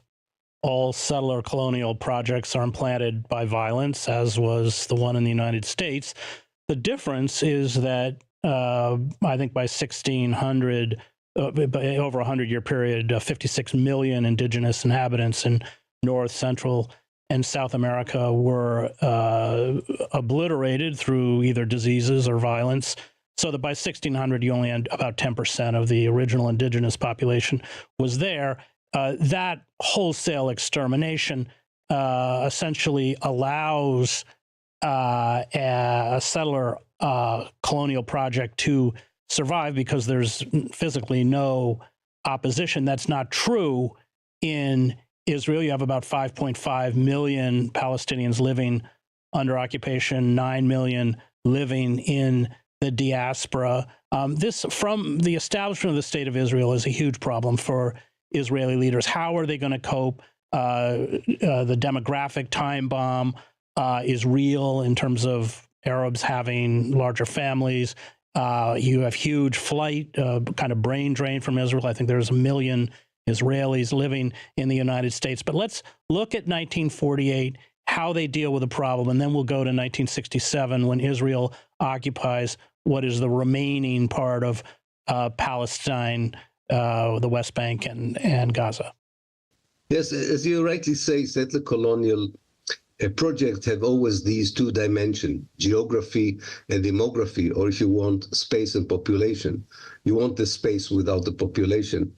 The more space you take, the more unwanted population you have. So the Zionist leadership exploited the end of the mandate, the circumstances that developed in the region and in the world 3 years after the Holocaust, to implement a massive ethnic cleansing that left half of the Palestinians refugees and expelled half of the Palestinian population, destroyed half of the Palestinian villages, more than 500, and demolished most of the Palestinian towns. So within the borders that were kind of established after 1948, that is Israel today without the West Bank and the Gaza Strip, Israel was unable to fully complete the ethnic cleansing, but it had a relatively small Palestinian minority that did not endanger the demographic majority of the Jews. So you could even have a democratic state because you always knew that democracy and demography would go hand in hand. Although, because of the paranoia of Ben-Gurion, until 1966, although the Palestinians in Israel had the right to vote and to be elected, they were under a very harsh military rule as it is. Now, it's not surprising that David Ben-Gurion, the big architect of the ethnic cleansing of 1948, was trying to pressure the government of Israel. He was out of effective politics already in 1963, but he was trying after June 67 to convince the Israeli government to get out of the West Bank, almost saying to them, you know, I was able to get rid of about 1 million Palestinians, and now you are incorporating even a larger number of Palestinians under your rule. The kind of leadership that followed him, some of them were young generals during the 48 war, and some other politicians. What? Sorry, my cat was screaming. I Well, had to give him chicken. All right. So I'm glad that was taken care of. It's been taken care of. My cat's been being a real picky eater lately, so I had to buy roasted chicken to feed him. Yeah, I'm siding with the cat here. You know, he makes some good points. You know, now that I know the full scope of the situation. You know. Yeah, I'm with the cat on this one. Like Levi Eshkol, and you mentioned also Abba Eban and Teddy Kollek, they decided there is no need for massive ethnic cleansing in order to keep the demography in such a way that it doesn't endanger the Jewish democracy. So what did they do? They decided to keep millions of people in the West Bank and the Gaza Strip without the right to take part in the Israeli political system. When some people said to them, okay, that's fine, but can you in return give the Palestinians the right to determine their future in a Palestinian state in the West Bank and the Gaza Strip? They didn't accept that either. So they really believed that they could somehow contain the Palestinian national ambition and resistance within that idea of a West Bank and a Gaza Strip that is our enclave controlled by Israel, maybe with some autonomy for the Palestinian inside, and convince the world that this is the best solution, and even call it a kind of a two-state solution. Of course, it had nothing to do with a two-state solution. So it is, historically speaking, it's the same problem all the time, as you rightly say, Chris. It's having the territory without the people, but because of circumstances and things that change, 48 is not 67, and 67 is not 2023, and because of that, the methods of maintaining this balance between territory and population changes, but the vision is the same one, and the purpose is the same one, and the failures are the same one. The massive expulsion didn't work. The idea of keeping people without citizenship rights is not working, and even putting them under siege, as we've seen on the 7th of October, is not working. And whatever the Israelis have in mind for Gaza, I can assure you, without knowing how it would unfold, it's going to be a huge failure, which unfortunately would have an incredible human cost, mainly for the Palestinians. Leibowitz really takes the 1967 war, which sees Israel seize the remaining land by Palestinians, as the dividing point. He defines himself as a Zionist. He seems to argue that the pre-1967 borders, known as the Green Line, could work, but 67 for him, and the refusal on the part of the Israeli leadership to give up the occupation or after 67 move back to the pre-67 borders, really, he argues quite passionately, is in many ways the death knell of Israeli democracy, civil society. Can you explain that? Yeah. Well, first of all, I would say that I think that, as we started our conversation, the seeds for this end or implosion from within had been sowed much earlier in the 1920s. But let's go along with the seizures. Although I think it was kind of doomed to fail from the very beginning. But there's no doubt that the occupation of 1967 accelerated these processes, by which you had a legal system, a political system, and a culture system that justified a daily violation of the human rights and the civil rights of the Palestinians, at least inside Israel, in the pre-67 Israel. There was an attempt all the time to improve the situation of the Palestinians. What was that? Sorry, I'm shouting out Lennon for shouting out my my Zero hoodie. Nice. Citizens in Israel, and as we said, they had the right to vote, they had the right to be elected, and finally they even were allowed to create their own national parties and so on.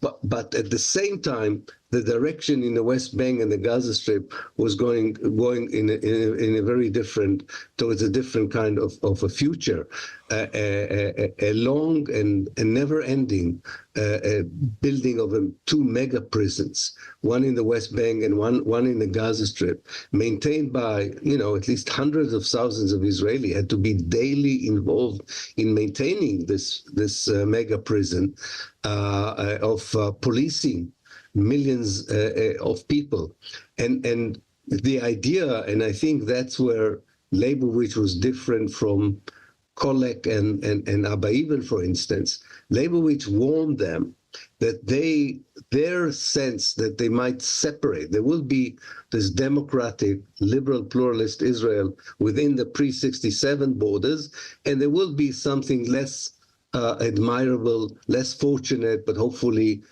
manageable beyond the Green Line, beyond the borders of Israel. And he warned, rightly so, that you will not be able to contain it, that it would spill over into Israel. And you will not have, in the end of the day, two entities, namely a liberal democratic Israel next to an occupied Palestine. No, in the end of the day, you will have one apartheid system that may have varieties in the way it controls the lives of Palestinians, but in essence, as indeed Human Rights Watch and Amnesty International eventually understood recently, would have to be ruled through segregation, discrimination, and oppression. And it doesn't matter whether we talk about Tel Aviv and Haifa or we talk about Nablus and Gaza.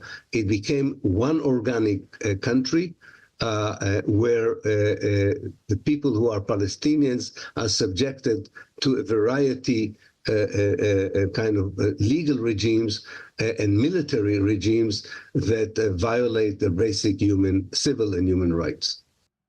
And I just want to say that Israeli Arabs, even though pre-67 there were moves to incorporate them in the side, nevertheless did not serve in the army or the intelligence units. That's correct, right? Yeah. So Leibowitz, it's not just that the occupation for him is not sustainable, but it's what it does, how it deforms Israeli society. And I wondered if you could speak to what happened. I'm especially interested in why you believe these Zionist fanatics and bigots and crypto-fascists, these people surrounding Netanyahu, why they became ascendant.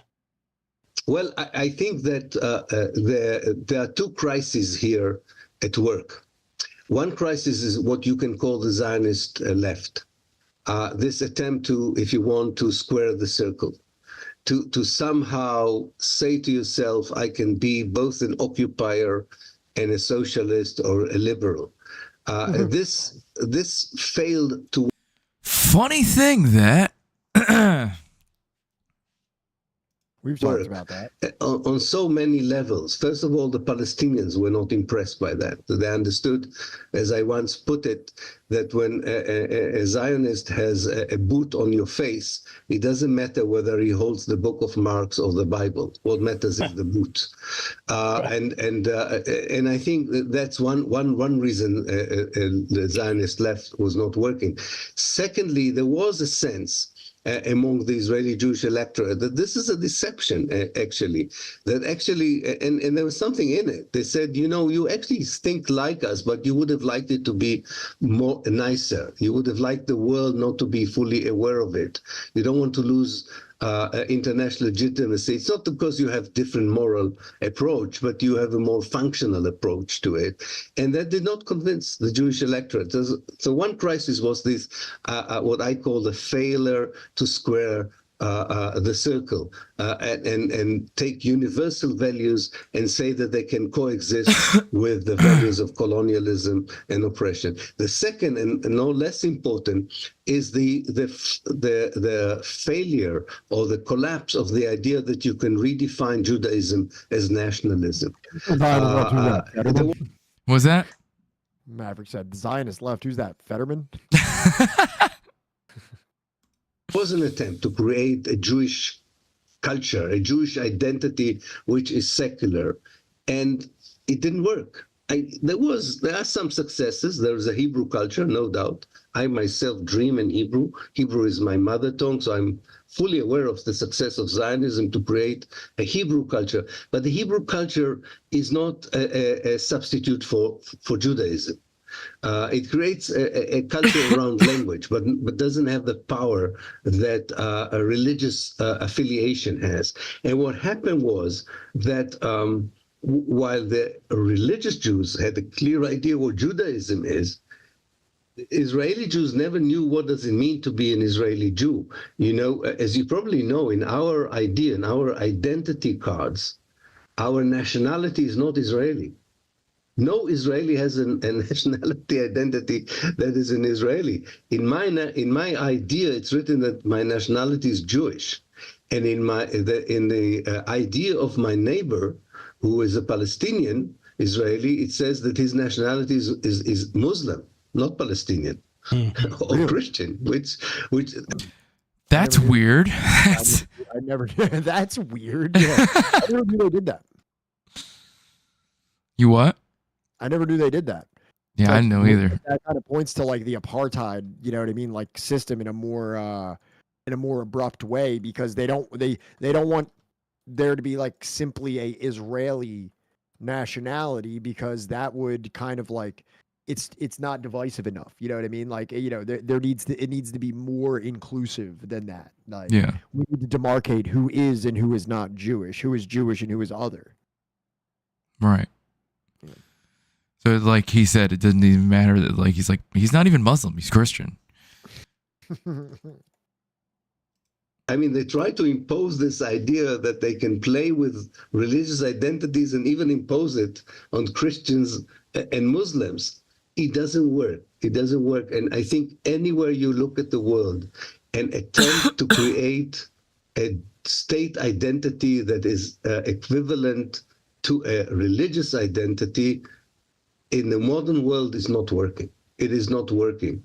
And this crisis has led to the return to Judaism as a religion by many Israeli Jews, including the Arab Jews who were anyway more traditional. And then they ask themselves, like, similar things are happening in political Islam. Can we translate the Jewish scriptures into political documents of our day? Can we impose the imperatives of the religion on the public domain, on the state policy, both the domestic one and the foreign one?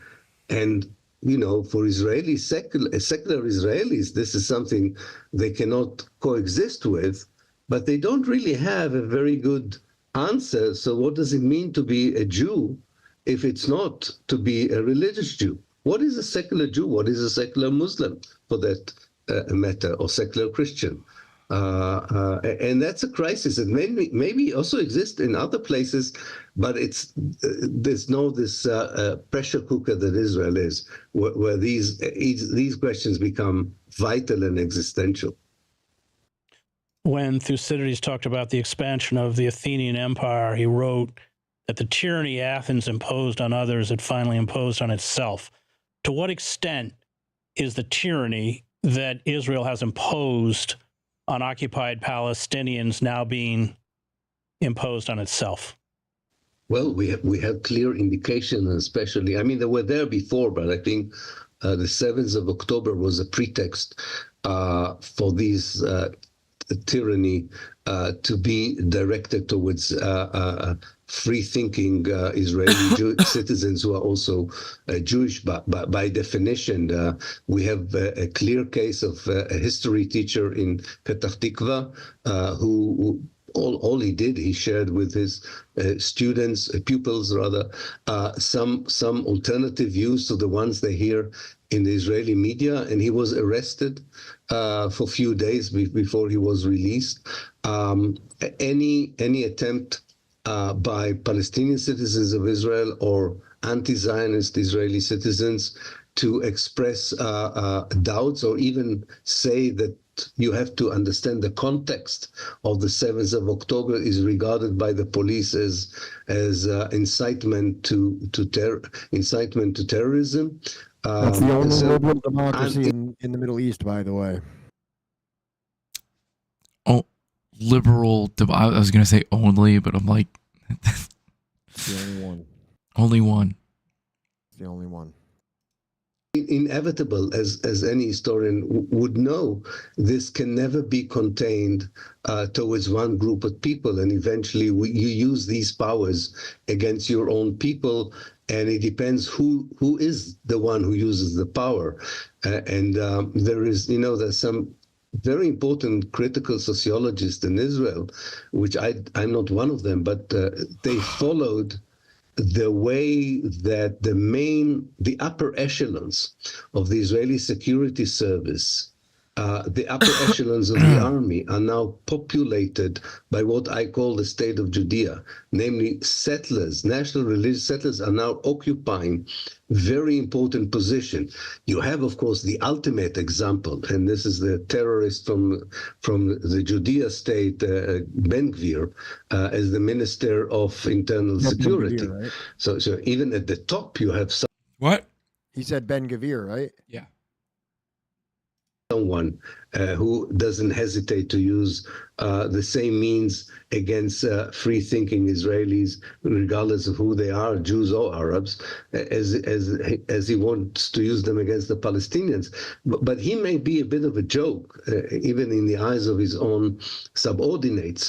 But there are more serious people in below him who would supposedly are part of the civil service and are not politically elected, but they come from this ideological hotbed that sees people like myself, if you want, as dangerous as any Palestinian. And that is something that is now spreading in Israel. Let's talk about October 7th, both the micro impact and, as a historian, the macro impact. Well, the micro impact is a bizarre, really. What's up? Do you want to talk about the micro and the macro scope a lot? You do. It's interesting. I haven't heard this. This just came out today, right? This came out 10 hours ago now. I don't know. Maybe me and this guy are on the same wavelength a little bit. I don't know. I'm just saying, I think that, like, if we interviewed him, it'd be pretty interesting. Yeah. Have you hit him up? No. Have you? No. All right. Is Pape trying to... What? Yo, Pape, if you're here now, reveal yourself, dude. to get my head around it. 60 people that hang out with us. I mean, one of them could be. One of them is also my dad, but, like, that's besides the point. that's neither here nor there. Exactly. There's although I can begin to understand this. Let's start with the Israeli Jewish society. There is this almost impossible mixture of total disbelief in the ability of the Jewish state to defend you, or even provide you with the most fundamental services. So it's a total breakdown in the confidence of the state. What's that? Maybe it's been you all along, Ree. Maybe you're all playing a little joke on me and you've been Johnny's dad this whole time. Nah, there's no way. I know too much. State to provide for you, not only defend you because the military failed, but the way the state was not there after the 7th of October. I don't know how much people are aware of it, but the state did not function for about 2 months in terms of providing social, economic help. It was all done. It was all done by the civil society.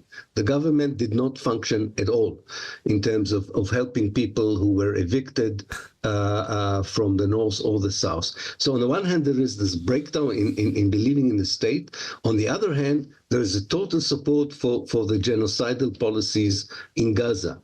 It's a contradiction, but one can understand where it comes from, and that's one of the micro kind of impact you have, that you will have an even more intransigence, inflexible, theocratic, fanatic Israeli Jewish society in the post-7 October Israel.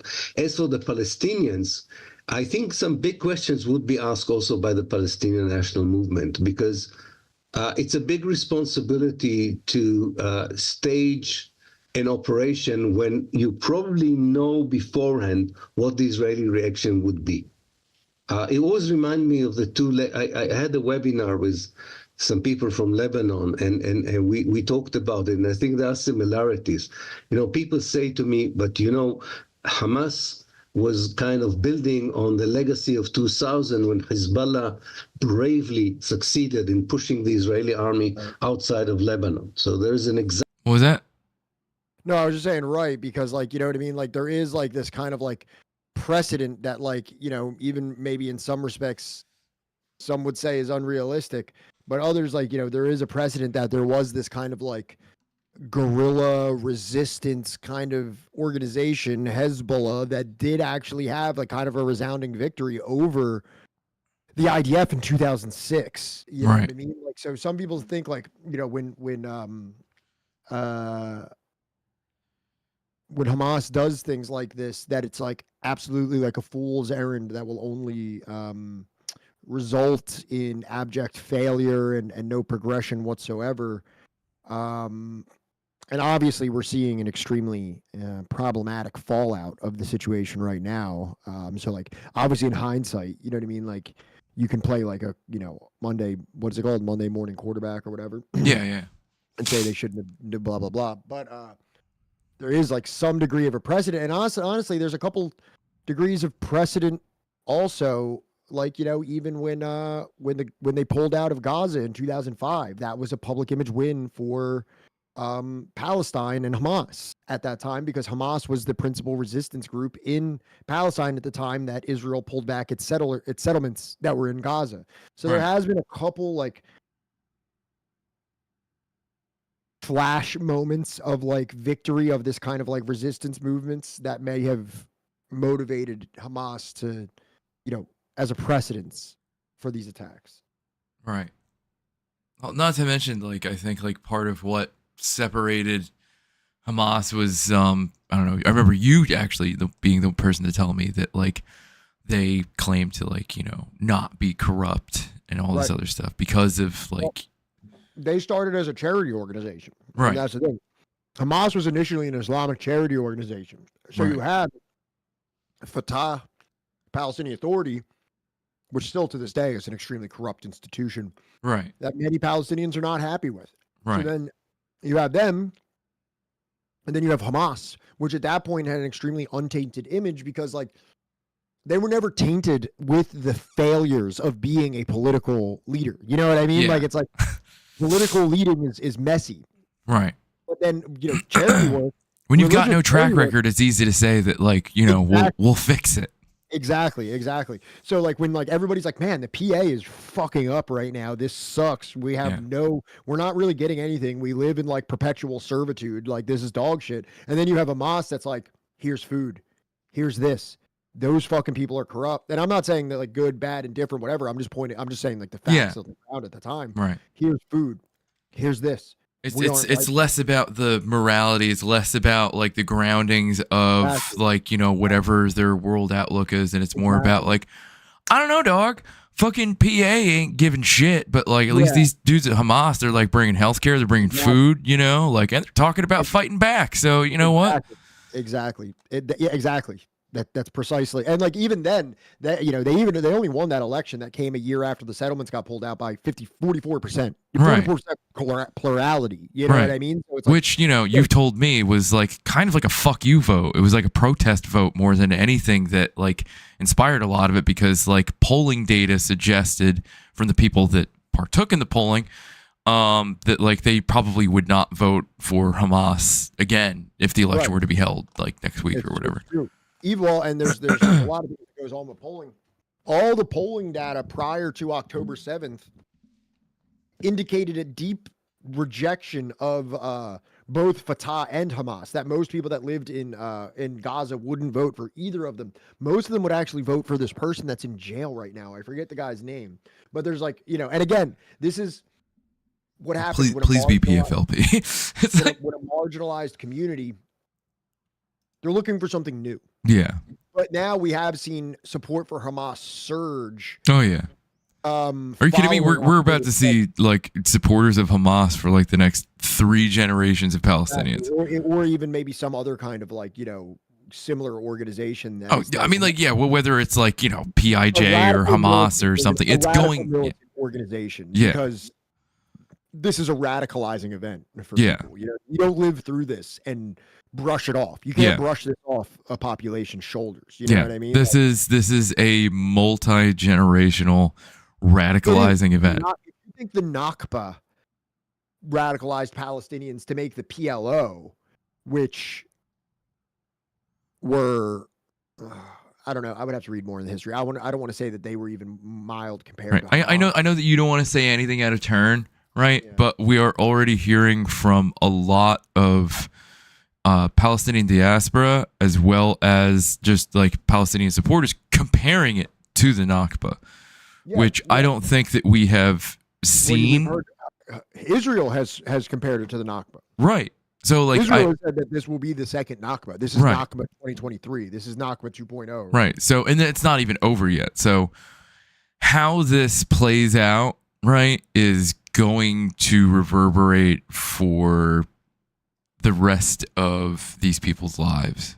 And probably our lives too. We're probably watching the stage being set Right. for what will continue this conflict for the next, I don't know, 50 years that I'm alive. Right. Oh, and Maverick, it's not even just like, the invading multiple areas of the West Bank, detaining people. There's already been 3 new settlements set up. There's been 18 highways built in the last 3 months. They wasted 0 time. Okay? And there's also been reports. I actually got to watch Al Jazeera for a little bit today, but there's also been reports that what the fuck is it? That settlements that were ordered to be evacuated on grounds of their illegality have already reportedly been repopulated. Yeah, no, Maverick. It's obvious to anyone with eyes and ears what they are trying to do because they are saying it and they are writing it. Yeah, and they're kind of talking out the both sides of their mouth like a little bit here. It's like the one that the for like the reports that or not reports for the news broadcasting that's happening in Hebrew instead of English. Hebrew, exactly. It's pretty easy. If you watch the new there's a Bad Empanada video that came out, and I know I'm always talking about Bad Empanada. I know. It's called "The Legal Case for Genocide." Or genocide in Gaza, a legal case or a legal whatever. It is very, very, very good. It compares everything. It creates like mirror examples to the situation in Bosnia, and it lays everything out really well. And he goes through this also, where he goes into the difference between what is said in Hebrew media versus English media. That there's a markedly different tone and direction of Hebrew media that is meant for consumption within Israel, and then the media that is to be disseminated to the international world. Right. Example. Maybe we'll watch one of these days coming up, maybe like on Wednesday or something if we have nothing else going on. Absolutely. Yeah. Okay, a military group being a match to the might of the Israeli army. But I said, yes, but there's another legacy. That's the legacy of 2006, when Hassan Nasrallah, the leader of Hezbollah, said, had I known that the Israeli reaction to the abduction of 3 soldiers would be the destruction of Beirut, I would not have ordered that operation. So he did talk with responsibility of, when you strategize, you have responsibility also for your own people. It would be interesting to see in a micro level, first of all, how the Palestinians are reacting to the Israeli retaliation beyond, of course, their ability. And I think they were able to galvanize public opinion to show that however one condemn or doesn't condemn the 7th of October, it does not weaken the basic growing solidarity with the Palestinians. Now, let's talk about the macro. The macro is that Israel is not going to defeat the Hamas that easily, and it's going to be stuck there. And in order even to maintain some sort of success, victory, they would have to stay there for years in direct occupation. And this could easily escalate into an uprising in the West Bank, an attack from the north by Hezbollah, and who knows, even undercurrents in the Arab world that would change the Arab tolerance of Israel that we have seen so far. This can escalate to regional war. On the one hand, that's the bleak scenario. The more positive scenario in the macro one is that the civil society that is now very much pro-Palestinian and even supports boycott and divestment from Israel may succeed in convincing some governments in the global north and definitely in the global south to move beyond actions of civil society into sanctions and pressure on Israel, and maybe have a total new perception about the need to pressure Israel to give up its supremacist policies, its oppression, and so on. It's too early to judge which of the two processes will unfold. They may even unfold in conjunction, namely the more violent the region would become, the more willing maybe the international community would be willing to change its basic perceptions of what is the essence of the problem and what is the way out of it. which is pretty much what I have been saying, right? Is that until a neighboring country, right, recognizes that we're next, right, and steps in, right, or, you know, Israel with its hostility with Lebanon, right, if it gets into like a hot war with Lebanon, like the country, right, and not just like, you know, Hezbollah, like within it, dude, like forget about it. And then along with the simultaneously the ICJ court ruling, right? Yeah. If they wound up being convicted, right, that would make it that much easier for, you know, I don't know, some progressive, like a new generation of progressive politicians that like could actually like run on like a critical stance of Israel and actually get elected. Because I know that like we have talked about this and you've probably heard this from many other people like Marcus, right, Grom, or even Rob Rousseau, or anybody else like, you know, in this weird niche community within a niche community, right? Or anybody on left Twitter, right? Nobody gets elected in the U.S.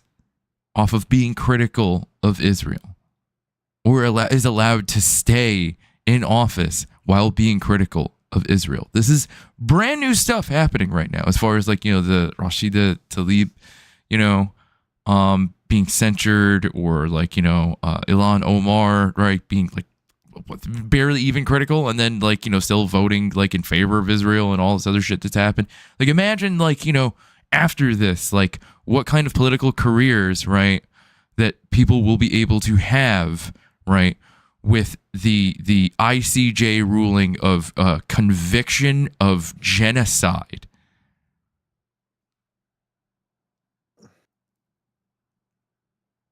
But yeah. It isn't the key, Washington. I mean, Israel's, along with the U.S., is already on this issue. They're pariah states, as we saw with the vote in the UN. As long as there's unconditional support from Washington, Israel can resist any kind of pressure, can't they? Well, that's a very big question, because I think that the global South also has power.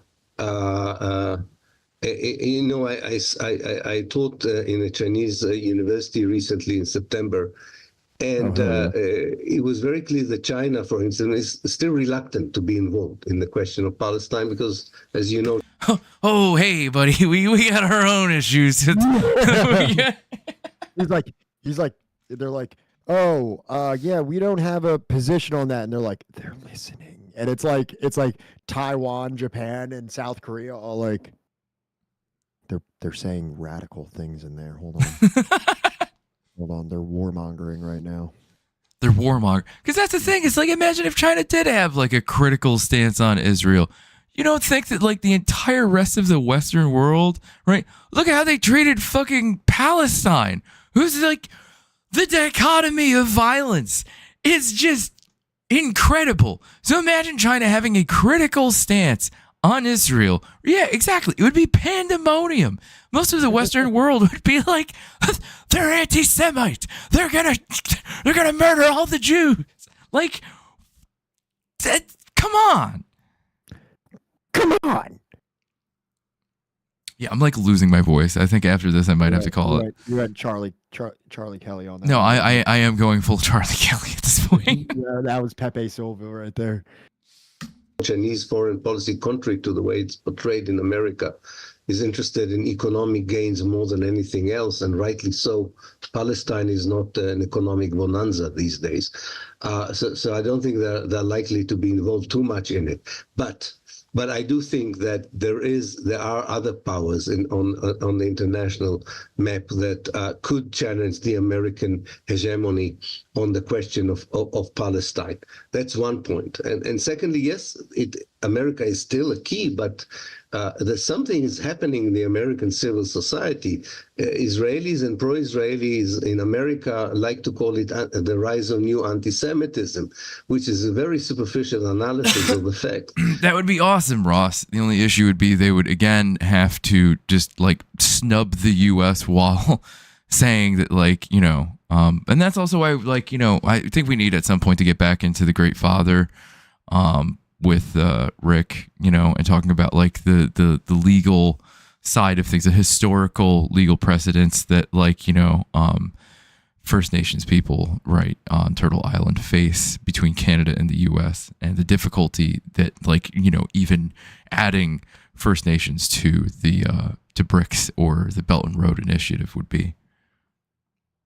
That the younger generation of Americans, is much more knowledgeable than the previous generation of what goes on in Palestine. B, is far more committed. Some people would say naively, but they are more committed to moral dimension of foreign and security policies. And that includes large chunks of the young American Jewish community.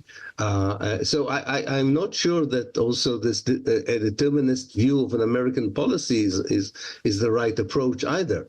I do think there's a chance of a different American policy as well. But I do think, Chris, probably the best way to do it is by saying, there are two coalitions now when it comes to Palestine. One I call Global Israel. Global Israel is still governments in the global south, multinational corporation, military industries, security industries, communities of Christian Zionists and Jews who more or less continue to provide Israel immunity for almost everything it does, almost automatically, kind of a faith. And against it, there's Global Palestine. And Global Palestine is made of civil societies, some governments in the global south, who are not only pro-Palestinians, but they really believe that the struggle for justice in Palestine connects very well with their own struggles against injustice in their own societies. And this is the younger generation of the world. And I think that this is a battle that goes beyond Palestine, connects ecological issue, poverty issues, rights of minorities issues with Palestine. And therefore, I don't think the balance of power is just America versus the rest of the world. I think there are much more complex two global coalitions which are relevant not only to Palestine, but I see the relevance mainly in the case of Palestine because I'm interested in it, but I'm sure they can be also exposed in other places of contention and where conflicts are still raging. Let's close by looking at Gaza. Real quick, do you think he was teaching in China on Palestine? I don't know what else he would be teaching on. He's like an expert in Israeli-Palestinian history. It would be kind of a waste of his fucking time to be teaching anything else, in my opinion. If we ever interview him, we need to ask him, hey, so what were you teaching on? Hold on, let me check something real quick. I want to know what he was teaching on, and if it is Israel-Palestine, right? He's a political science and he's a historian and political science major. So, he's a senior lecturer in political science at Haifa and Executor or whatever. So, it would have to be a poli-sci class, maybe like a general poli-sci, and not specifically about that Israel or something like that. But yeah, I don't know. But I'm sure he would draw a lot of examples from that, since he's he's written many books on the subject. Well, because you know where I'm going with this, right? I don't know. Xinjiang, dude. The what? Xinjiang. Oh, right. True. That whole thing. I want to know, so did anybody raise any questions? Yeah, that's nothing like what we're doing. That's not... I just want to know. I need to know. Perhaps it was discussed. First, I want to talk about intent. The UN says that half of Gaza... What's that? I wonder if he speaks Chinese.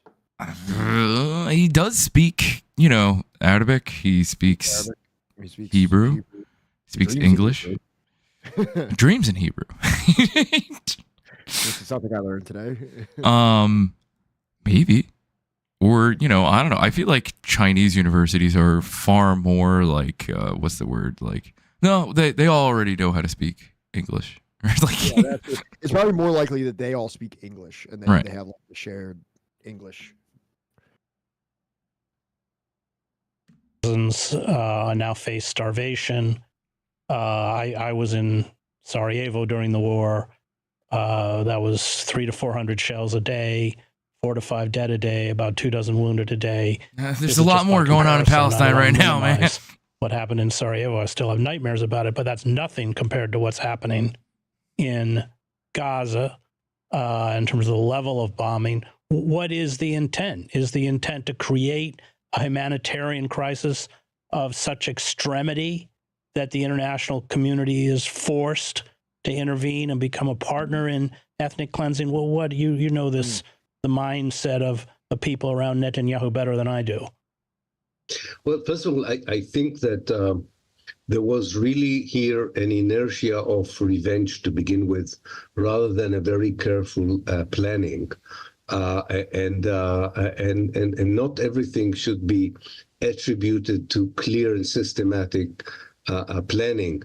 As the days went by, it was clear to at least one group within the policymakers who thought that the war gives a pretext to get rid of Gaza, a more systematic planning. So the end result, as far as they are concerned, is the depopulation of the Gaza Strip from as many Palestinians as possible, either to Egypt or to other parts of the world, because Gaza would, if it's not sustainable now, it would even be less sustainable in the future. I think there's one component among the Israeli policymakers who believe that they have the power to do it. There is a more, I don't know even if call them more moderate, I'll call them more pragmatic. People like Benjamin Gantz, Gadi Eisenkot, also depends. I mean, they joined the government in the last moment from the opposition. I don't know how influential they will be for the day after, but if they're still influential the day after, they would like to see that they have a certain end game in mind, which is to annex. Oh wait, no, sorry, I thought that was Ray. Onyx, have a good night, man.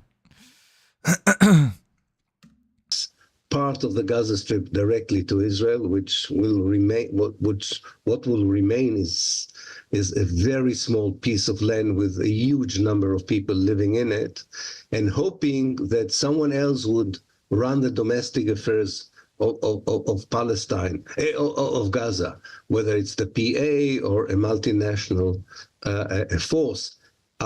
However, they don't think that it's even possible to discuss the day after scenarios before they fulfill what they promised to the Israeli public, which is something they cannot fulfill. And that's one of the reasons for the carnage that we're seeing, that they could have this, victory photo, kind of triumphant photo that shows that the Hamas is nowhere to be seen in Gaza, or at least nowhere to be seen as a military force. I don't think they can achieve it, but they still believe that they can. And until that happens, they continue relentlessly doing it, by the way, in brackets, by that even endangering more the lives of the still 130 and so Israeli hostages still held by the Hamas in the Gaza Strip. They claim that the two objectives of what they call the land maneuver is to destroy the Hamas as a military power and to salvage the hostages.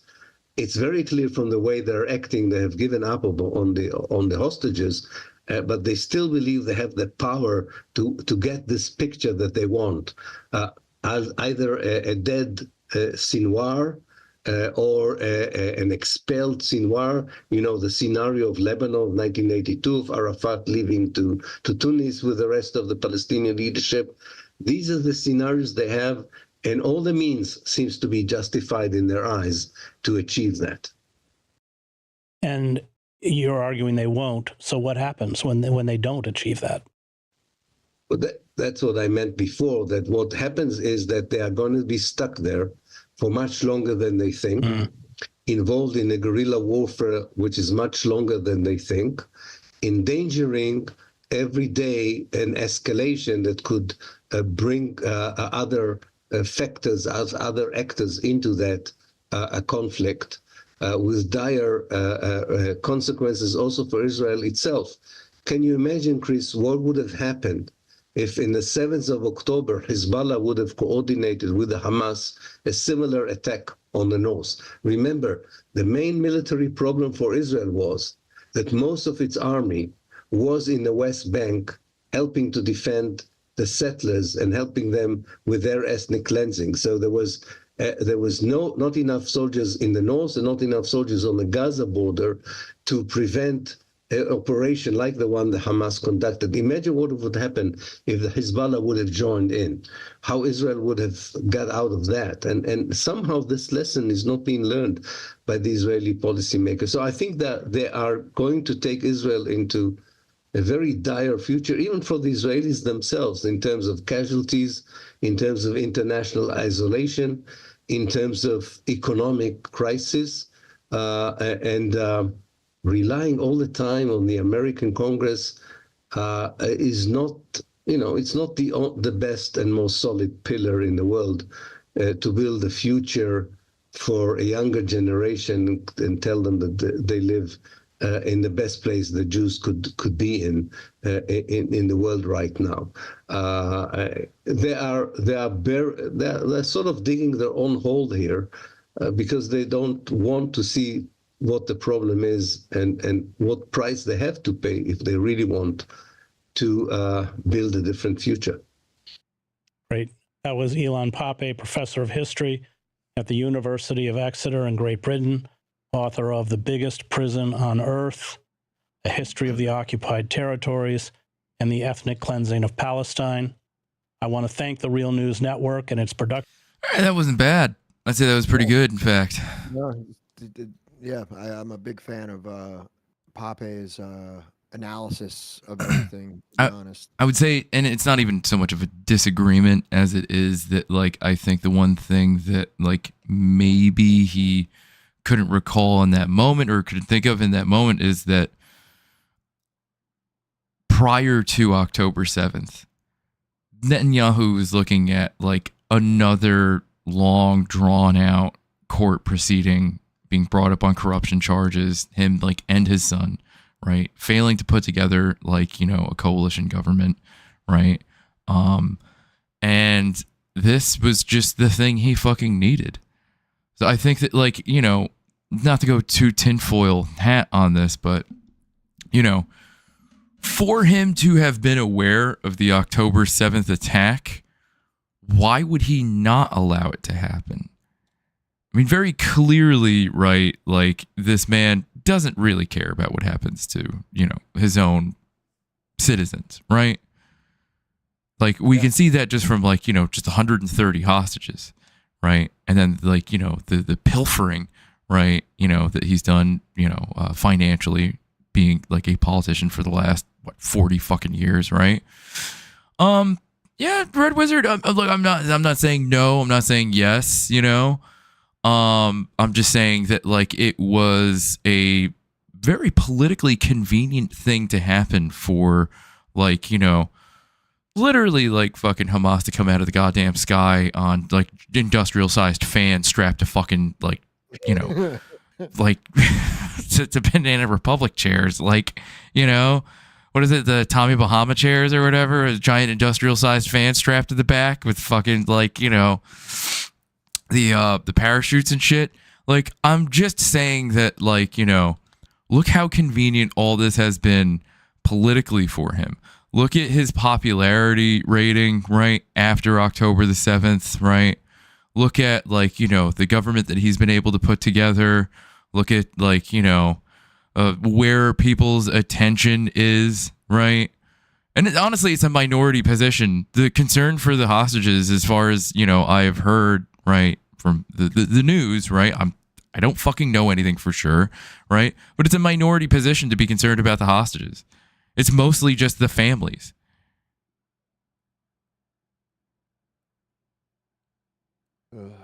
So, like, and especially if, like, they get into a hot war with a neighboring country like Lebanon, right? One without, like, I think its own. I don't even think Lebanon has its own, like, standing army. I think it kind of relies on, like, Hezbollah, doesn't it? Lebanon? Yeah. I'm not sure if Hezbollah is, like, if it relies on Hezbollah or if Hezbollah just kind of exists as, like, a paramilitary, an unofficial, irregular paramilitary. That's not, like, I don't think it relies or commands or, I don't know. Does the Lebanese army the same as Hezbollah? Hezbollah and the Lebanese Shia Islamist political army and militant group has an exceptionally strong military wing, thought to be stronger than the Lebanese army and the equivalent to the armed strength of a medium-sized army. So it has its own army, yeah. Yeah. Or at least that's what I think I'm reading here. It consists of 84,200 active personnel, with the ground force consisting of probably 80,000 troops, the Air Force 2,500 personnel, and 1,700 in the Naval Force. Remaining personnel are commanders, advisors, engineers, members of special forces. All right, so yeah, they do have their own army, but what like that other thing is saying is that like Hezbollah is probably a little bit stronger than like its own like national army. Right. Yeah, it's complicated. So like, you know, dude, fucking yeah, what could be better? For Netanyahu, what could be better? Right. He's gonna pull a fucking W, term 1 W, where it's just like we're at war. Like, yeah, you need people like me. They're gonna make the tough decisions. Say hello to the bad guy.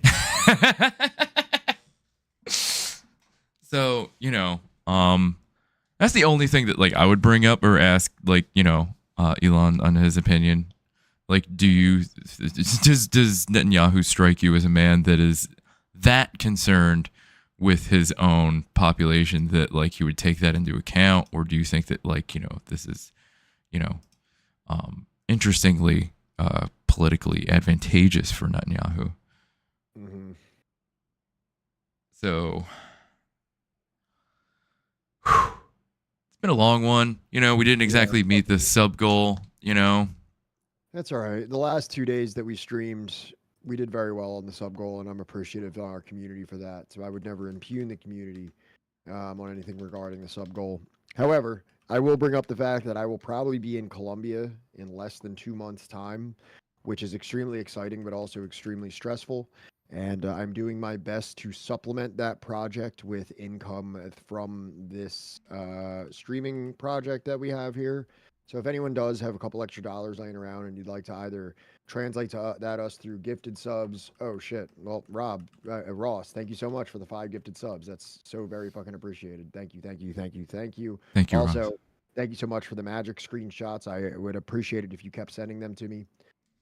I haven't reached out to the Socialist Org in Colombia yet. I've been talking to actually a friend of mine that lived in Colombia for 4 months, but I plan to. Columbia, Ohio, nice. It's actually Columbia, South Carolina that we'll be going to, actually. Which org? It's I thought I was clear about that. Yeah. Oh shit, Maverick, thank you so much for the 3 gifted subs. Oh, well now we have a hype train, so I guess we got to put on some fucking music. Shit. Hold on, let me put this. Can't send cash, but sending love, thoughts, and prayers. You know what? That's perfectly fine. I know that there's plenty of people in here that maybe like, you know, supporting monetarily isn't in the cards for them. The most important thing is just having people hang out, support the stream, be in attendance, follow us on other socials like YouTube and stuff like that. Like, you know, obviously that's the most critical thing. And if there is anyone that has like a couple extra like dollars or whatever like that hooks us up, that's awesome. But really, we just want a community that we can hang out with and actually, you know, have an audience for this and mostly like have friends too. Like, it's cool to just have a community of friends that we can bullshit with, get serious with, get emotional with, and everything that goes along with this. But again, you know, if anybody does have anything extra that they want to translate into gifted subs, bits, donations, tips, or subscribing to the Patreon, all of the money that goes into the Patreon, we have never taken a single cent out of the Patreon, Johnny and I. We have not enjoyed a single cent of it, and it's all being saved to help finance the trip to Colombia, which is approaching quicker and quicker, and I'm actually very stressed out about it. So, anybody that wants I literally. I found a way. I had a very helping hand from somebody near and dear to us, you know, like, you know, help me out with like the car situation. So I have a car that can at least run for now, right? I still have like more repairs, but I didn't use any of the money that you guys have ever given us. 10 fucking subs. Holy shit, dude. Hashgosh, thank you so much. That's fucking. I'm actually like almost tearing up from your generosity. You, Maverick, Ross, thank you guys so much for hooking us up tonight. That's amazing. Fuck, thank you so much. Yeah, I'm like honestly a little bit very moved by that. Thank you so much for the generosity. I'll be sure to shout you guys out while I'm in Colombia. When I'm in Colombia, I will be doing IRL streaming, streaming from the jungle when I have the internet access, streaming from whatever hotel room I'm in, hopefully doing interviews and hopefully conducting a very serious video essay / documentary about my experience there. So that's everything that we're working towards. Maverick, holy shit, thank you so much for the 400 bits. Much appreciated.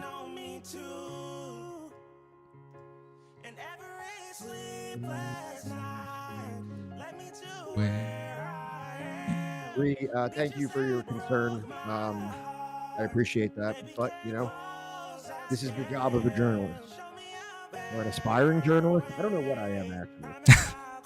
I don't know if I'm a historian or a journalist or a political commentator. We're just a fucking grifter. Maybe between combination of all. Combination of all of those things. A grift. It actually says it pretty well in my Twitter bio. I think it says pretentious political commentator, amateur historian, leftist grifter is actually what my bio on Twitter says. So, Ashka, 200 bits. Fuck, thank you so much. You're a freak in a mask. That too. That also needs to be thrown in those heap of descriptive terms. Also, we're going to be doing another, some IRL content when we go to DC next week, right? Oh, hell yeah, dude. We got to stream from one of our phones. We got to figure out which one of our phones is going to be able to handle it. I'm also going to bring my camera too, so that maybe we'll upload a VOD to the YouTube channel about us being, on the ground in DC at the march. So look for a video coming up on the YouTube, and also look for maybe an IRL stream from our phone as well. I forgot to ask, Pat, did you flood and did you take precautions and grab tubs to protect in the future? Tubs? Flood what? Oh, you meant in my basement? No, there hasn't been any issues since. There hasn't been any. It's rained a little bit, but it hasn't rained enough. I haven't done anything else. It's not in the drain. Did you get that thing I sent you? No, I didn't do it. I'm going to purchase it for you. I'll even install it. All right.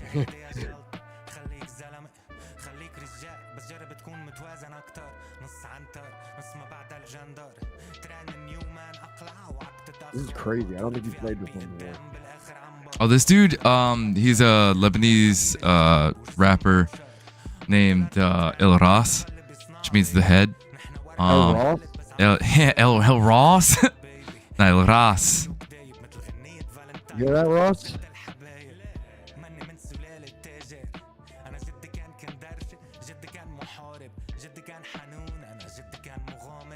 But yeah, if you like Arabic hip hop, this dude, the albums that he has out there are fucking awesome. No relation.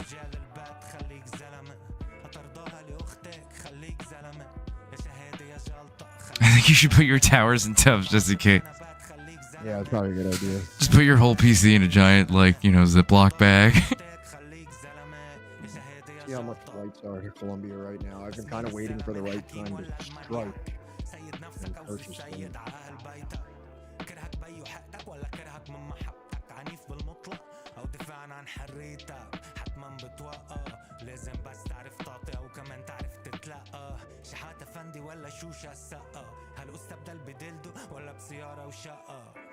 موظف بكرافات ولا بطل مغوار سلالتي ولادي او اعمالي والافكار اذا مش مشدود لفوق راح يسحقني الانهيار ويسمم جسمي نفسه مثل عقرب جوا نار جابوا لنا العار لما سمم الرماق بنراجع اللي كانت رجولي جوا نار.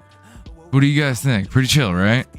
نتلاقى بالربيع رجولي جوا نار طول بعرض بشنبات خليك زلمه. Damn, there's some flights to Colombia that are only $130.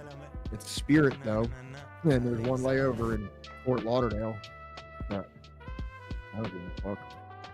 Leave Philly at 5 a.m., arrive in Bogota at 2:15 p.m. It's 9 hours total because of the time difference, but fuck that. For $137. How much is the flight? 137? Yeah. It's Spirit though. That's the only thing that sucks though, is having to ride 9 hours on Spirit. I'd rather play 206. I'd ride American Airlines. I'm not even lying. American. Have you ever flown fucking Spirit? Hell no, dog. Dude, it fucking sucks. I can only imagine. Oh wait, did something happen? Oh fuck! Maverick gave us 2 fucking gifted subs and 300 bits. That got us up Hell to the yeah. fucking level 6 hype train. God damn! Thank you so much, guys. Sorry, Maverick. I almost missed you doing that. I was looking at flights. Thank you, Anyone ever homie. looked at Lone Spirit? It fucking sucks. I don't know if that's what you were saying ew to, Maverick, but yeah, it fucking sucks. Damn, these flights are fucking cheap. I might actually. Shit.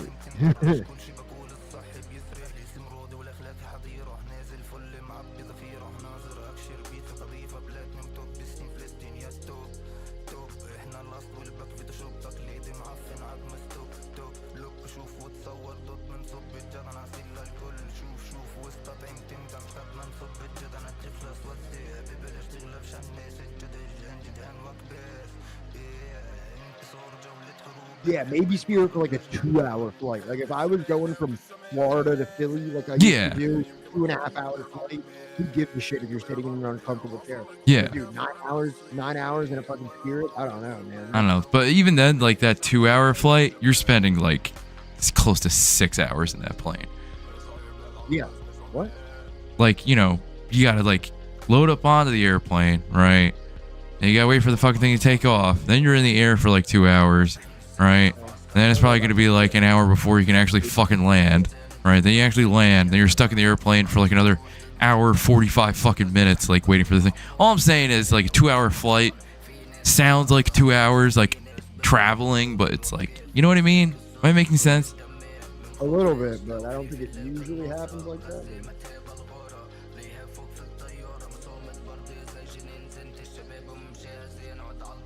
Hey, while you guys have the masks on, can we do a crab dance for Wolfgang Schauble being dead for a few days? Sure. Yeah, I guess, you know. Who's Wolfgang Schauble? I'm sorry. You know who that is, Johnny? What's that? You know who that person is? Wolfgang Schauble? Dude, I have no fucking idea. The only Wolfgang I know is Puck.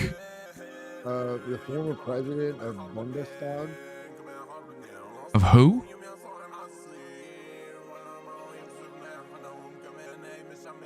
Oh, German. He's a German president?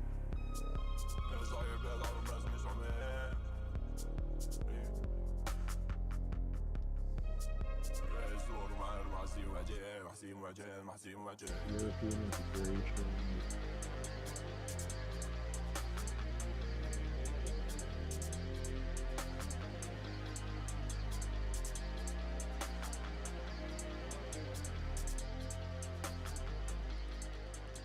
Apparently he's dead. All right. Apparently he dead. 1 minute left on the hype train, but you guys have been so fucking great to us tonight. We appreciate it so much. Thanks for hanging out. Oh, are we doing a little crab dance? All right. I mean, we did say, you know. Yeah.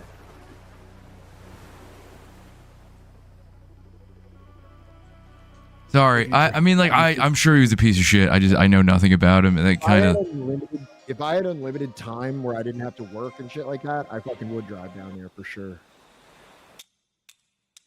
Not a Kissinger, but he's worth it, believe me. I will believe you. Little baby fly spirit, and he's a cajillionaire. Dude, well, somebody needs to talk to Little Baby. His like manager or something needs to talk to him because literally $130 for Spirit versus $200 for American Airlines. Like that $70 is negligible for a 9. Somebody needs to talk to Little Baby. Little Baby should probably hire me as his manager because no, I'm not driving to Columbia. I'm not driving. You don't want to drive to Columbia? Maybe Columbia, South Carolina.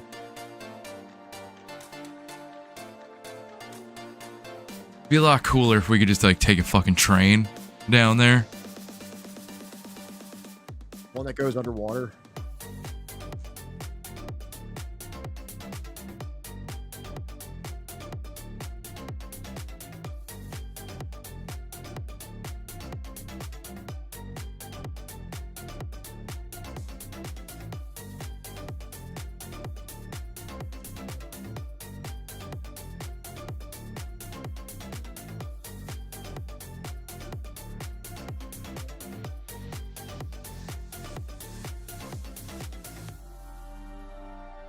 Driving through the Darien Gap. I would love it. People checking out the stream right now. All right, so for anybody that didn't know, got a new notification that we got a new follower, and they're like, whatever this is. the Wolfgang Puck that fucked up the Greece economy or whatever, some German asshole fucking kicked it, and that's why we were doing this crab rave. We're fucking partying because of it. Yo, guys, it was awesome chilling with you tonight. Guess what? We're back on Sunday, and guess what we're doing? We're picking back up where we left off on Liberalism by one Domenico Losurdo. You thought we were done with the books? You thought the books were gone? The books are back, baby. Just had a lot going on with the holidays and everything like that, but we're back. We're back. We're not going to leave that unfinished. Even though I have a pretty lofty goal of finishing a YouTube video before I travel to Colombia. One on Israel-Palestine, and also I have to read a bunch of books on Colombia also. So we'll see if I can do all that and not, completely destroy my brain. We got a raid poll up, guys. Vote. Oh, nice crabs. We have one vote. 50 of you, 2 votes.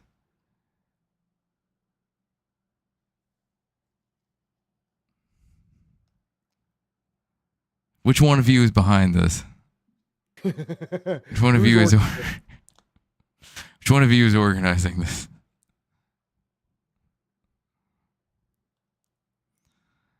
Spirit Airlines of raid polls. There we Doc go. Hollywood won, my fucking guy. There we go. That's more like it. Doc Hollywood's the closest friend to the stream out of those that are on there. We all love to all the other ones, but he's the only one that's actually been on stream with us. Shout out to Doc. Good fucking people. You failed, Chad. All right, guys. I'm fucking exhausted. Let me tell you something. I have not been getting enough sleep. I've been staying up till like 2 o'clock in the morning every night, drinking too much coffee, reading, and fucking trying to start typing out this script. And so happy that I don't have work or anything to do tomorrow. So I'm going to sleep in, and then I'm just going to read books. I'm going to write scripts. I'm going to make a presentation for Sunday, and that's it. I may not leave that. Actually, I'm going to go to the gym. I'm pretty sure I'm going to wake up tomorrow with like a completely blown out voice. From screaming about Palestine? I think it was the bagels, but yeah. Screaming about bagels? Yeah. Hell yeah. We got sleep in, gang.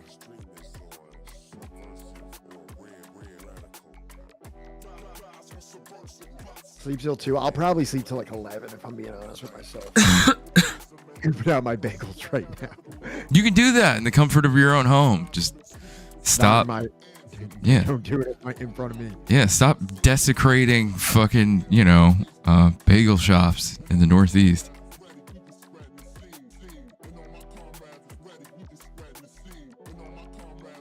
What do you mean mask your mic? What does that mean? I don't know what that means. Unsweetened don't want. All right. La salam. Stay strong out there. See you Sunday. Later, everybody. Give Doc our regards.